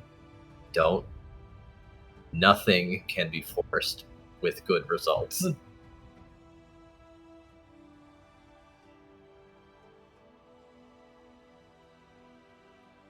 Damn, if only, I got told to Zarok. Oh boy. Yeah, it's almost like another team has a better perspective, maybe because they weren't because maybe they have a good team, even if it's a cool one. Dang. Oh man. Oh. I get the feeling that Zarok's about to have another meeting of, hey, dude, what the fuck have you done? Yeah, probably like, dude, why did you say that? And then it might finally become that, oh god, I've got him. Because, he did legitimately tell Vayne to go and explore the Dark Spiral more, and Vayne was like, I don't know about that one, Chief. I feel very uncomfortable about that, actually. Yeah. So wow, another team that's actually fairly informative, like, huh. He kept it pretty simple, not overly complicated, and then explained things. Oh man, Zorok, you're about to have a bad time after that. Yeah, Oh boy. but hey, there's someone that Vayne could tentatively trust, maybe. Maybe, if he decides to. I mean, he's told Vayne what he wants. He's not imposing on him, and he's not doing a lot of things that Zarok did. Yes, it is a very clear difference right now. Oh. How very intriguing. Yeah, again, like, I kind of feel bad for Zara, because he's about to have, like, a very concerned dark type come in like, dude, what the fuck? Oh, and they haven't even been advised of certain actions yet. Oh boy. They haven't. They have not. It is going to be a very interesting time to be Zarok very soon. Oh boy. What do you mean you advised him and he listened? Exactly that, you failure. Oh no. Wait, hold on. What do you mean you told a brand new dark type to explore his spiral and that he was very specifically a very dangerous person? What the fuck are you doing? Oh my gosh, people. Authority in this place. Great. Yeah. Well, at least Vayne has one person that might be At least he reasonable. actually got actionable advice now. Yes. Yeah. Instead of basically being patted on the head like, hey, you should explore your spiral, you're a very dangerous person. By the way, I manipulated you this whole time. Yeah, no.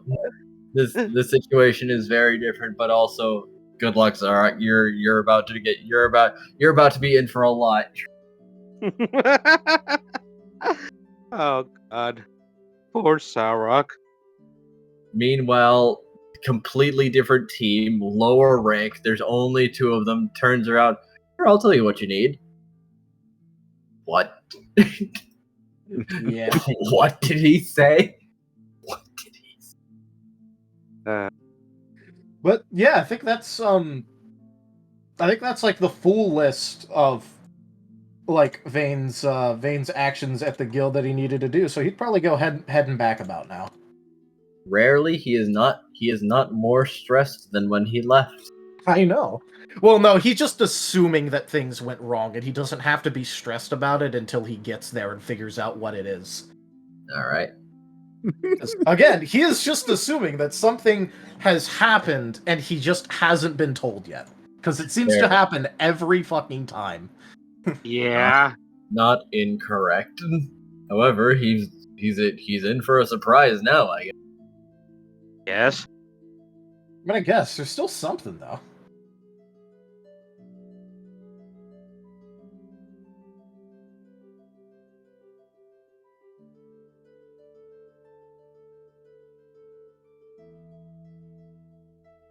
So yeah, I guess Back to the library, I suppose. Yep, he's Yeah. going back to the library.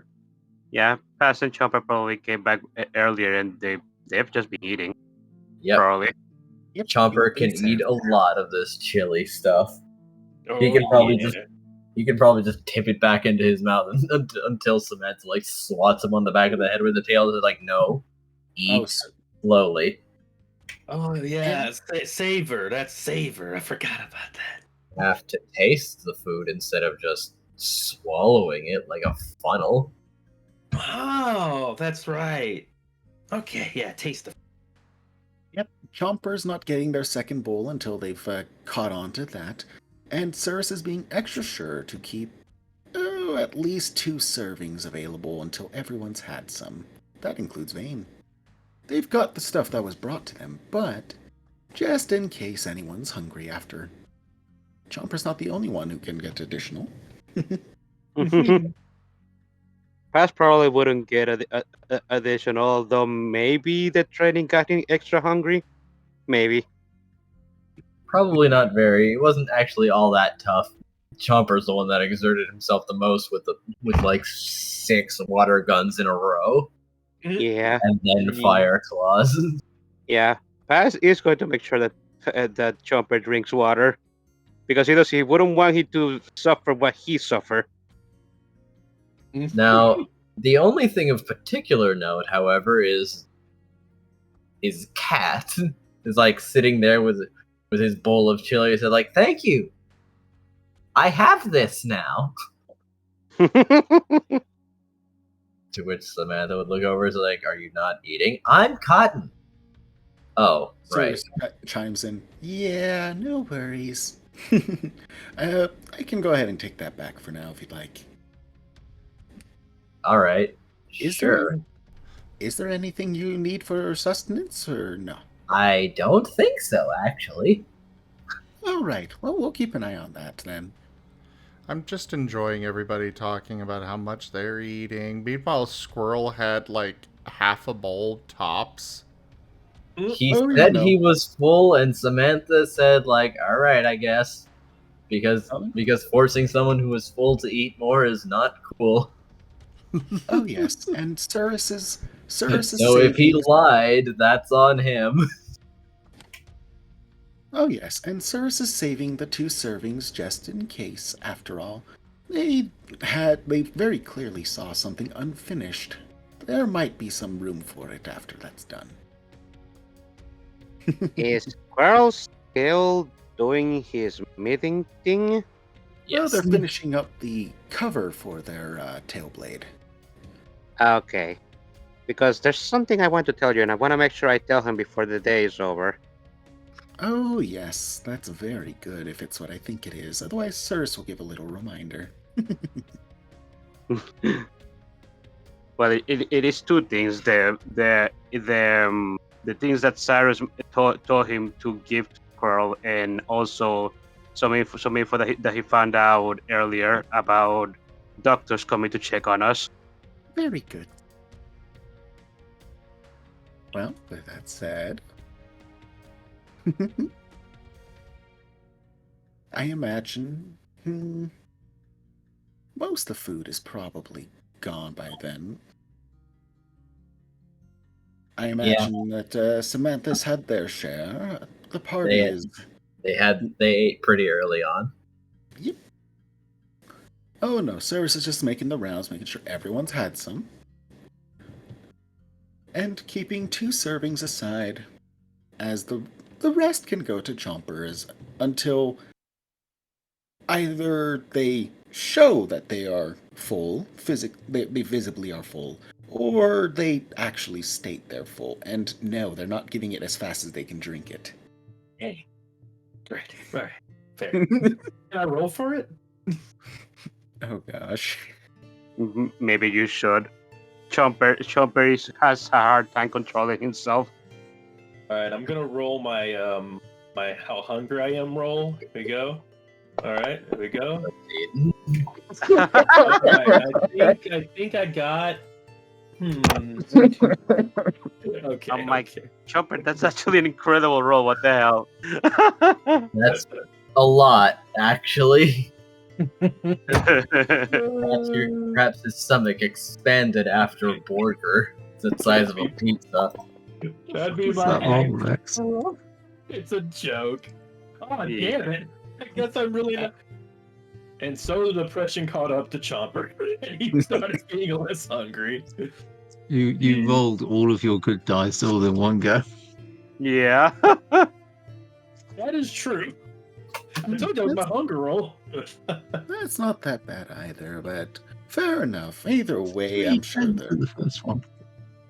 perhaps they're a little more satisfied than they normally are, having gotten to taste the food. True, true. Actually, tasting the food does hit differently for Chomper. It's actually, the actual taste and just honestly, as Chomper just looks around, they kind of take a moment to just smile a bit, just noticing everybody around them. It gives them a moment just to kind of enjoy themselves, especially with the food and the good company. Paz is observing Chomper, and when he sees his smile, Paz kind of gives a smile as well. It seems everybody's having a good time right now. I want to do more of this. Honestly, same. It's nice. It's actually nice.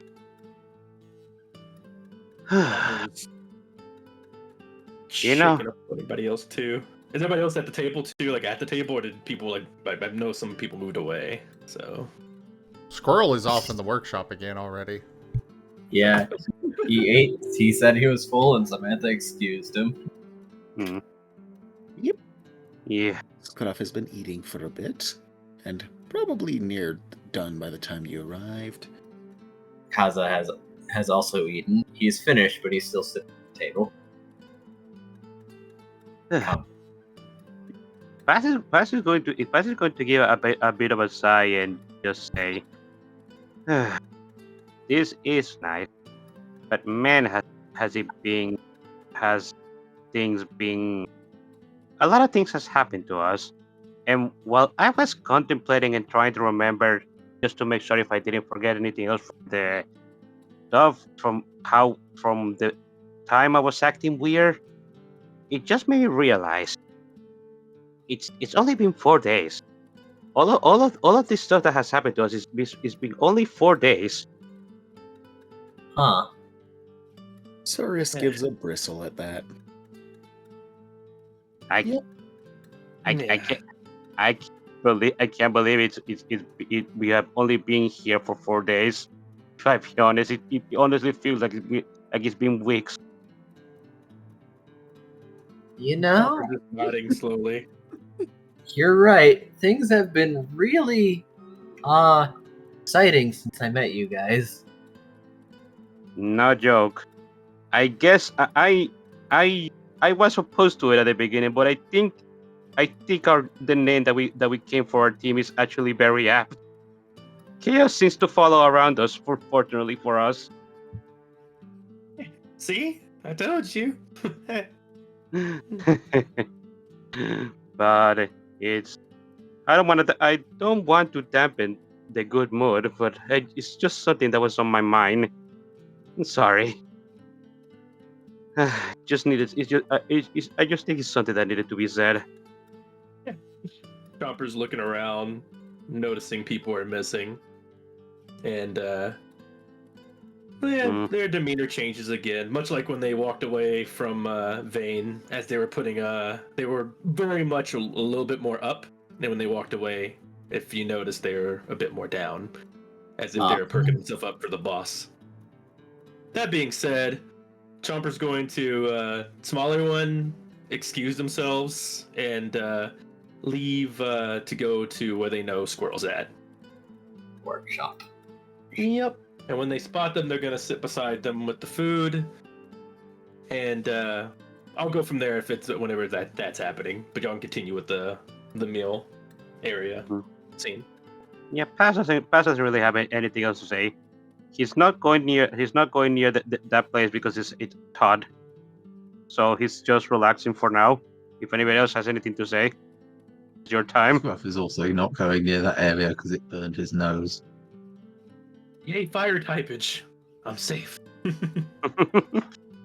Cyrus giggles in having wandered in and out. Funnily enough, Paz is resistant to fire, but he's afraid of getting dehydrated right now. Yeah, fair. And Cyrus will just be maintaining keeping the food just a little bit warm as needed until Vane returns or Squirrel returns. And as a small side note, I suppose I'll throw in that Cyrus would mention to Chomper that if Squirrel wanted more food, there's a little bit left over. Just in case Chomper would like to pass that along or they notice. Like there's some more food left? Oh if you let yes, Chomper- there's a little bit more food left for Squirrel if they want some. Well, if Chomper's aware for that, they would have asked you and grabbed it as they went to the to go meet up with Squirrel, just to bring them some food if they want it. And if they Okay. don't, they're gonna eat it. Yep, Cyrus would at least watch that they make it to the room with it. And I imagine they do. Indeed. Chomper did not eat the second food. That'd be pretty bad. Chomper would, when they get there, check up on Squirrel and ask them like, "Hey, how's your weapon going?" Tap tap tap. Tap tap Huh? tap tap. What? Tap. Oh, it's going well. Good. It's just about done. Yeah. Yes. Yes. I imagine we'll be finished within the hour. Not counting detailing, but that's superfluous by all technicalities. That's cool. Hey, I brought you some extra food in case you're still hungry. I'll set it beside you and you want to eat it. He takes like one bite of it, like one spoonful, and then puts it aside and forgets it. Ah, damn. You gonna eat the rest of that? Huh? What? Hey, you gonna eat the rest of that? You still hungry? Are you good? Oh, no, go ahead. Well, okay. Hey, Chomper just kind of munches a little bit of it, but then like just kind of listens to hear any kind of stomach growling or anything like that, and just sits by just a little bit closer and just watches the weapon. And after a few moments, they after about a minute or so, 2 minutes of just enjoying the company, Chomper's gonna just keep talking. Yeah, this is nice. Yeah, it's been really nice hanging with you. It really has helped, I think. And Chopper's kind of looking a little away too. I really liked. You're really cool, Squirrel. It's nice to see you so excited about something. Well, you're really cool too. Oh, thank you. And Chopper's just like tail wapping and just as they're just sitting there, just kind of taken aback. Thanks. First time they've actually heard like a compliment, kind of like that, and it's just like really just making them forget about the last 4 days. And they just kind of sit there and sit a little bit closer and just keep watching the weapon and just enjoy a moment where they're just honestly happy and not thinking about what the past or the future, and just enjoying their moment right now. At this point, Squirrel is probably putting a little bit of oil on the inside of the sheath. Getting it set up to, protect the blades. Whatever it is put in there. And he just kind of, his tail idly wraps around Chomper's leg, but otherwise he does not seem to really pay attention to Chomper, very focused on the work. Chomper's happily doing the same. There's a bit of a blush that they noticed that, but they're also very And now much Chomper's- hyper-focused. And now Chomper's leg is chopped off by the blade. Wait, what?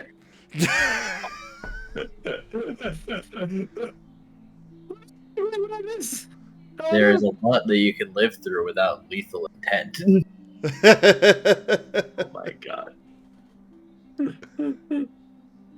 Chopper's aware of the blade moving away from the blade. Whatever is going on. That's No, funny. I don't think the blade's attached right now. Oh no. Yeah, I thought I didn't know it was attached. No, it's probably not. He's probably fitting the sheath to it right now. I'm sure they've got it all ready, good to go with the fitting. Chopper's offering the help for that. Just to kind of get help, get it on there. Like, hey, do you need any help getting that on there tight so it doesn't fall? No, that part's good, but you can hold this so I can put the oil in. Okay. And this Chopper's just helping and again enjoying this very much. It's like a simple task that he's able to kind of help and get something done, and it's with good company. And yeah, Chopper is very happy right now.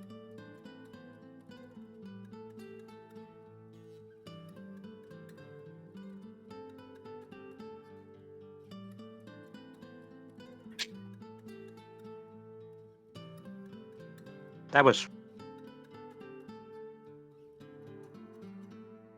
What? said that was sweet. Sweet scene. Oh, you cut out part way, so. Yep. Oh, sorry.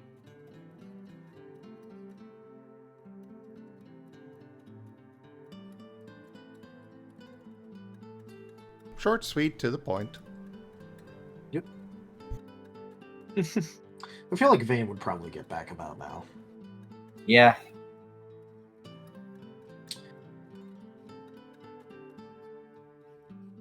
And he would look for the first person that he could find so he could figure out what the hell has gone wrong while he's gone. All right. Probably. Let's. Samantha is probably still in the kitchen along with Cirrus and Kaza and Kat. All right. It does seem like a reasonable first place to check, considering that he was told, "Oh yeah, by the way, we're having dinner." So. Yep. There'd probably be people lingering. Don't mind the darkened, glowing-eyed decidui. Yep. Yep. And as Vane comes in, he's going to, open his beak for a second, and then stop, and then go into his bag, and pull out a little pouch, and fly over to Samantha with it.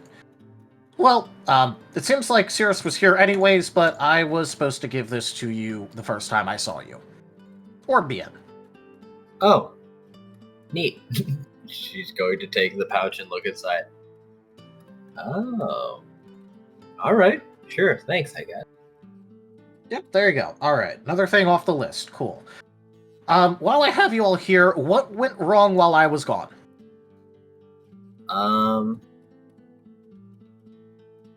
As Kaza's going to ponder. Oh, no. Nothing Go ahead. Sorry about that. coming to mind other than Rallis showing up very Sorry, suddenly. what? Rallis showed up. Looks over at Kaza.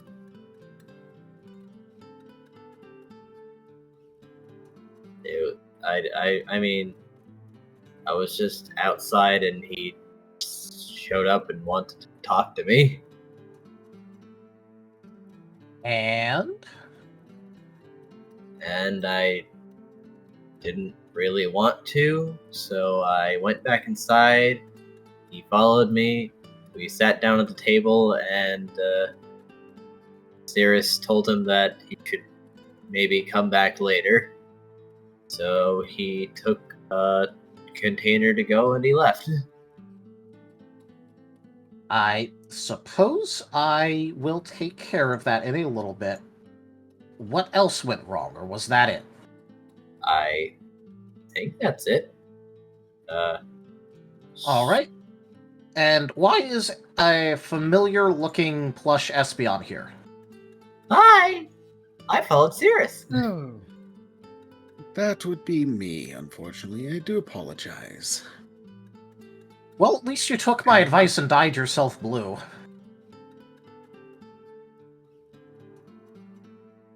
Oh. Well, I mean, I figured that it'd be a lot harder to, like, go around wearing a veil to cover up the gear symbol, so...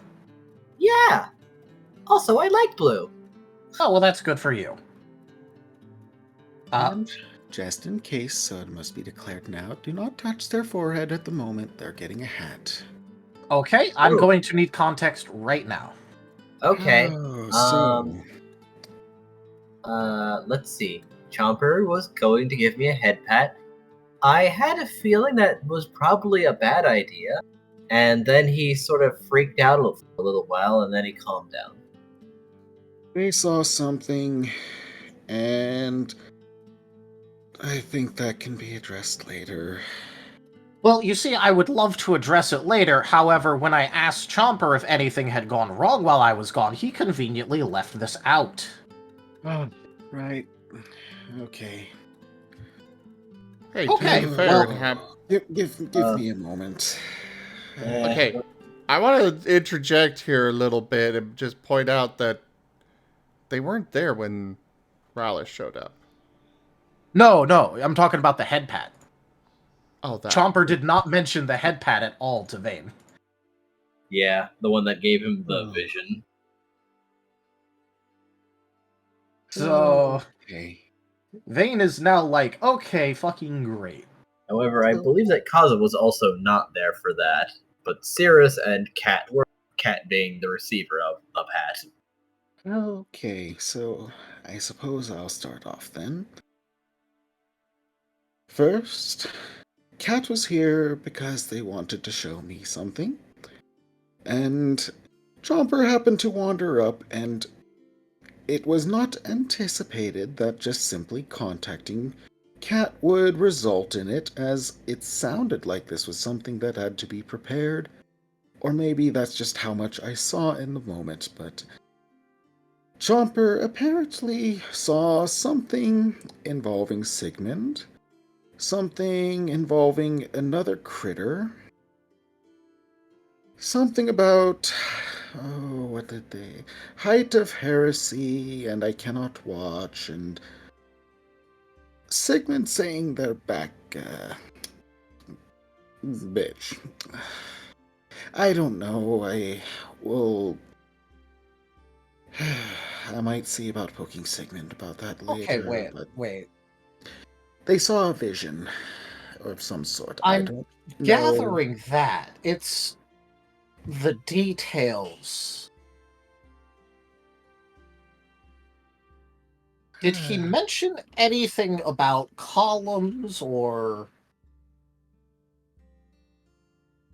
Well, unfortunately, I don't think they said any such. You might be able to try again later. They were a bit riled up, and my priority was calming them down. Yes, okay, I will.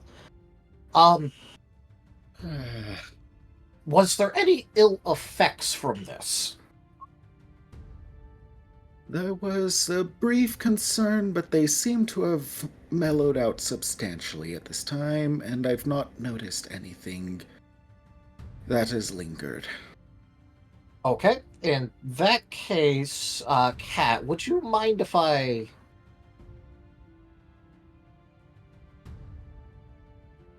Touch my forehead?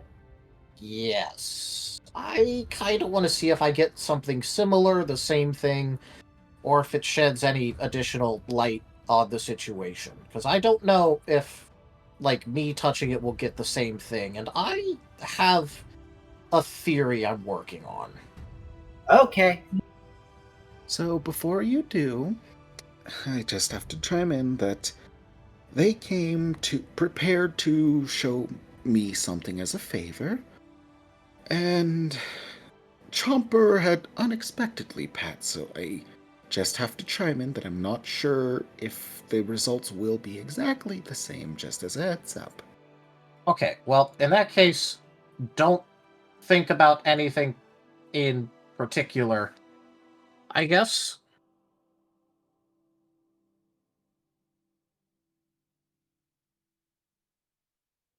I'm just imagining silence as they've zoned out.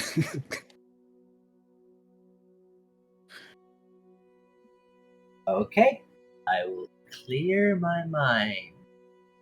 And what happened will happen. All right. Cyrus is preparing to pull Vane away if need be. And Vane is going to give a wing headpat.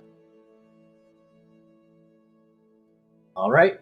You see something else as you are seeing yourself third person. Very disconcerting, but okay. Behind, just behind a curtain, and you are with Kaza. They are wearing a different outfit and seem very anxious.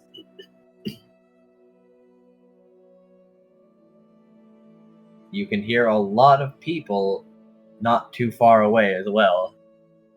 He says, and you are assuring them that they've practiced for this for a long time. Everything will be fine. Just go out there.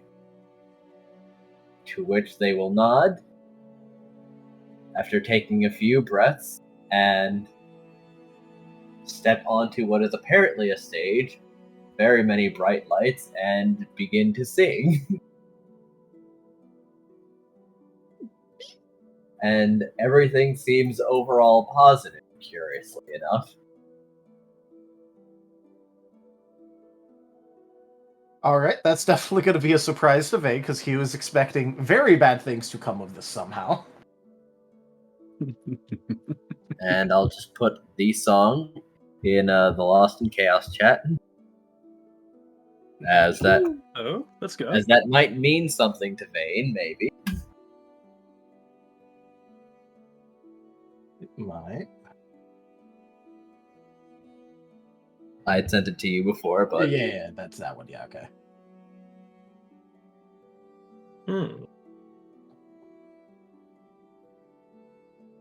And save to the playlist. It is a very nice song, I will say that. Cat looking at Vane expectantly, like, so. Okay. Wait, are you not able to? Oh, I don't see what you see. That is interesting. Okay. I definitely did not see whatever Chomper saw. Okay. On a side note, you know how to sing, Kaza? Oh, I mean, sorta. Seems a little bashful. Okay, because I just wanted to make sure, because that was what the vision was. I mean...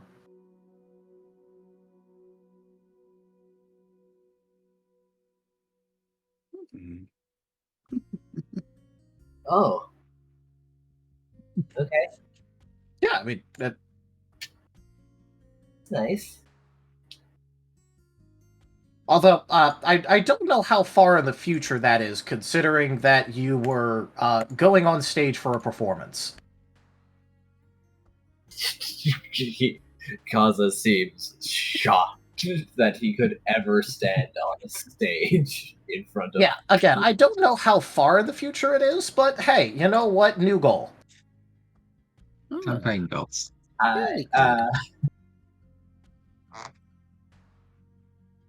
It is nice to hear that music is such for you. It's very good. They're now seeming very flustered. Alright, so apparently it's either random or attuned to the individual or anything like that, because Chipper kind of thinks about Sigmund a lot negatively. I was just thinking about Rallis and Kaza and all that, and I got one with Kaza, so it might be tuned to whatever the person touching your forehead thinks of. Oh, yeah. I think I guided that thought because uh, I I did kind of prepare my mind beforehand, but I thought that Cirrus would like to know what you guys have been through. I think past visions are easy Ah, Oh, because that's set in stone. It's already happened. yep, that would be the other thing. Oh, I'm sorry. I wasn't supposed to. Sorry. Oh, no, that's all good. I was about to mention as well that it's interesting to hear that the both of you got future sights. That would clarify that mine was past, and, yep.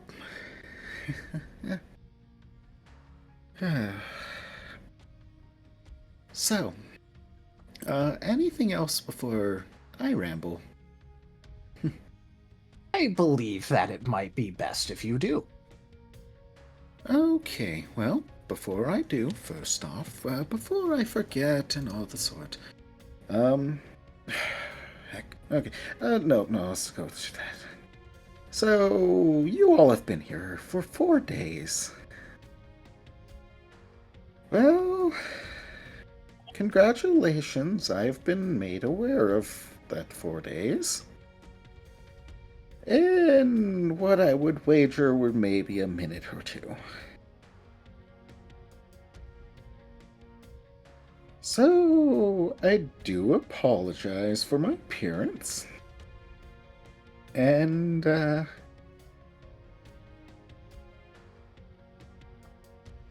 me to ask this first, real quick, of, whether or not you wish me to stay around first, real quick.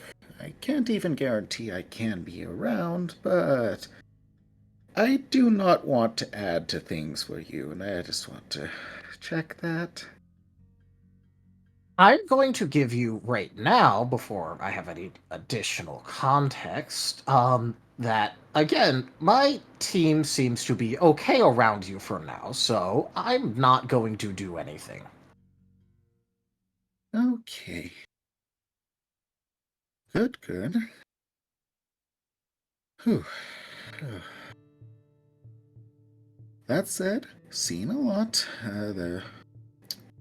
We'll have to check on some things in due time. But first and foremost, if you want anything truthful from me, as long as you are braced for it, I'm willing to answer as best I can. Second off... Oh... heck. I apologize. This is still a lot. I am processing. Oh, right. Real quick, did everything go all right with the guild? It went well enough. Okay. I put in a bunch of responses to the reports that already existed. And I found out that today, there was an incident where Scruff was found, and now, just today, the guild has been made aware that we are human Pokemon, except for Kaza. What? Today. Okay. Okay.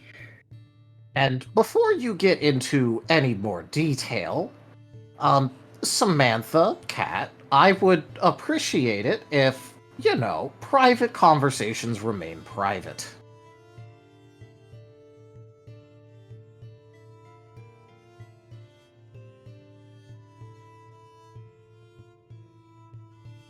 Because based on what he's saying, he got a rather detailed look, and, privacy is important.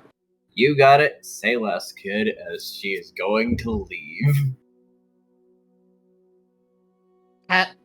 So long And- as you don't, Sure. go tattling or something, I suppose you can stay, considering... Well, you already have time powers and can probably find a way to look if you really want, so... Cat is going to nod slowly and say, I am interested, but You what? You cut out, did you? Oh. I am interested, but I could leave. Again, you could probably just end up looking yourself, so... You might as well just stay and promise to keep your mouth shut about it. Okay, I will. Obviously, Kaza already kind of knows everything, so... Gaza nods. And as a reminder, the room is now Cirrus, Paz, Scruff, Kaza, Vane, and Cat. Yeah, Paz and Scruff are still just sitting on the table. Paz is just relaxing. Yep, and just a reminder, Paz, I know we had a problem with this earlier. Paz is going to nub and rub one of his cheeks. Yes, Okay. yes, So, yes. I know, Vane. no listening in on private conversations. You can be here, but also don't go spreading around private information. Don't worry, I won't. No reason for me to do so. Alright, you might as well just start then, Cirrus.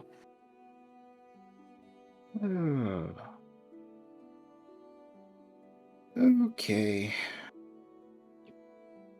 Anything in particular I should start on, or... You're the one that got the vision, not me. Okay, so first and foremost, believe that would be all of you from start to finish. And again, yeah, you know what? You're probably braced. Okay. I have not yet brought it up to Squirrel yet because they're still working on their tail axe.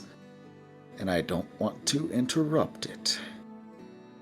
But there may be a bit of a disagreement with Greaves right now. And I feel that it is necessary to bring this up as they are a influential individual.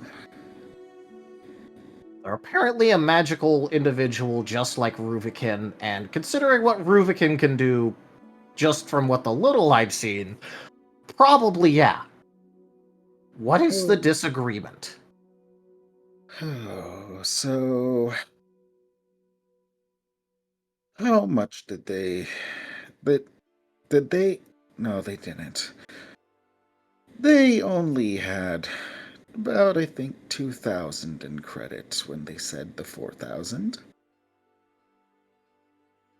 And I'm not sure how Greaves took that.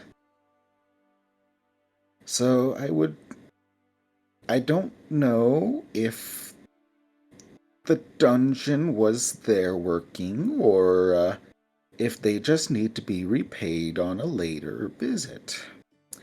But they're not an individual I'd like to be on the bad side of. Again, like I said, I've seen what Ruvicin can do, at least even a little bit, and I don't feel like having anyone that can do things like that on the outs with my team is a good thing. So, I suppose the first thing is, I guess it's a really good thing that I phrased the repayment for Chomper's stealing of the gems as it might be in installments, because it sounds like we might need all the Poke very soon. Potentially. So there's that. Like I said, I've not interrupted them because the other side of things, oh, I so much to go through. Hold the line. This hamlet shall not fall. Woo! King William Delphox Welcome. raided my stream with 2 viewers.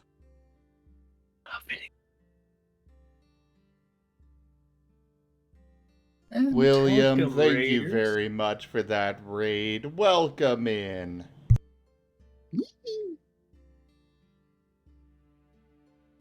Thank you so much for that raid. Welcome in. I really appreciate it. You've come into the middle of our Lost in Chaos Scar campaign, which is one of our Pokemon tabletop campaigns.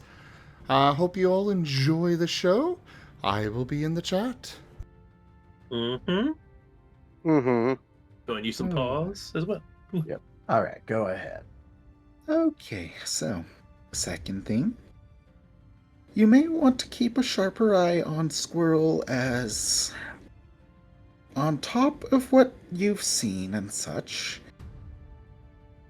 they were the one who requested the fire stuff for Chomper to save a little bit of time on their metalworking. I'm aware he's the one that came back with the medicine. Well, Okay, you know, it medicine.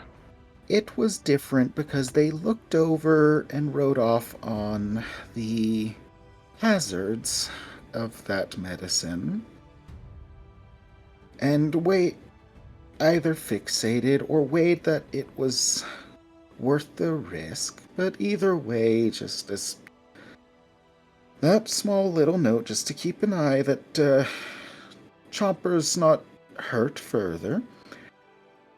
And Telltale. I am giving all the information that I can come off the top of my head, because communication is very much vital and important with you all right now. That said, I've not mentioned anything specific of what has been remarked, but I've kindly asked for Scruff and Paz to try to help out with the other two a little more. It looks like Chomper's mostly on the up. And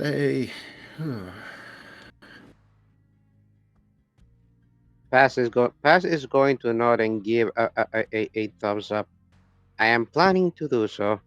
I can't guarantee that I'll be successful, but believe me, I'll try. Unfortunately, we'll probably have to keep a little bit. I think Scruff just gets lost in their work, but I found them buried earlier in papers. I am just chalking it up to getting lost in their work. Yeah, also, Scruff, you probably should have told me that there was another team that was worried and checking on you and was thinking that you were a human. I took care of it, but, you know, you probably should have at least communicated that with me. There's a long pause, and Scruff seems to be faced in his floof looking at something again, and then had a name. Scruff, you probably should have at least told me that there was, you know, a team that was worried about you and thought you were human, because I found out about it because an official report was lodged in our team's file. I took care of it, but you probably should have told me. They helped me find the rest of the group. I got a bit lost. Well, yes, but the point is that you should have at least told me about it. Noted. Sorry, Vane.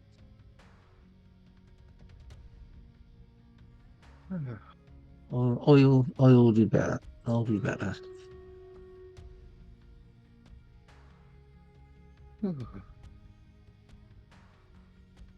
And if there's anything else to remark, I do personally apologize in the healing earlier as well.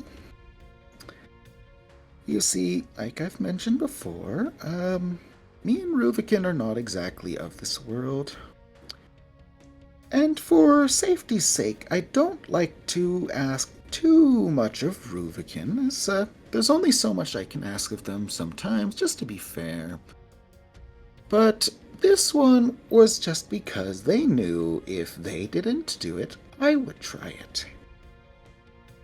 And, unfortunately, Your head's already hanging on by a quarter. Don't. it's fixed, it's already resolved, and you know I would absolutely take the chance still, potentially, if you didn't, so thank you for doing it. That said... Okay, was the favor that you did to Cat? Yeah, you remember that large fight. Yeah, they sustained a rather what would be egregious wound, and unfortunately my habits kicked in before I really thought of it. And my initial healing attempt resulted in taking the wound somewhat. Thankfully, they don't seem to be the full strength of their original, but it still hurt like no other. I believe you've probably noted the change of voice by now. Yes. I just kind of figured that Ruvicin did the Healy thing on you. No, I managed to figure Yeah, that out for great about myself that one. after talking with Sigmund.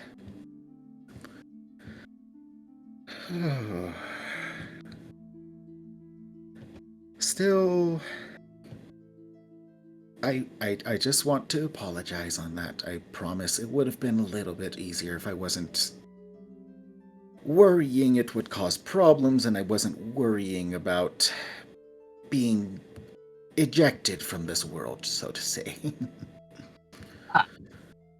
I don't know, like I've mentioned, I've wandered here. I'm separate, and I'm not sure how much I can go on about.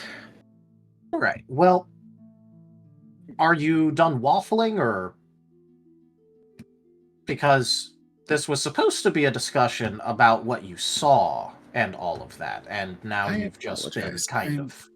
I apologize. I was not aware that you had been quite on top of it as that, so I apologize.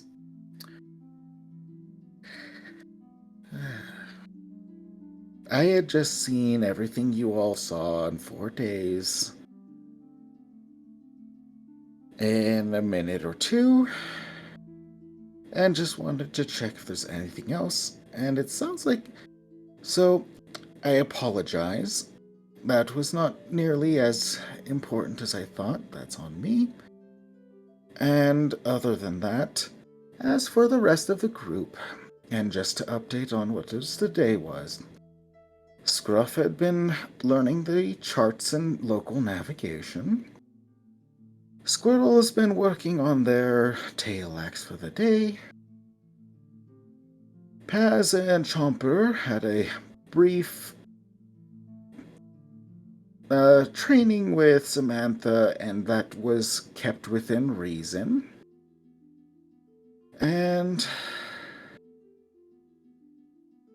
yes, and to clarify,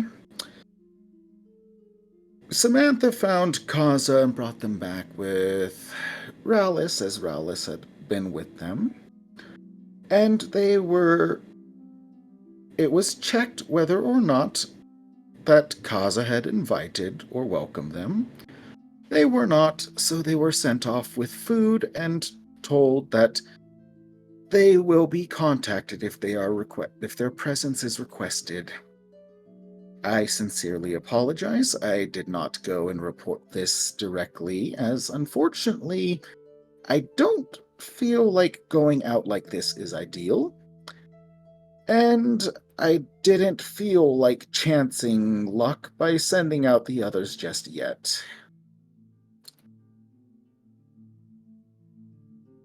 If this goes away, I'll be more than happy to pass that up, but for now, I'm just...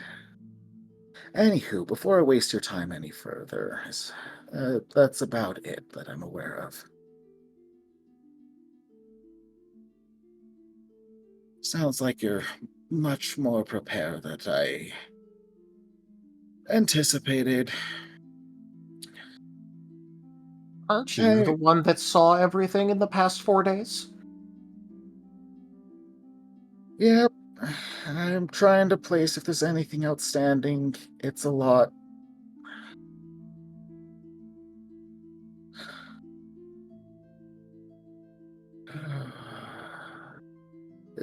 I apologize. Is there something I'm missing at the moment? No, it's just that you're saying that you saw everything and then also said that you were unaware of how on top of it I was. That apologize. doesn't exactly add up.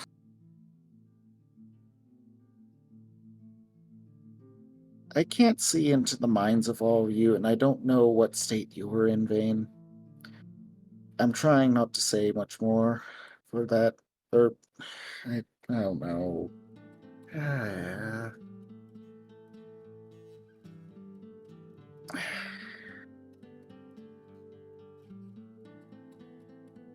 I apologize.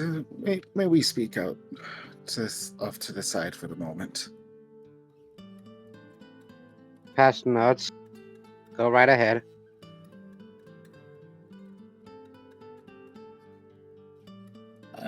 Scruff? Samantha? Samantha already left. Yeah. Right. We don't mind. Kalza, however, can give you more space.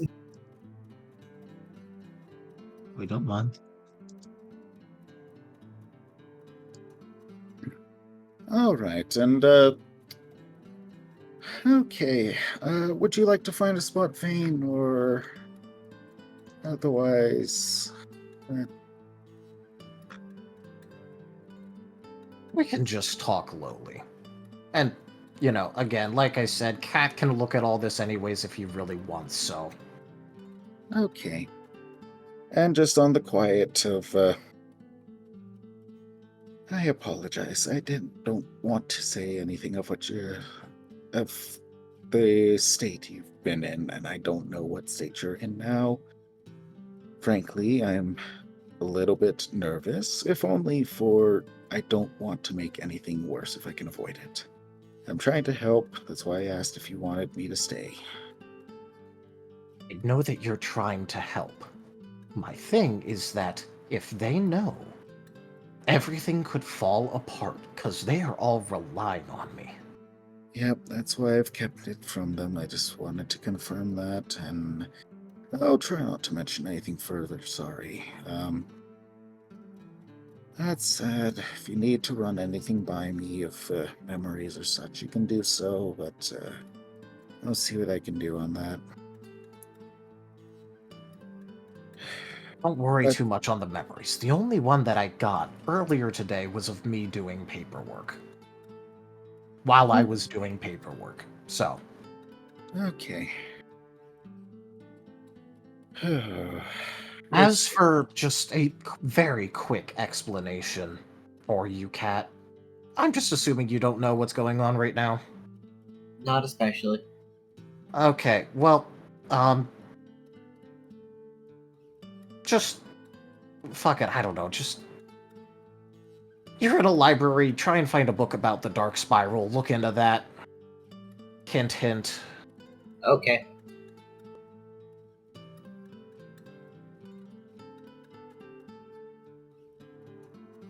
Oh. All right. Right. The other thing was just trying to advise the others a bit more about dungeon stuff and just to be aware and a little safer of what they do. That's about it on the other side. Paz has more of the pamphlets for you later. Outside of that, I can't think of much more. I won't bring up the meeting of... I wasn't expecting to receive all of that. Yes. I would also appreciate it if, considering the time period you got this, if you got everything, I would also appreciate it if you don't mention anything about that little meeting with Sigmund that I had. Okay, I won't pursue it. I was kind of hoping to see Tree, but that's fair enough. I don't know what you're talking about. Oh, that is something I've... that talking branch of theirs. What? Oh, wait, shoot. Correction, that was Paz It who was said that. Paz listened in, yep. Yep, disregard that one. Oh, okay. I will refrain from that. I do have to ask one thing.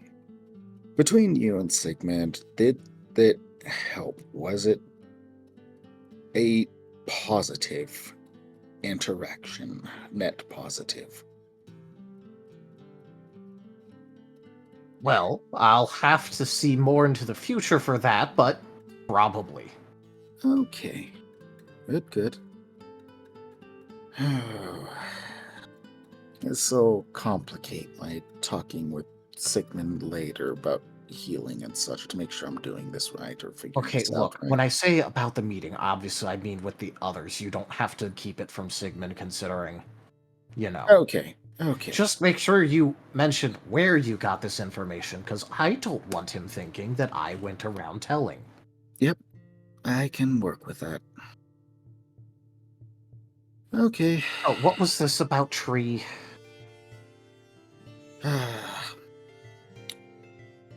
Well, Paz did listen in again.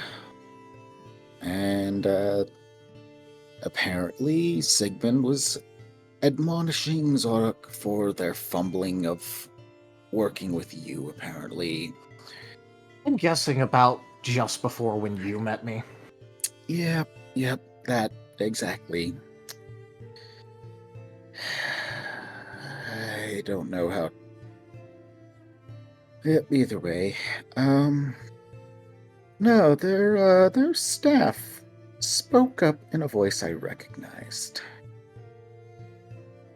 I only know them as Tree, but I was hoping to get to chat with them a little bit if that works out, and, I don't know, it's confusing. It varies. Alright, why are you being non-specific then? Oh... It sounds like some... Just so you know, you cut out. Yeah. More from my side well, of you things. said it sounds like, and then you cut out.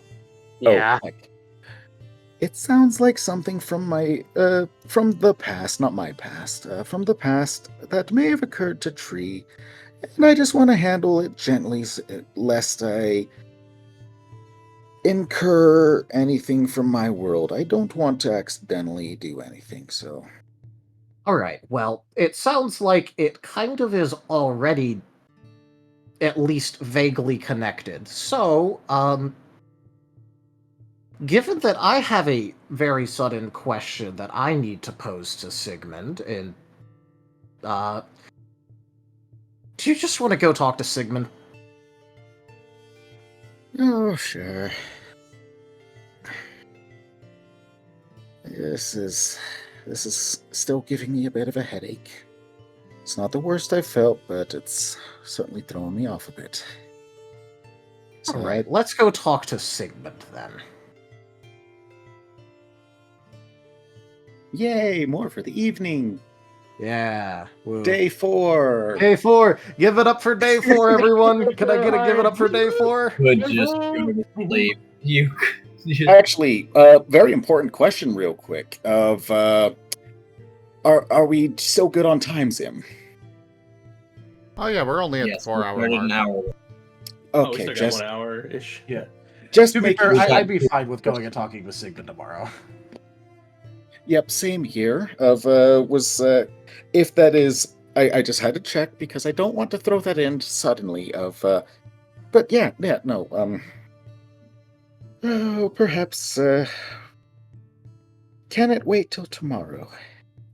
Well, I don't think that my question is going to be pertinent now or for a very long time. It's just something that a couple of details. Okay, good. Then tomorrow it will be. Okay, that's a lot more off then. Okay, good. And with that, and then the final check. By the way, are you wanting any more food, or are you good there? I was gonna No, go I'm check fine. on Squirrel before. Okay. Well, I was going to go to them to let them know about the fact that I know about the fraud now, and to let Chomper know that in the future, should he have any pertinent visions as a result of Cat, that he should probably let me know. Yay. Do.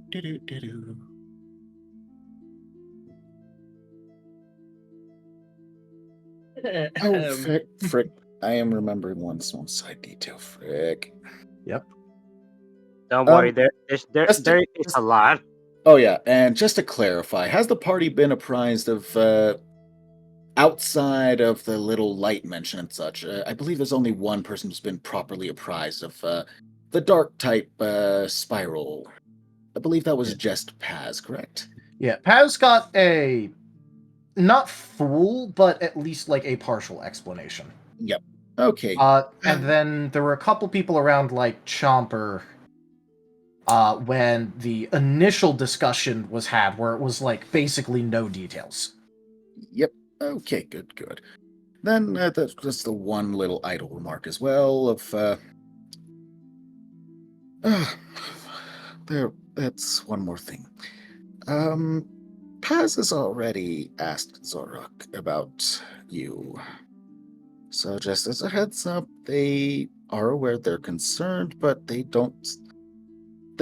think they've just been trying to keep an eye on at the moment, but they were only told of I believe we regard it as the first and second stage. They didn't say anything of the third. They implied it and described it as poorly as they've been doing. Well, I'm glad to see at least that's been consistent. Yeah. I'll try to reprise anything else as it comes up. But yeah. I'm gonna go get the food for Squirrel in case they want it. And Hey, I'm going to go and talk with them, so... So, rar, yes, exactly. Cirrus is fetching the bowl for Squirrel and following shortly after. Yep. And, Vane is going to be going into the room. Is everything all right, Ben? As is going to say as you walk by. Well, I have to go talk with Squirrel. And Chomper, but mostly Squirrel. Okay. I have been made aware of the fact, it was mentioned a little bit ago, but he has decided that it is in his best interest to defraud Greaves the Magical Merchant. Pass blinks. Oh? Of 2,000 Poki. Oh. That's not ideal, I don't think. No, so I'm going to go talk with him about that. Okay. Sounds a good idea. I don't particularly want to get close to the room. Okay, well, I'm just letting you know where I'm going. Yeah, I'll be here, don't worry.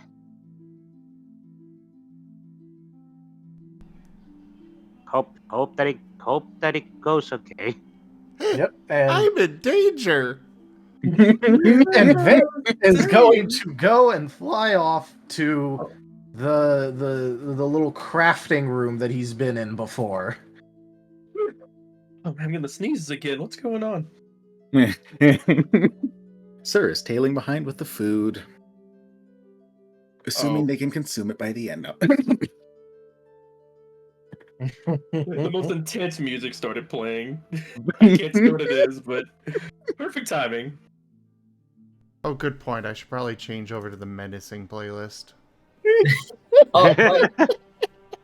Oh man. Oh, this is great. Oh boy, if it isn't the consequences of your own actions. Why does this keep happening? These consequences of my actions. It's so strange.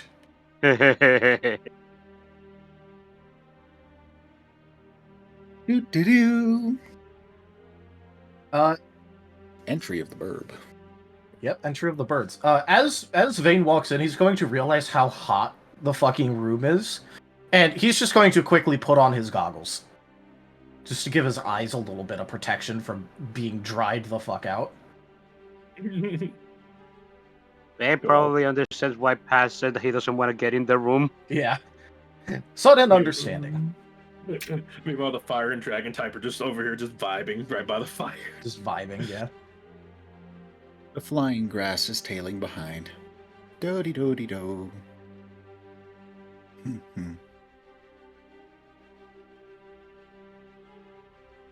Let the interactions commence. Yes. All right, Squirrel, Chomper, I'm going to need your attention for a little bit, because I have recently become aware of something, so, pause the work for a minute. Chomper actually takes a little bit to get out of what he was doing, because he was just really just kind of zoned out and just enjoying. But he looks over at Vane. Boss? Oh, what's up? What's up, boss? Okay, I have become aware of something, and I need to talk with the two of you. Squirrel? Huh? What? Squirrel, I have become aware of something recently, and we need to talk about something. And this is important, so you need to stop working on that as we talk. Okay? Okay. So, would you care to explain why you have defrauded Greaves the Magical Merchant out of 2,000 Poki? He tilts his head. What do you mean? You had 2,000 in-store credit, and then later on claimed it was 4,000. You have received 4,000 in goods and services with a payment of 2,000. Boss, I think I might have done that. It could have been an accident. I don't remember that. Stop. No, I did it. Squirrel. Chomper, I already know it was him. Don't lie to me. Squirrel. He was trying to screw me over on the price before. That does not mean that you get to defraud the magical merchant. Chomper's trying to hold back a giggle. Okay, let me put this into better perspective for you. The person who healed you that quickly and that easily is magical, much like Greaves, and you have defrauded them. What do you think someone who has magical powers like Rubicon does can do if they're upset at you because you've defrauded them out of 2,000 Poki? Chomper's not much anymore. Or not having to hold it back.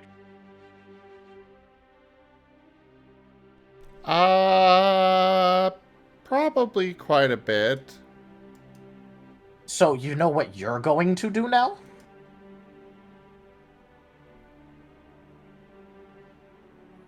Just silence. You're going to have to pay him back 2,000 Poki, along with probably some interest, or a fine, or a penalty, or something of that nature. And Chomper, don't you worry, because you're going to have to do the same for those gems that you took. Yes, boss. I wasn't thinking about it, but yeah, I'll take care of that. Don't worry. So the next time we see him, you're going to either pay him back in full then or there, or come up with a payment plan. Because I don't want our group being in debt to the extremely powerful magical merchant who could get us all killed. You think they take, cooked food as payment? Probably not. 2,000 Poki. To put it into perspective, Chomper, me getting you some food, non-dungeon food, is about 5 Poki. 2,000. Sorry, boss. I wasn't thinking. It wasn't you, it was Squirrel. And I just want to... I'm really trying to not be extremely hard on you over this, Squirrel.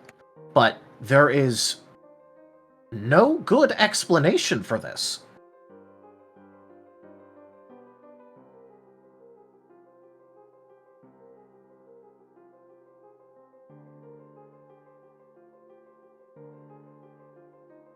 Okay, you know what? You're going to pay him back, right? Alright, I will. Okay. And you're going to do this before I have to take care of it. Because I have enough to deal with. Which means that if I find out later that you are not paying back Greaves, I'm just going to start garnishing wages. So that way I can be sure that he gets paid back.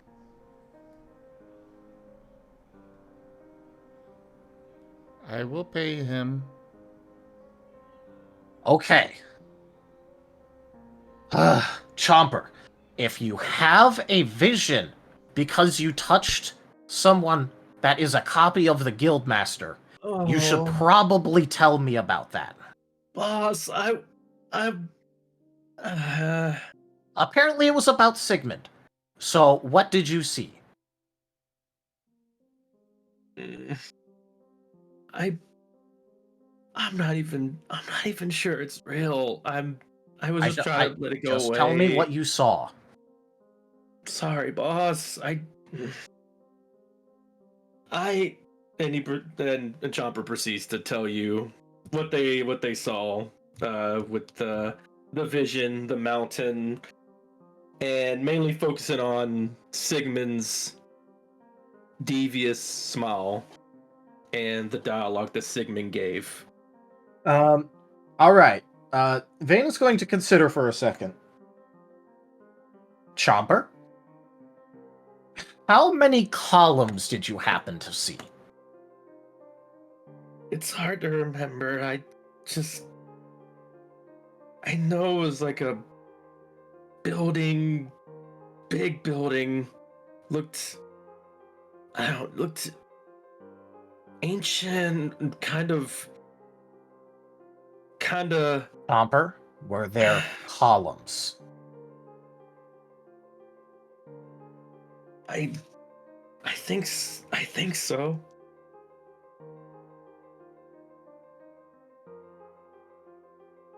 Do ye truly want your last words to be so stupid? I think so. I'm sorry, I had to. No. Wow, sir. Alright. So, Sound effect was too perfect for that moment. True. Jesus.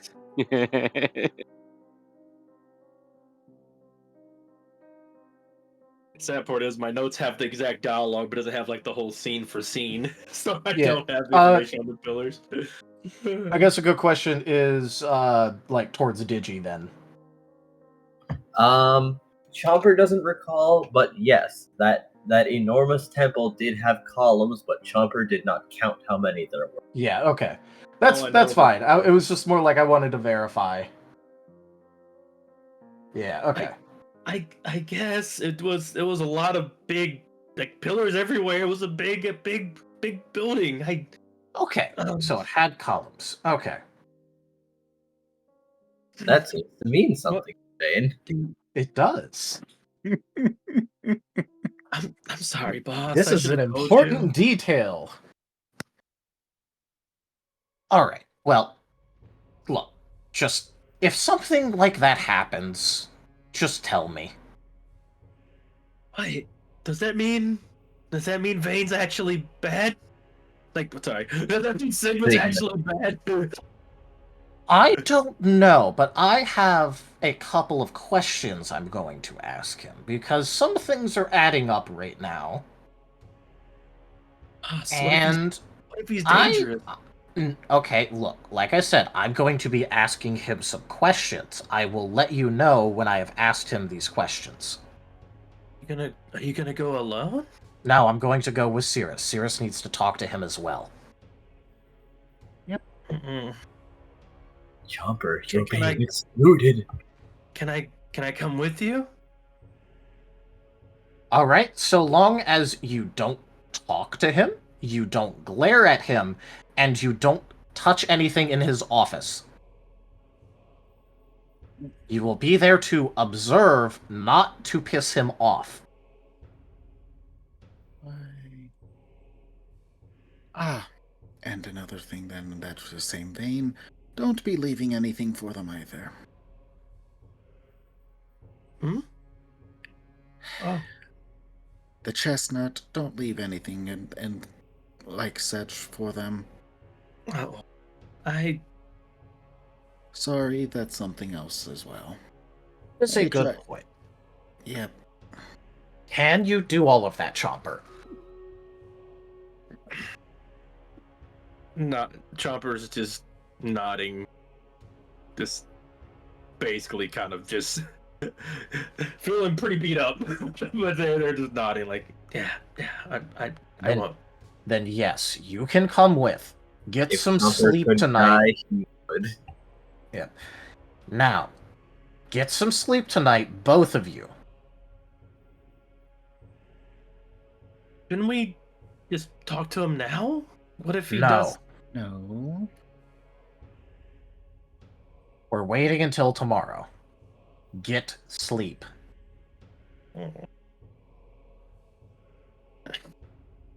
Yes, boss. Alright, and Vane's gonna start heading out. And Cirrus will simply step forward. Also, Chomper, this one, it'll stay warm, but this one will be for when Squirrel finishes, and they actually have time for this one. If it's not done, go ahead and wait until they've actually finished their work, and they still are, that they've had a little bit, because I just want to make sure that they actually get some food.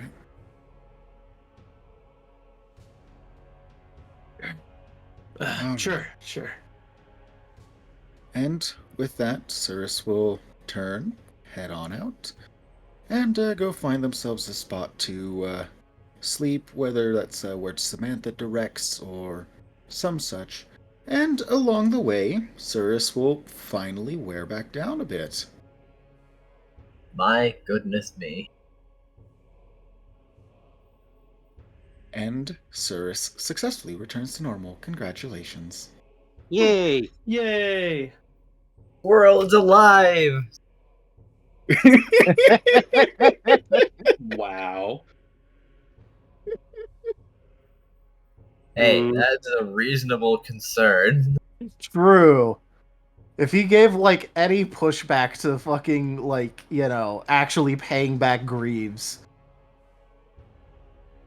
Vane just would have immediately went, alright, I'm garnishing your wages then. If you aren't going to pay him back, I'll pay him back for you with your money. Chomper's gonna turn to Squirrel and see how he's doing. Hey, how are you? Squirrel, How are you? Squirrel is grumbling to himself and has just turned back to his work. Chomper immediately is deflated, seeing the once happy, focused Squirrel now, kind of hit with that. They're looking through, Chomper's looking through their bag vigorously and pulls out literally the rest of their pokey, which is 587. And they go, here, start with this. I'll help you get more. We can pay it off together. Chomper, there's something amongst your pokey. Chomper.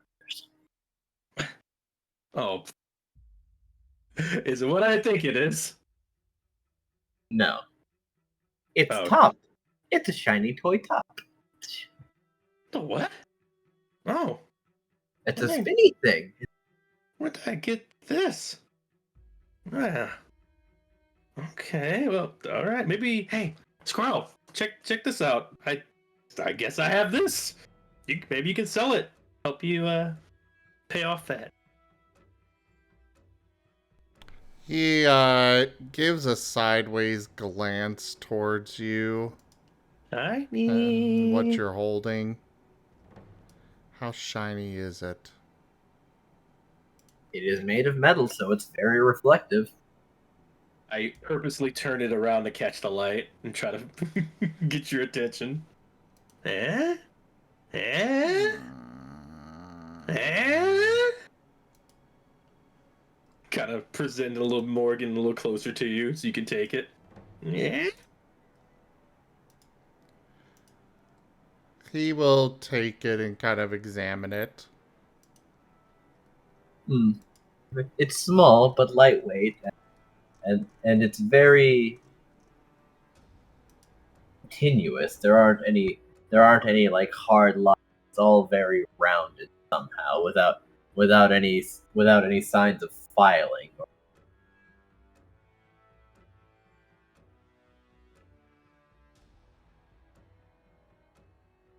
Chopper's just looking at you very attentively, just kind of smiling at any kind of interest that you have towards the item. He gives a very small smile. He pockets it away, but gets back to work.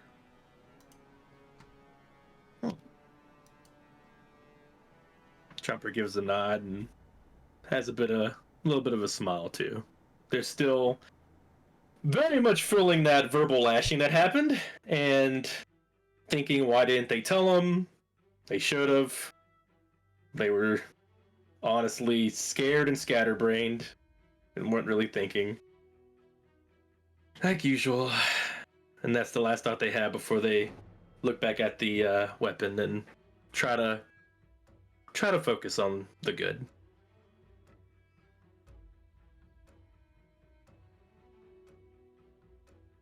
A bit more time passes, and finally, it is done. It is complete. It is finished. Yay! Let's go. You're talking about the tail axe or day 5? Or day 4, sorry. You're gonna hold yourself now. Calm down, babe. We can't go that so got day 4 handle. It is wild how it's only been 4 days.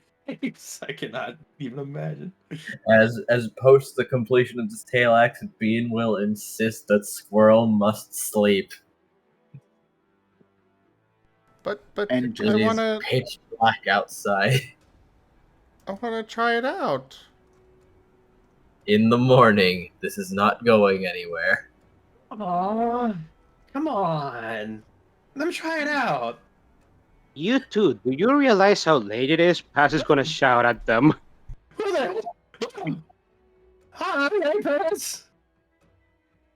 I have sleep seeds that I have gotten just for this occasion. You will sleep willingly or unwillingly. Can't get up with their hands forward. Oh, calm down. Calm down. I can imagine you just walking The storyteller is ensuring sleep happens. Day 4 must end. Day 4 must end. Revengeance. That should have been what the title of this game is. The foremost end. It should have. Yay! And just a clarification in case it didn't get read, but by the way, Sirs did remove the note from Squirrel's room. They've also made very sure that nothing has been disturbed. Enjoy. Nice. Slap. Okay. Okay, Okay, Squirrel. I guess I'll sleep. Squirrel, wait. I need to tell you something before I forget. What? Okay. Well, Cyrus told me to give you this. It's information on, well, some general information on the world that he kind of gave to all of us in pamphlets, and also your potential evolutionary line. I believe is what he said. It's basically what you could evolve in. Doesn't actually look like you, but apparently this is what you belong to. You are breaking out really bad. Oh, really? What do you hurt? It's just like every other word there. Okay, is this better? Yeah, a little better. Yeah. So far. Okay. Let me try that again.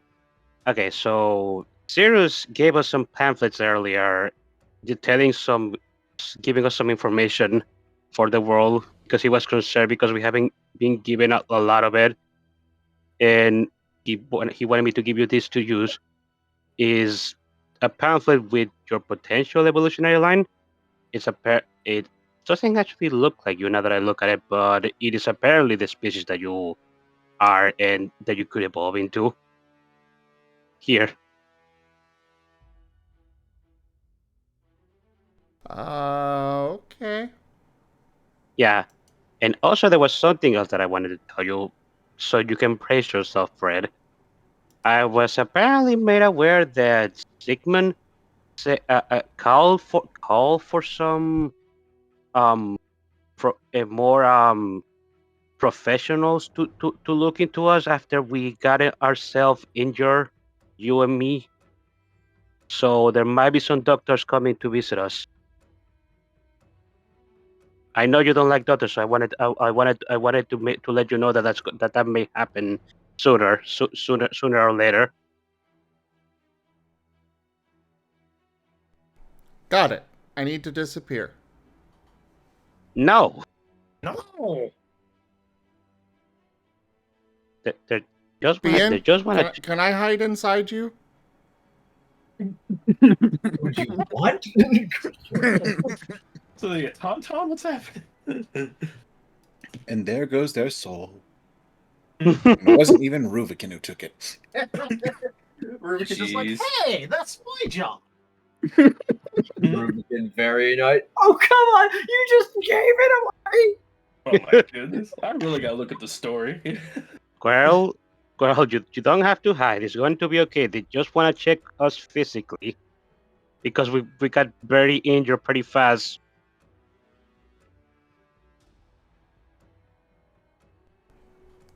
When are they coming? I am not entirely sure.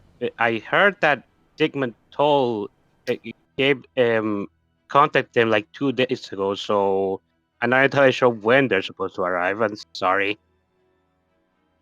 Squirrel's making a break for the door. Oh, Chopper's trying to help get them before they run off because danger. Paz is also trying to do that. Day 4 must end. Please, release. I grabbed Stares Squirrel in and just incredulous frustration and then also goes to be a doorstop. He's not going to try and stop. He's not going to try and stop Squirrel. He's going to try and stop the door from being able to be used. That's a good That's idea, making actually. it easier to. Yeah, he settles down like in front of the door, wedges himself against it, and just glares at Squirrel. Just silently, just exuding an aura of no. Enja, are there any windows? Oh, for the love of Not to the workshop. Paralyzer. No, he's going for the outside doors. I thought you were still in the workshop. I am Well, yeah. rolling for a full Nelson. Trying to getting out of the workshop. I assumed was easy. There is the singular door. Yes.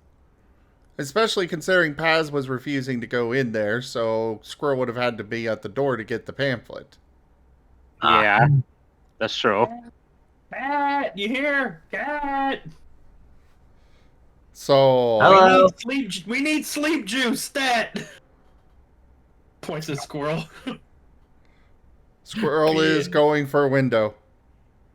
Being manifesting through the walls and with his shadow hand shoves a sleep seed into Squirrel's mouth before clocking him upside the jaw.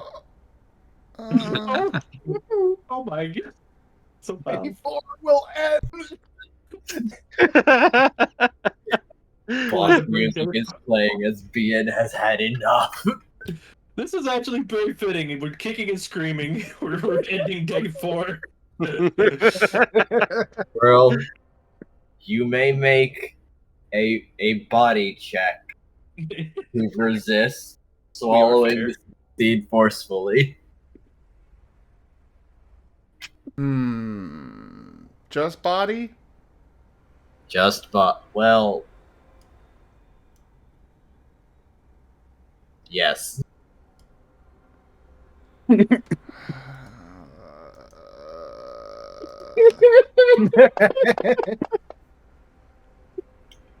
Well, 110, let's go! Oh, fuck. Zero. Even the dice say day 4 is over. Fortunately, you are unconscious and everyone else goes to bed. No more, as more. It is entirely fitting. 4 is done. Finally, Cyrus, Day 5. 4 is finally over. Cyrus returns to their roosting spot. Episode 19. No. End of day. Finally. Alright. Now, Chomper, I'm sorry, you're going to have nightmares immediately. Yeah. I'm about to. Chomper's dreaming. Actually, yeah, Chomper's dreaming as they sleep. Finally able to sleep after all this. Yeah, victory fanfare. Heck yeah, exactly. And they're actually having a good dream. You see, the dream actually is taking place on an island. It's very bright and sunny. There's trees, palm trees with starry fruit, and actually food is falling from the skies. All sorts of food, even chestnuts, and they're hitting us and they're not even hurting. They're even giving like little plus signs and health ups. Everything's great. Hold up. Paz is currently it's a whole scene I'm doing. Paz is currently actually sniping random enemies that are trying, like from far away. They can't even get near us. And everything that they do, we have Scruff doing power drifts. Fire is scorching the ground as they do these mega drifts, and they're taking out 5, 6, 7 people. They've really become so strong. They've learned a lot. And Vane is actually just singing on a tree. It's crazy. Kaz is practicing as well, punching a dummy very, very fast, aura style. It's awesome. Cyrus is just over there, just watching everything, kind of spinning his head around, smiling, having fun. And Squirrel's on a big pile of gold and shinies and all sorts of stuff, just counting it, having a good time.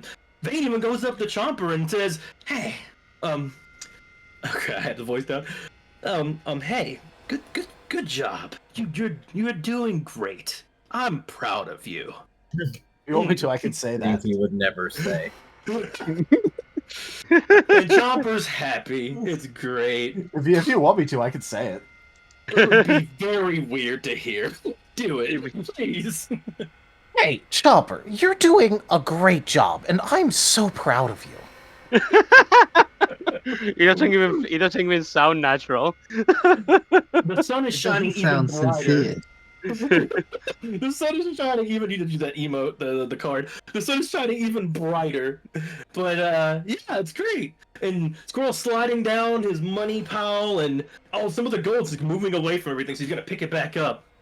And descends a figure right from above, cloaked can't see face, silver hair. As they descend on Squirrel, a staff jabs into Squirrel, impaling him into the ground. The figure looks at Chomper. Within the silver hair, you can see a fox who simply says, "I'm back, and your time is up." And then he rips the staff from him as red splatters the screen, and Chomper wakes up. All right, He doesn't then. scream. He doesn't scream. He's had dreams like this every time he's tried to sleep.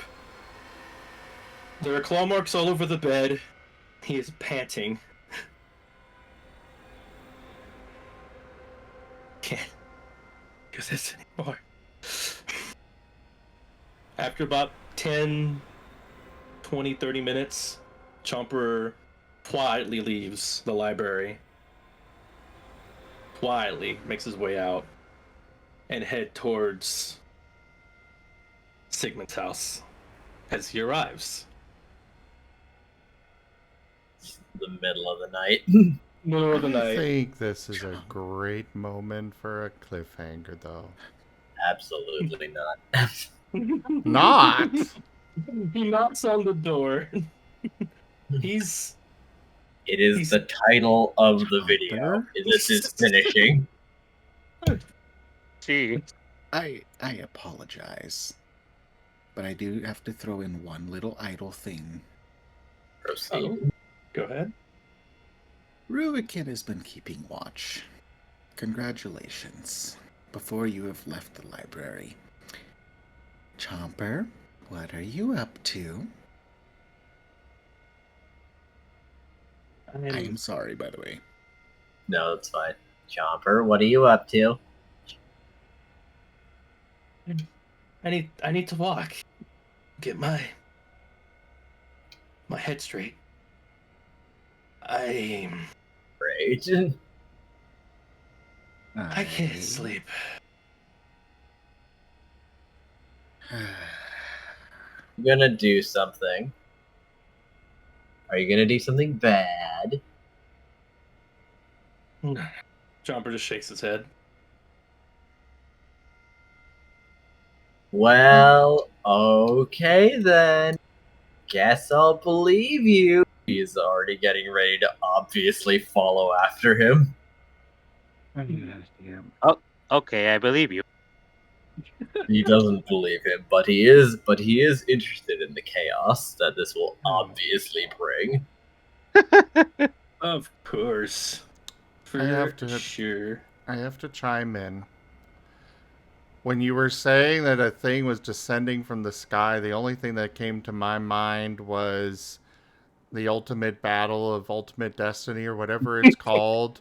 And it's just Chuck Norris descending from heaven. Down from the heavens, descended Chuck. God damn. All right. Let me get my head back together and get everything down. Well, I apologize. We'll have to keep it short because it is good to go ahead and get back to resting after. And we're not going too far from the library. That sound fair?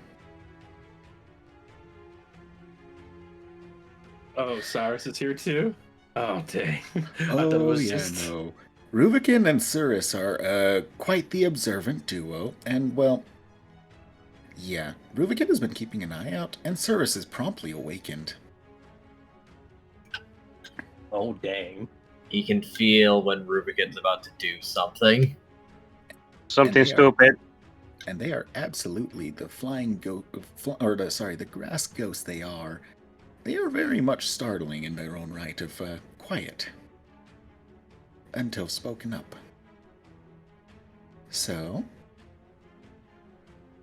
a short walk will be acceptable, but I do expect you to return and get yourself some rest. Or at least try to. I think I'll be able to sleep after I walk. I need this walk. And with that, Cyrus will follow along, and they will not allow them to go very far at the moment. Chomper's going to walk around the library and go and basically kind of walk around buildings for a bit. They're trying to think. They're basically pacing around. They want to go to Sigmund's. They need to go to Sigmund's. They need to have this done.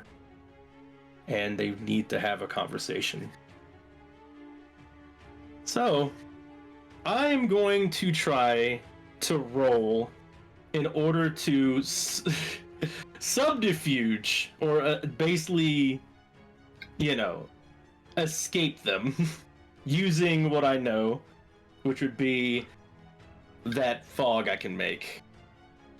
And darting away. It's the day Chomper goes skydiving. Oh, away.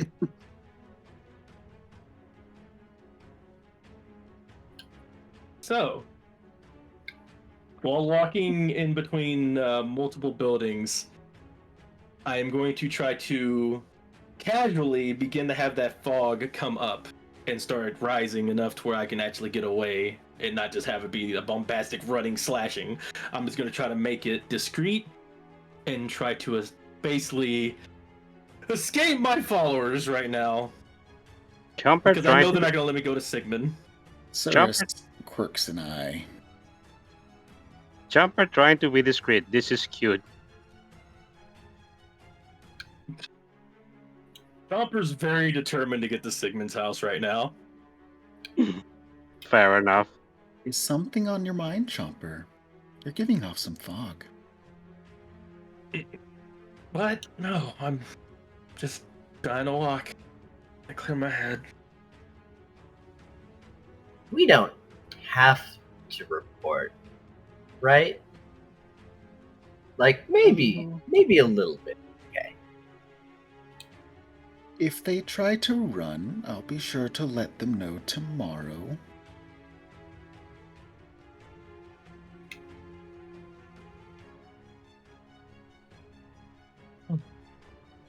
Okay. We're letting Vane know we escape. Only if they try. Can Chomper hear this, by the way? After all, this is just a nice leisurely walk. Okay, can Chomper hear this? Isn't that right, Chomper? Yeah, Chomper can hear this. Chomper's fidgeting now, as they are really not good at lying.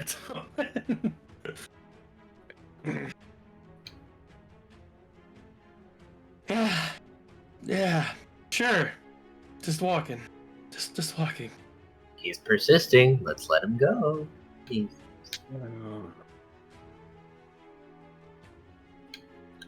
Chomper, what are you really out here for?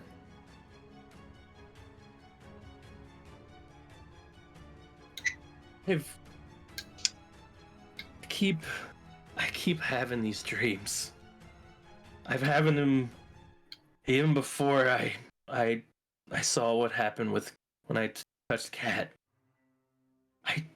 I need to know if Sigmund is good. I need to talk to him. Oh, I see. Okay, so unfortunately, I'm going to have to tell you no for now.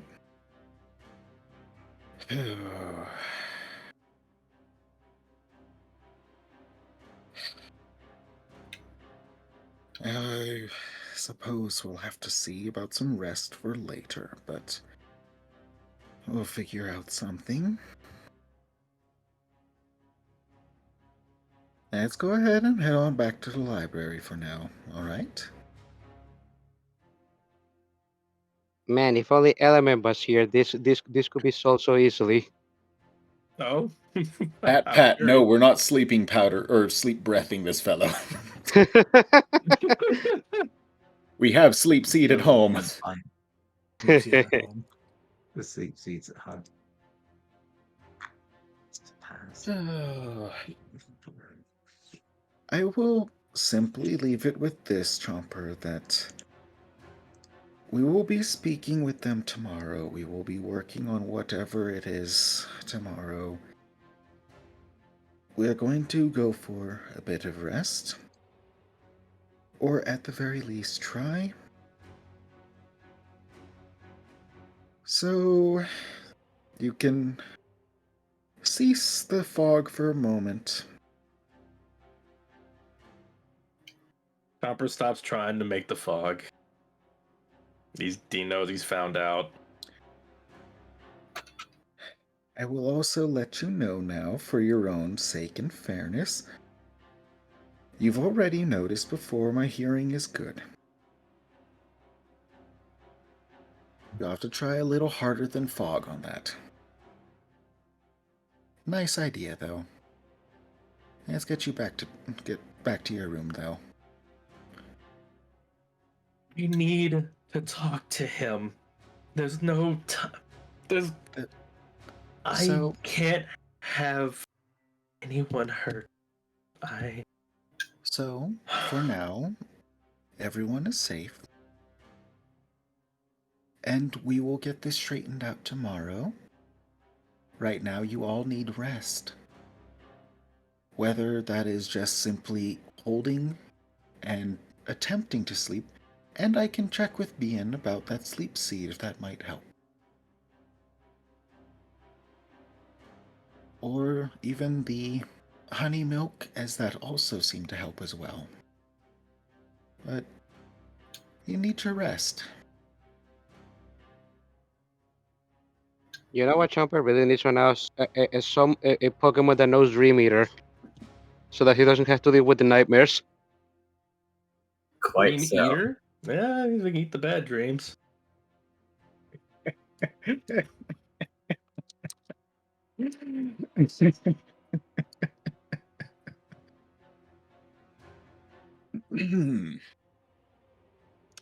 I'm trying to rack my brain if there's any grounds for Sirs to have anything of the sort. And I hate to say that I cannot quite think of any excuse for Sirs to have anything in that wheelhouse. Yeah, I don't think so. Yeah, I think I don't know about that one, Chief. Yeah, no. So, at the moment, just simply guiding on back. And seeing the bed.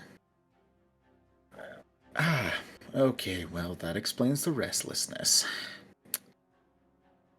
I'll see about getting to work on repairing that later.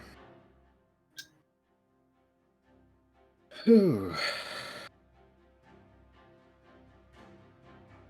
Let him have his most fated encounter. No. Alright. I guess we'll try this. Go ahead and get yourself some rest, and I'll just be here by the door for you if you need, okay?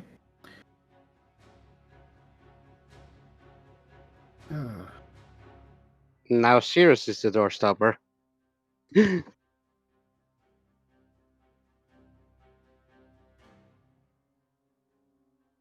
And with that, Cirrus offers just a tentative hug. Chopper doesn't really hug back. They're kind of trying to figure out what to do, and they just nod and start going back in as they continue to just try to think of something else. We will keep watch, okay? We will keep watch. Okay.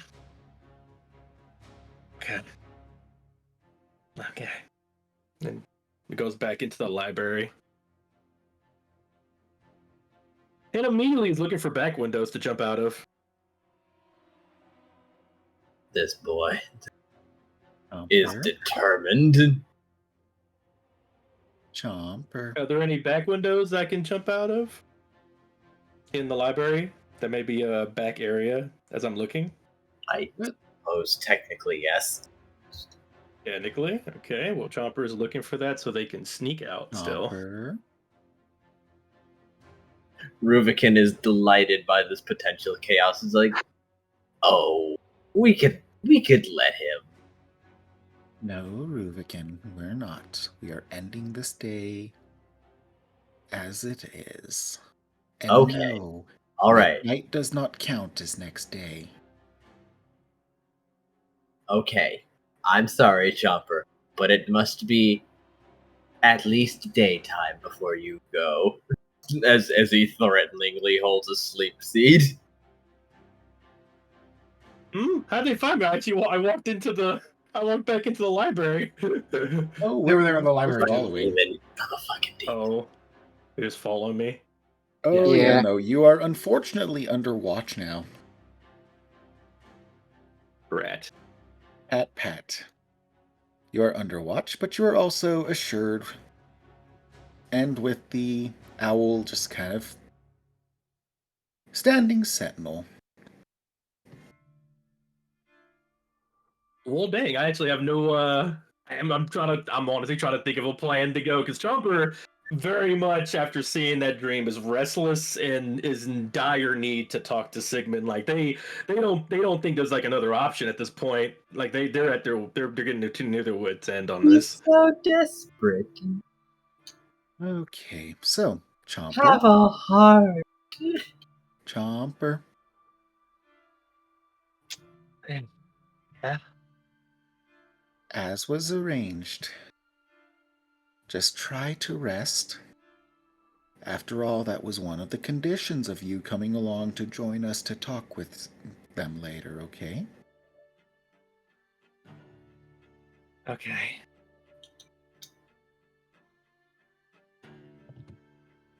Chomper nods. And Cirrus will stand by while they get themselves some rest, or attempt to. And be ready to soothe if need be whenever the nightmare inevitably kicks back in.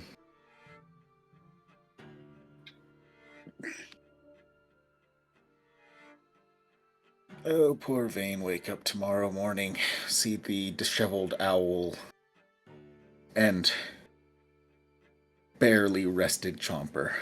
Oh yeah, it'll be fun.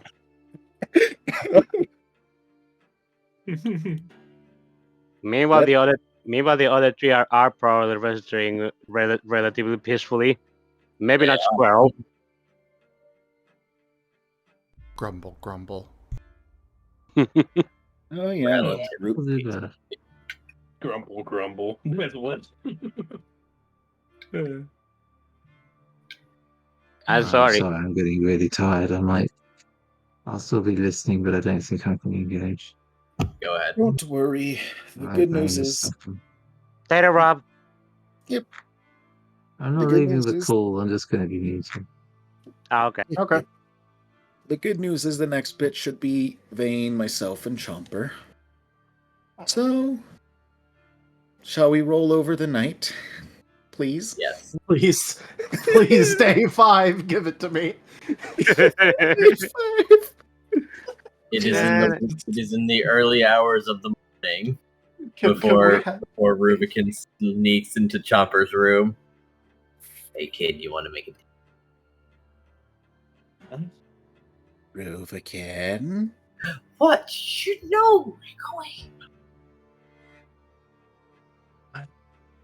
No. Rubikin, no, not yet. No. I appreciate the effort, but we're waiting for Vane. And no, Chomper, you're not waking them up just yet. They will wake up on their own time. By the way, how are the rooms distributed? Who is sleeping where? I don't think we all fit in a single room. You have your individual rooms. However, I would like to proceed. Yes. Yeah. Yes. Please. Yeah, go ahead.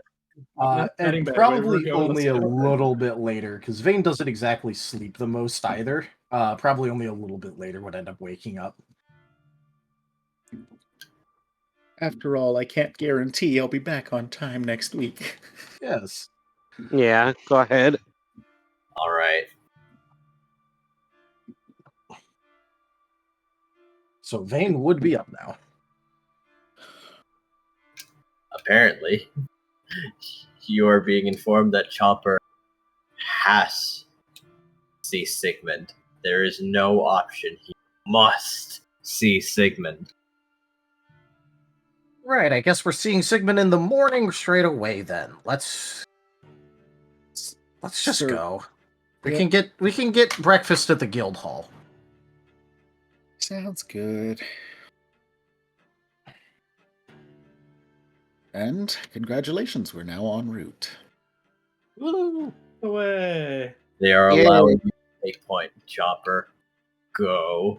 Free your heart. No. Stay with us. Stay with us. Please, not in front of Vane. Vane is already kind of used to them running off anyway, so... Oh, yes, no, but Cirrus is still trying for the moment. Oh man, Chomper's fidgeting so bad. It's the fact that Vane they really want to sneak and not have Vane see this, but now that they're here, they're just having second thoughts and thinking about it. Like, I don't want to do this in front of the boss. Congratulations, you're along. You're going to have to do this in front of the boss. Alright. Let's see. This is gonna be heavy. It would have been a lot easier by myself, but now I'm gonna have to deal with the consequences immediately. So I'm just over here like, oh man, this is gonna be emotionally draining. Let's see. All right, so we're gonna do this tonight, or we're gonna say this for next time. Tonight, we do this now. I apologize titular, tonight. apparently, so... Bummer. This is gonna be so much harder. All right, I'm gonna try. Let's keep going. All right. Knock, knock. So let me know when we're knocking. All And right, then let's go. Vane wakes up to Squirrel shaking him awake. Vane, you awake? Okay.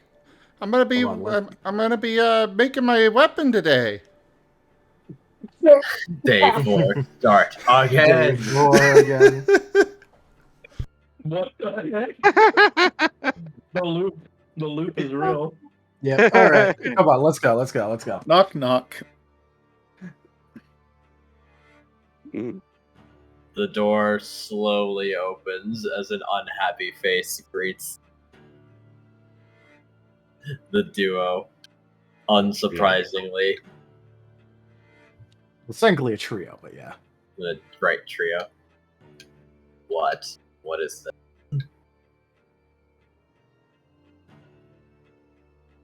Alright, I had something to bring up. Chomper desperately needed to talk to you, apparently, and then, Cirrus had something else, so... We figured that it's best to get it over with and not have it drawn out throughout the day. Fine. Alright, let's have it then.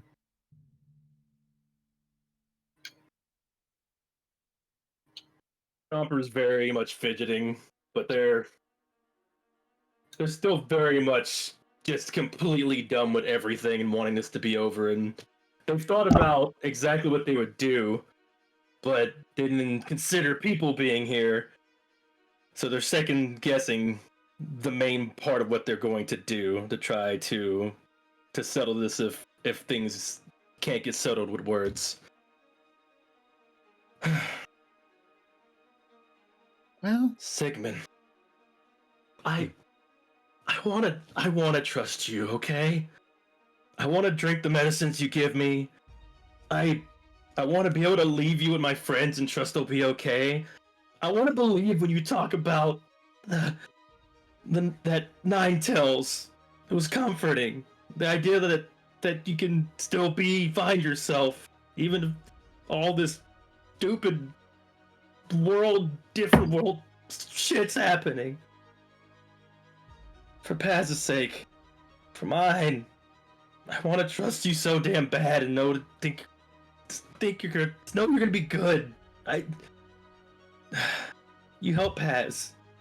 Even the boss wants to give you a chance, but I'm And just under his breath and like in his head, he's just thinking, I'm just scared. But he doesn't say it. He just shakes his head and just looks back up. I've been having these weird thoughts lately. Is any of this real or not? The only time I've got in my head to stop hurting is either music, eating, fighting, when I was with Squirrel. He kind of stops looking down and looks straight at Sigmund, straight in his eyes after saying that.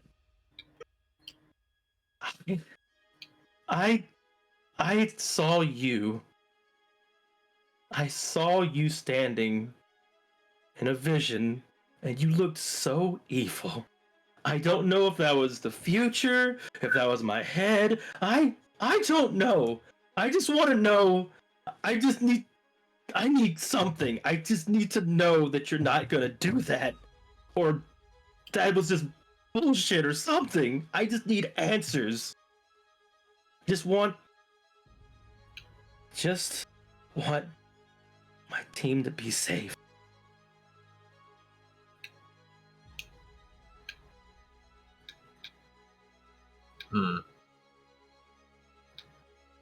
And he's just staring at you completely impassively, just as always. Chomper's breathing more heavily. They were kind of expecting something like this. They didn't want it, but they were expecting it. And it's not helping their temperament. They're still waiting for them to say something. So, what is it that you're expecting from me exactly? An apology? A promise? No! I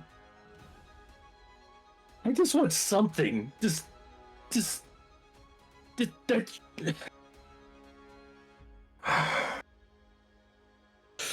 just want to know that it's gonna be okay and that you're not planning anything.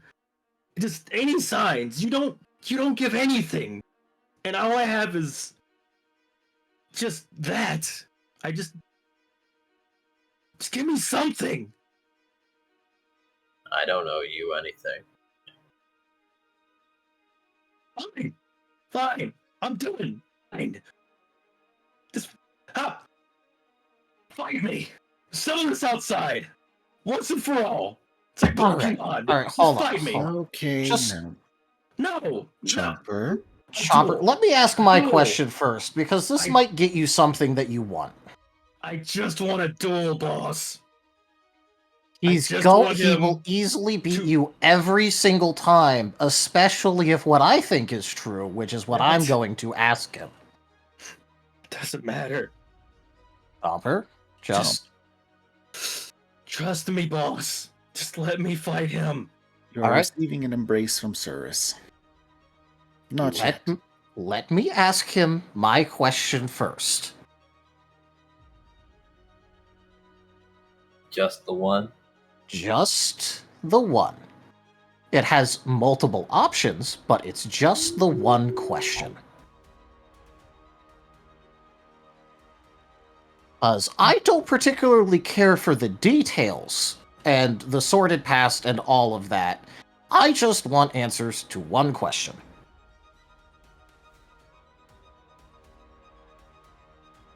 Go ahead. So, just for reference, the Guildmaster, or I guess former Guildmaster, because he's stepping down, Culty has a sentient substitute out there who has some of the same powers. Upon touching this substitute, Chomper got a vision of the future which included you in it. I also did the same thing, different vision, but I can confirm that you can see the future with it. So, given what I happened to grab onto, and the contents of Chomper's vision, which included the same columns, I'm assuming, and a mention of you being back and how someone couldn't bear witness to this heresy, Are you a former god, angel, or other term? He's going to be silent for that before saying something of that sort. Not All right. though. I just wanted to know because obviously could be very pertinent in the future, and that's me done. All right. You. And he's going to look at Chomper behind the house. I'll give you one. Okay. Chomper gives a sharp nod, looks over at Vane, just almost pleading eyes to trust him. Again, Kind of looked over at Cyrus. Chomper, are you sure you want to do this considering the answer to the question I just asked him?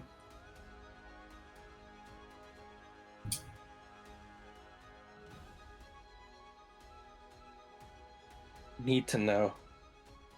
Okay,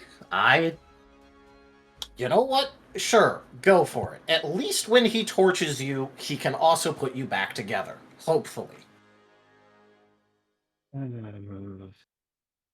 Not exactly what I was hoping for, but okay. Look, he's going to do it anyways. I might as well at least be here while he does it. All right. He's going to run right back here if we tell him no and take him away. You might as well come along. This won't take a second. So if it's going to happen, I might as well be here for it. Because that way, if Sigmund refuses to treat him, I can at least carry him away to someone who will.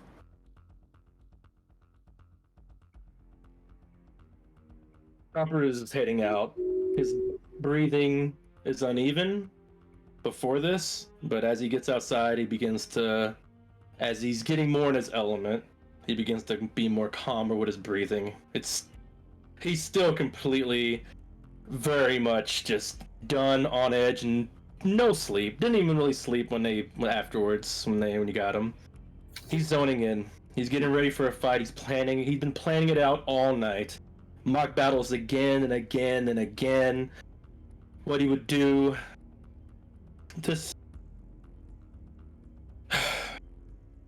As he gets closer to the moment, he starts getting more and more antsy.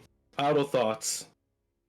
He knew he was in for it. He knew he was most likely, if he fought, was going to lose. But this would finally settle this. This would prove without a shadow of a doubt if Sigmund is dangerous. And even if Chomper in his head, even if he dies, at least my party will know and be ready. And I don't intend. Okay. And he just keeps himself stilled. All right. Come on. Is this everything you wanted? Sigmund says, producing his staff and looking menacing. Just the raw intent. You can feel it. And in Chomper's head, he's thinking, so you are dangerous. All right. As Chomper stills himself and gets ready. Roll initiative.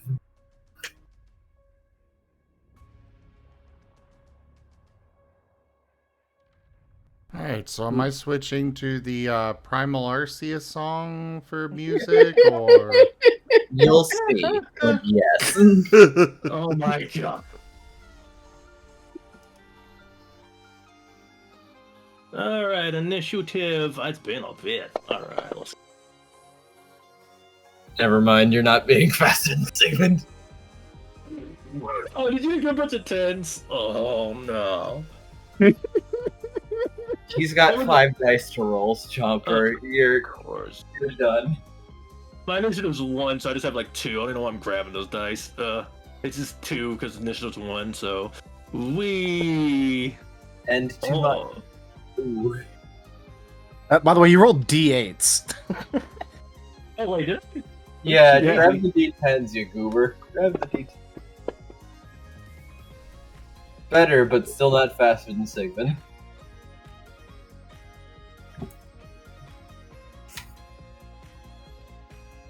As he raises his staff skywards, and for a moment you can feel the cold touch of death before he taps the butt on the ground and says, "Cool, I forfeit. Anyway." And he starts walking away. Stop wasting my time, kid. You were supposed to fight me! Get back here! And as Chomper just realizes just what he's saying and falls to his knees and just starts kind of laughing. I guess you're not that bad after all. As Chomper's whole reason for doing this was because what Cyrus had told him, that the intent to kill. And if Sigmund was truly dangerous, and in a fight, he would have intent to kill. And if he lived through it, even if he had to fight and got his ass kicked, that meant that there was some good in him. And the fact that he walked away just now gives him hope, but also fills him with immense torment, for he has no one else to blame. As he just sobs and goes, "What's wrong with me? I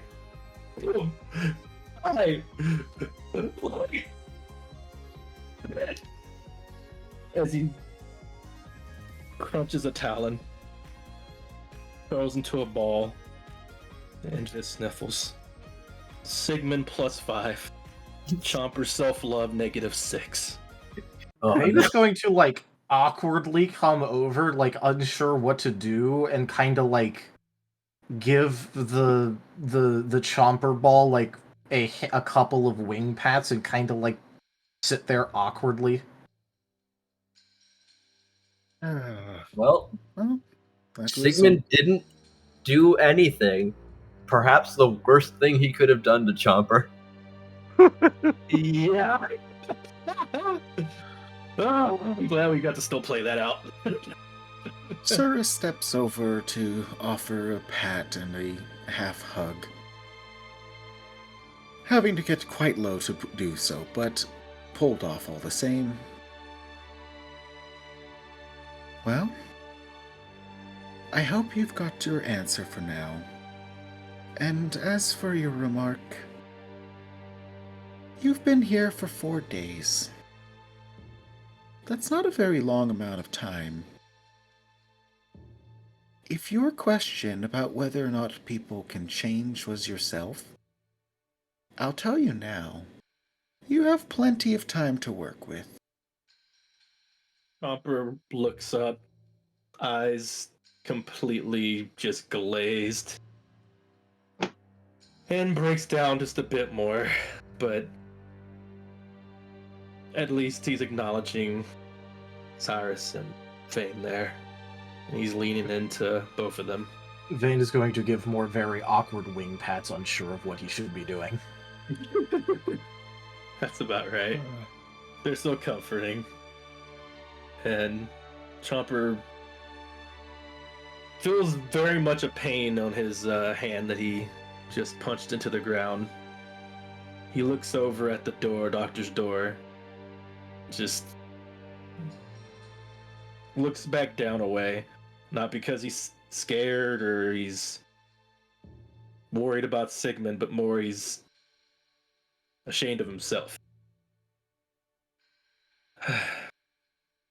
But the fact that he has anyone with him right now at least makes it feel like something about this that feels so damn familiar. This whole situation, that part feels different, and it gives them a little bit of hope.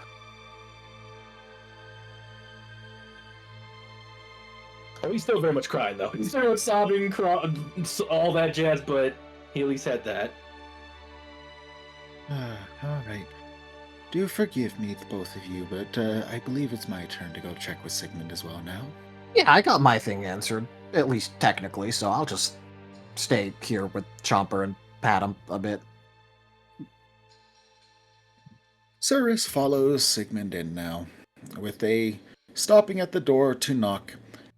By the way, I apologize. It's my turn now, I believe. Oh, he hadn't gone back inside the house. However, as you're walking around, you see him hitting something with what looks to be a spark of electricity and a desperate crying hiss before some smoke rises.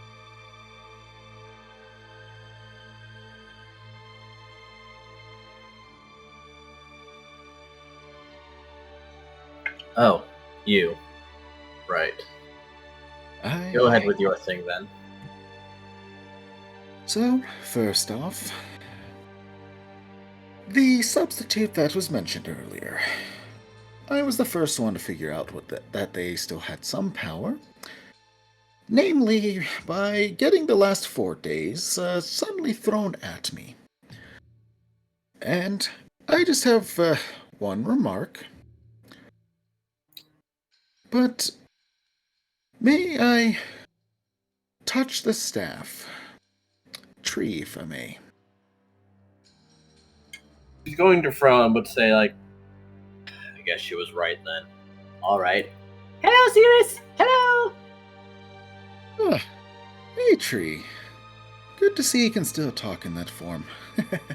Yes, good to see you too. Well, first question, and I apologize to put it bluntly, but Sigmund here, they are actually good, right? They're not evil like the one back in our world or anything, right? Not evil, but very, very, very angry. Oh, that's understandable. If I don't know the description, but if there were anything tied to upper ranges and such, and they're here now, I can only imagine, and that'll be for Sigmund to say if they wish, but what if Shoots up and walks up to Cyrus. Are you telling me you could have just asked the whole time and you knew? What? Hacks! Ban him! Ban him! Kidding. I'm kidding. I went through all that. You could have just asked him. You could have just died. Cyrus has unique circumstances because he is Tree's friend. Ah, fair. Anyway. And also, Cyrus is absolutely not getting in your way. That said, okay, so I will simply say, might be willing to do evil things. It's complicated. Oh. Yeah, that was going to be my next question, as I overheard some remarks through that memory dump. And is this really all that's left of you, Tree? Unfortunately, yes. At least in this world, not more is allowed to happen. Yep. Very uncomfortable. Okay. Well, you yourself, are you doing all right? Yes, very lucky I gave him Brent when he was smaller boy. Very cute then. I can imagine. Well, okay. Where? You used to go on so many adventures with CL, and then you got cranky after I exploded. I wonder why. Well, you always were a little cranky, I guess. You should have more than 2 friends at a time. No.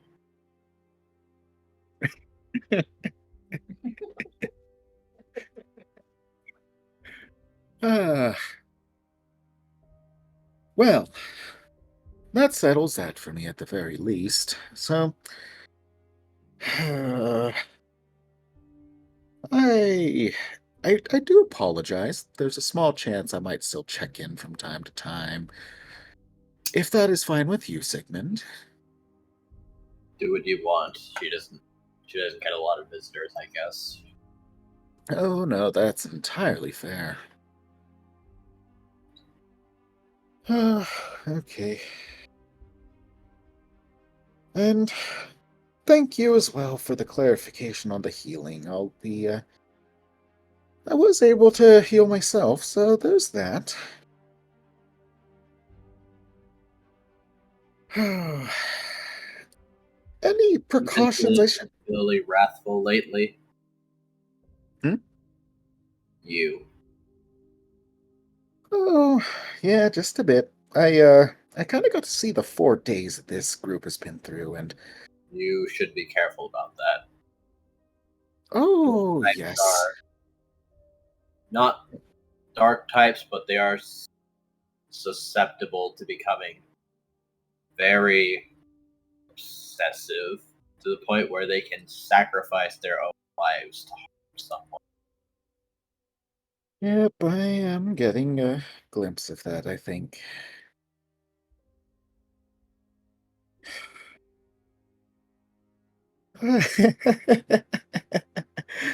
uh, there's a little bit of myself in that, I suppose.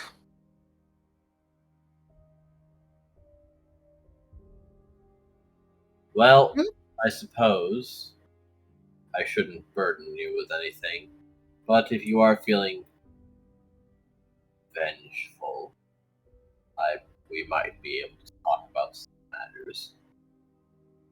Oh, perhaps with some time. That'll be a little down the line. I've only been here a few days myself. I'd like to warm up before I consider anything proper. I suppose it would be uncool for me to invite you to wage war.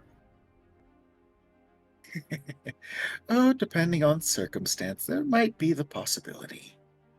I'll have to give that some time with Tree to kind of get a sense of that as well as you, and then see how things go from there. I will probably take some time myself, too. Decompress a bit from all the information I've been given, but I just had to get that cleared because, well, for another friend of mine, I had to be sure that Tree was in good hands. Of course. Well, she might be smaller, but to my understanding, she's still got most of her abilities. She just can't grow fruit because she's got no roots. Cyrus's face just briefly falls for a moment. Ah. All right. Well, we'll see if anything comes of that then. Tree, you might want to be careful of So I have gone out here to kind of slip away for a bit, just as a little heads up. This is my vacation. It's quickly falling away from that, but I just wish to chime in that I am a little bit on the lower side for the moment. Okay, I won't tell. Much appreciated. And yeah, sorry, Sigmund. That'll be that's a bit of a longer story. I'll have to tell you later if you're interested. I'm not particularly interested. Good. Then it's fair for the both of us. All right. Well, my main thing is done. I might drop by periodically when you're not busy, and you have the patience, of course.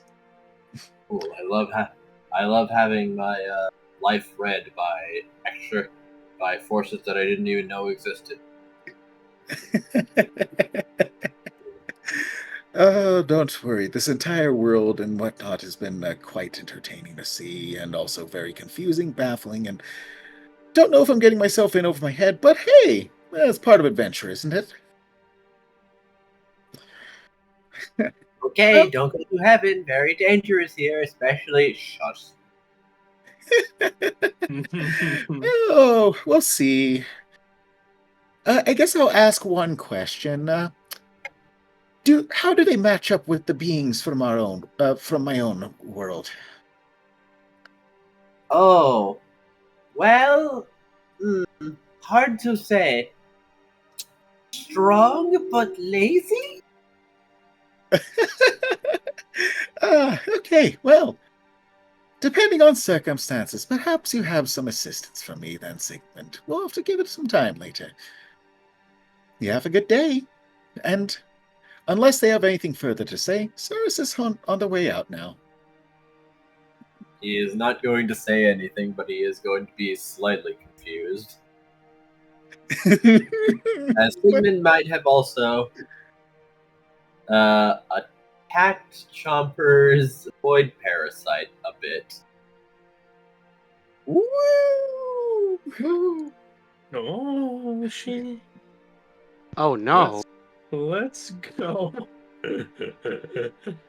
I mean, he has inflicted sufficient mental damage. Perhaps there is a reason why the mean man was extra mean. It certainly had nothing to do with Vane just hitting him with a random hard-hitting question out of nowhere. Of course not. Whatever do you mean? To be fair, I asked that question of you after you gave me that memory fragment, so... Yes. Can I get you to clarify the question you did for him? Because I'm going to be 100% with you. I was so in Chomper brain that I was not listening to you. Okay, so I asked this question of Digi, like, after I got my original, like, mind meld memory fragment of Sigmund, where I went, by the way, so I've been leaning this, but is he, like, a divine attendant of some sort? Or is he, like, a god or an angel or something? And so, in character, after Vane got a little bit more context, I went ahead and had him ask the question if he was a god, angel, or something of that sort. And his answer was yes. Yes. And then you wanted to go fight him. Oh my god! And it's only episode 19? So, that's why Vane was like, I just got this question answered. Do you really want to try to fight him? I got to make a Kingdom Hearts reference, a freaking Final Fantasy reference, and I got to fight God, and it was a Delphox? Welcome to the Hamlet. Yippee! I feel like at this point, Digi is just used to me, like, asking random shit out of left field and going, yes, exactly that. Yep. Well, okay. So, Chomper, are you good to head on back then? I can carry you if need be.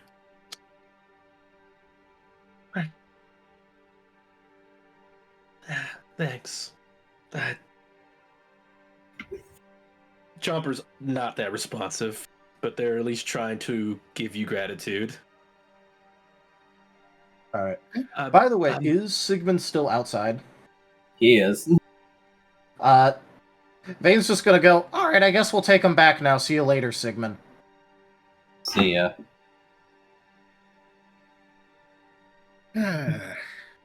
And Cyrus is picking up Chomper, and off we go.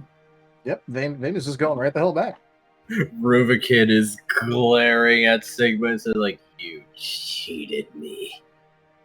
I don't even know who you are. Oh, come along, Rubikin. Wow. Don't worry, I'll give you a little bit more information in a bit. After all, I've quite left you out of the loop for the moment, trying to keep up with things. And I do apologize. I might take a little while after this to go ahead and get just Rubikin a little more up to speed. I was promised murder. No, you weren't promised anything of the sort. Now, if you're promising yourself, that's a different question. It was heavily implied there would be a slaughter. We want to see Mortal Kombat, jeez. Rubicon, you've been with me. You know to be careful about assuming anything. Who forfeits nowadays?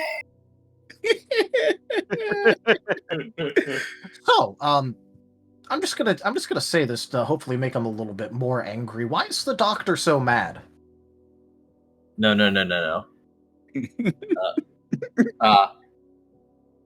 Is it?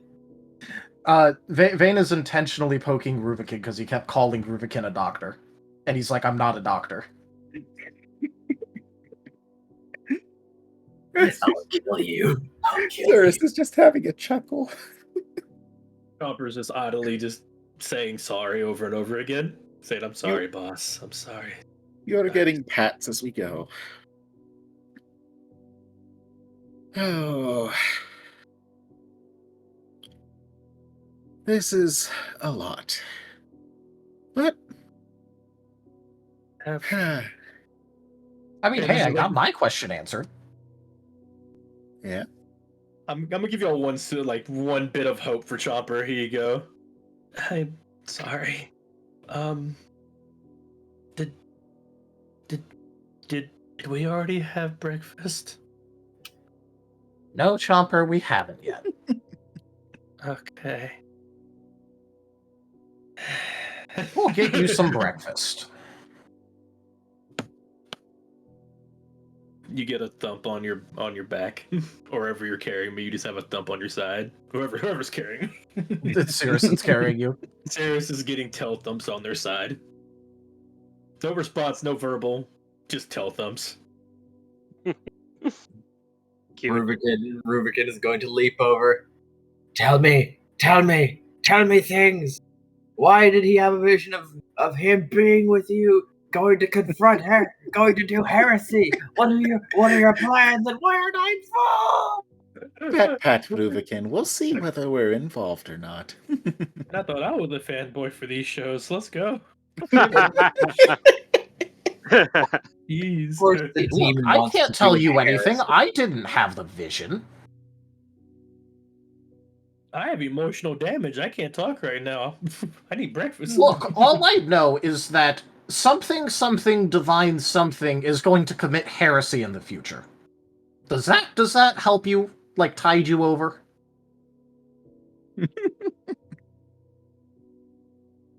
Haram. Does that actually get anything from Rubicon or no? Maybe. Oh, Rubicon, it's quite the rambling. By the way, why was he so excited about the thought of heresy? Demon! I'm a demon! This is exactly our bit! Oh, cool. Apparently I know something divine and a demon now. Cool.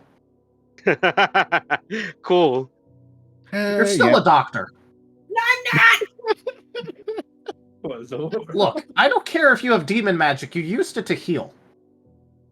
No, shut up! You're gonna ruin my rep! To be fair, that was on my request.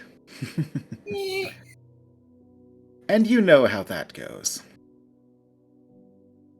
And you won't have to do it any further. I'll be more than happy to do it from now on if it should come up. And hopefully the party doesn't require it. Yourself as a hostage again. We'll see. I hate that I don't hate you. Don't worry, you can hate me all you want. I won't care.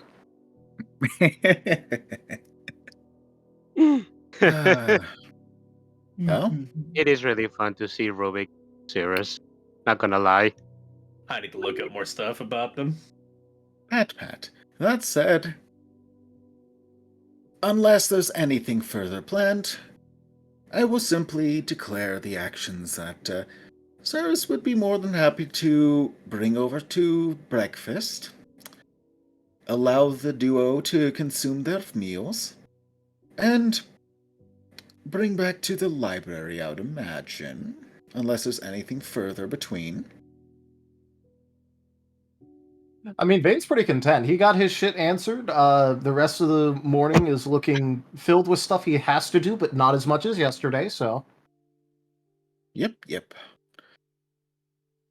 All right, well. It seems that as you're taking him away, Sigmund is regarding Chomper and seemingly thinking about something. Oh, Vane will just give him, like, a small wave if he catches him looking. Chomper. Cirrus will halt. Chomper slowly looks up at who called their name. It's the doctor. And he's just gonna say, well, I guess you're not a coward, I guess. So, take that, I guess. Chomper smiles a little bit. Good fight. As they look back down. Do not challenge me. I will turn you into food. Chomper hears that, and honestly, the temperament now comes off a bit more charming. Just smiles like, okay. All right, let's get him away from here. Sigmund, let me know when those specialists arrive. Forward and wayward. Yeah, I'll do that. Head pats for the Chomper, off to the guild hall, breakfast, then to the library.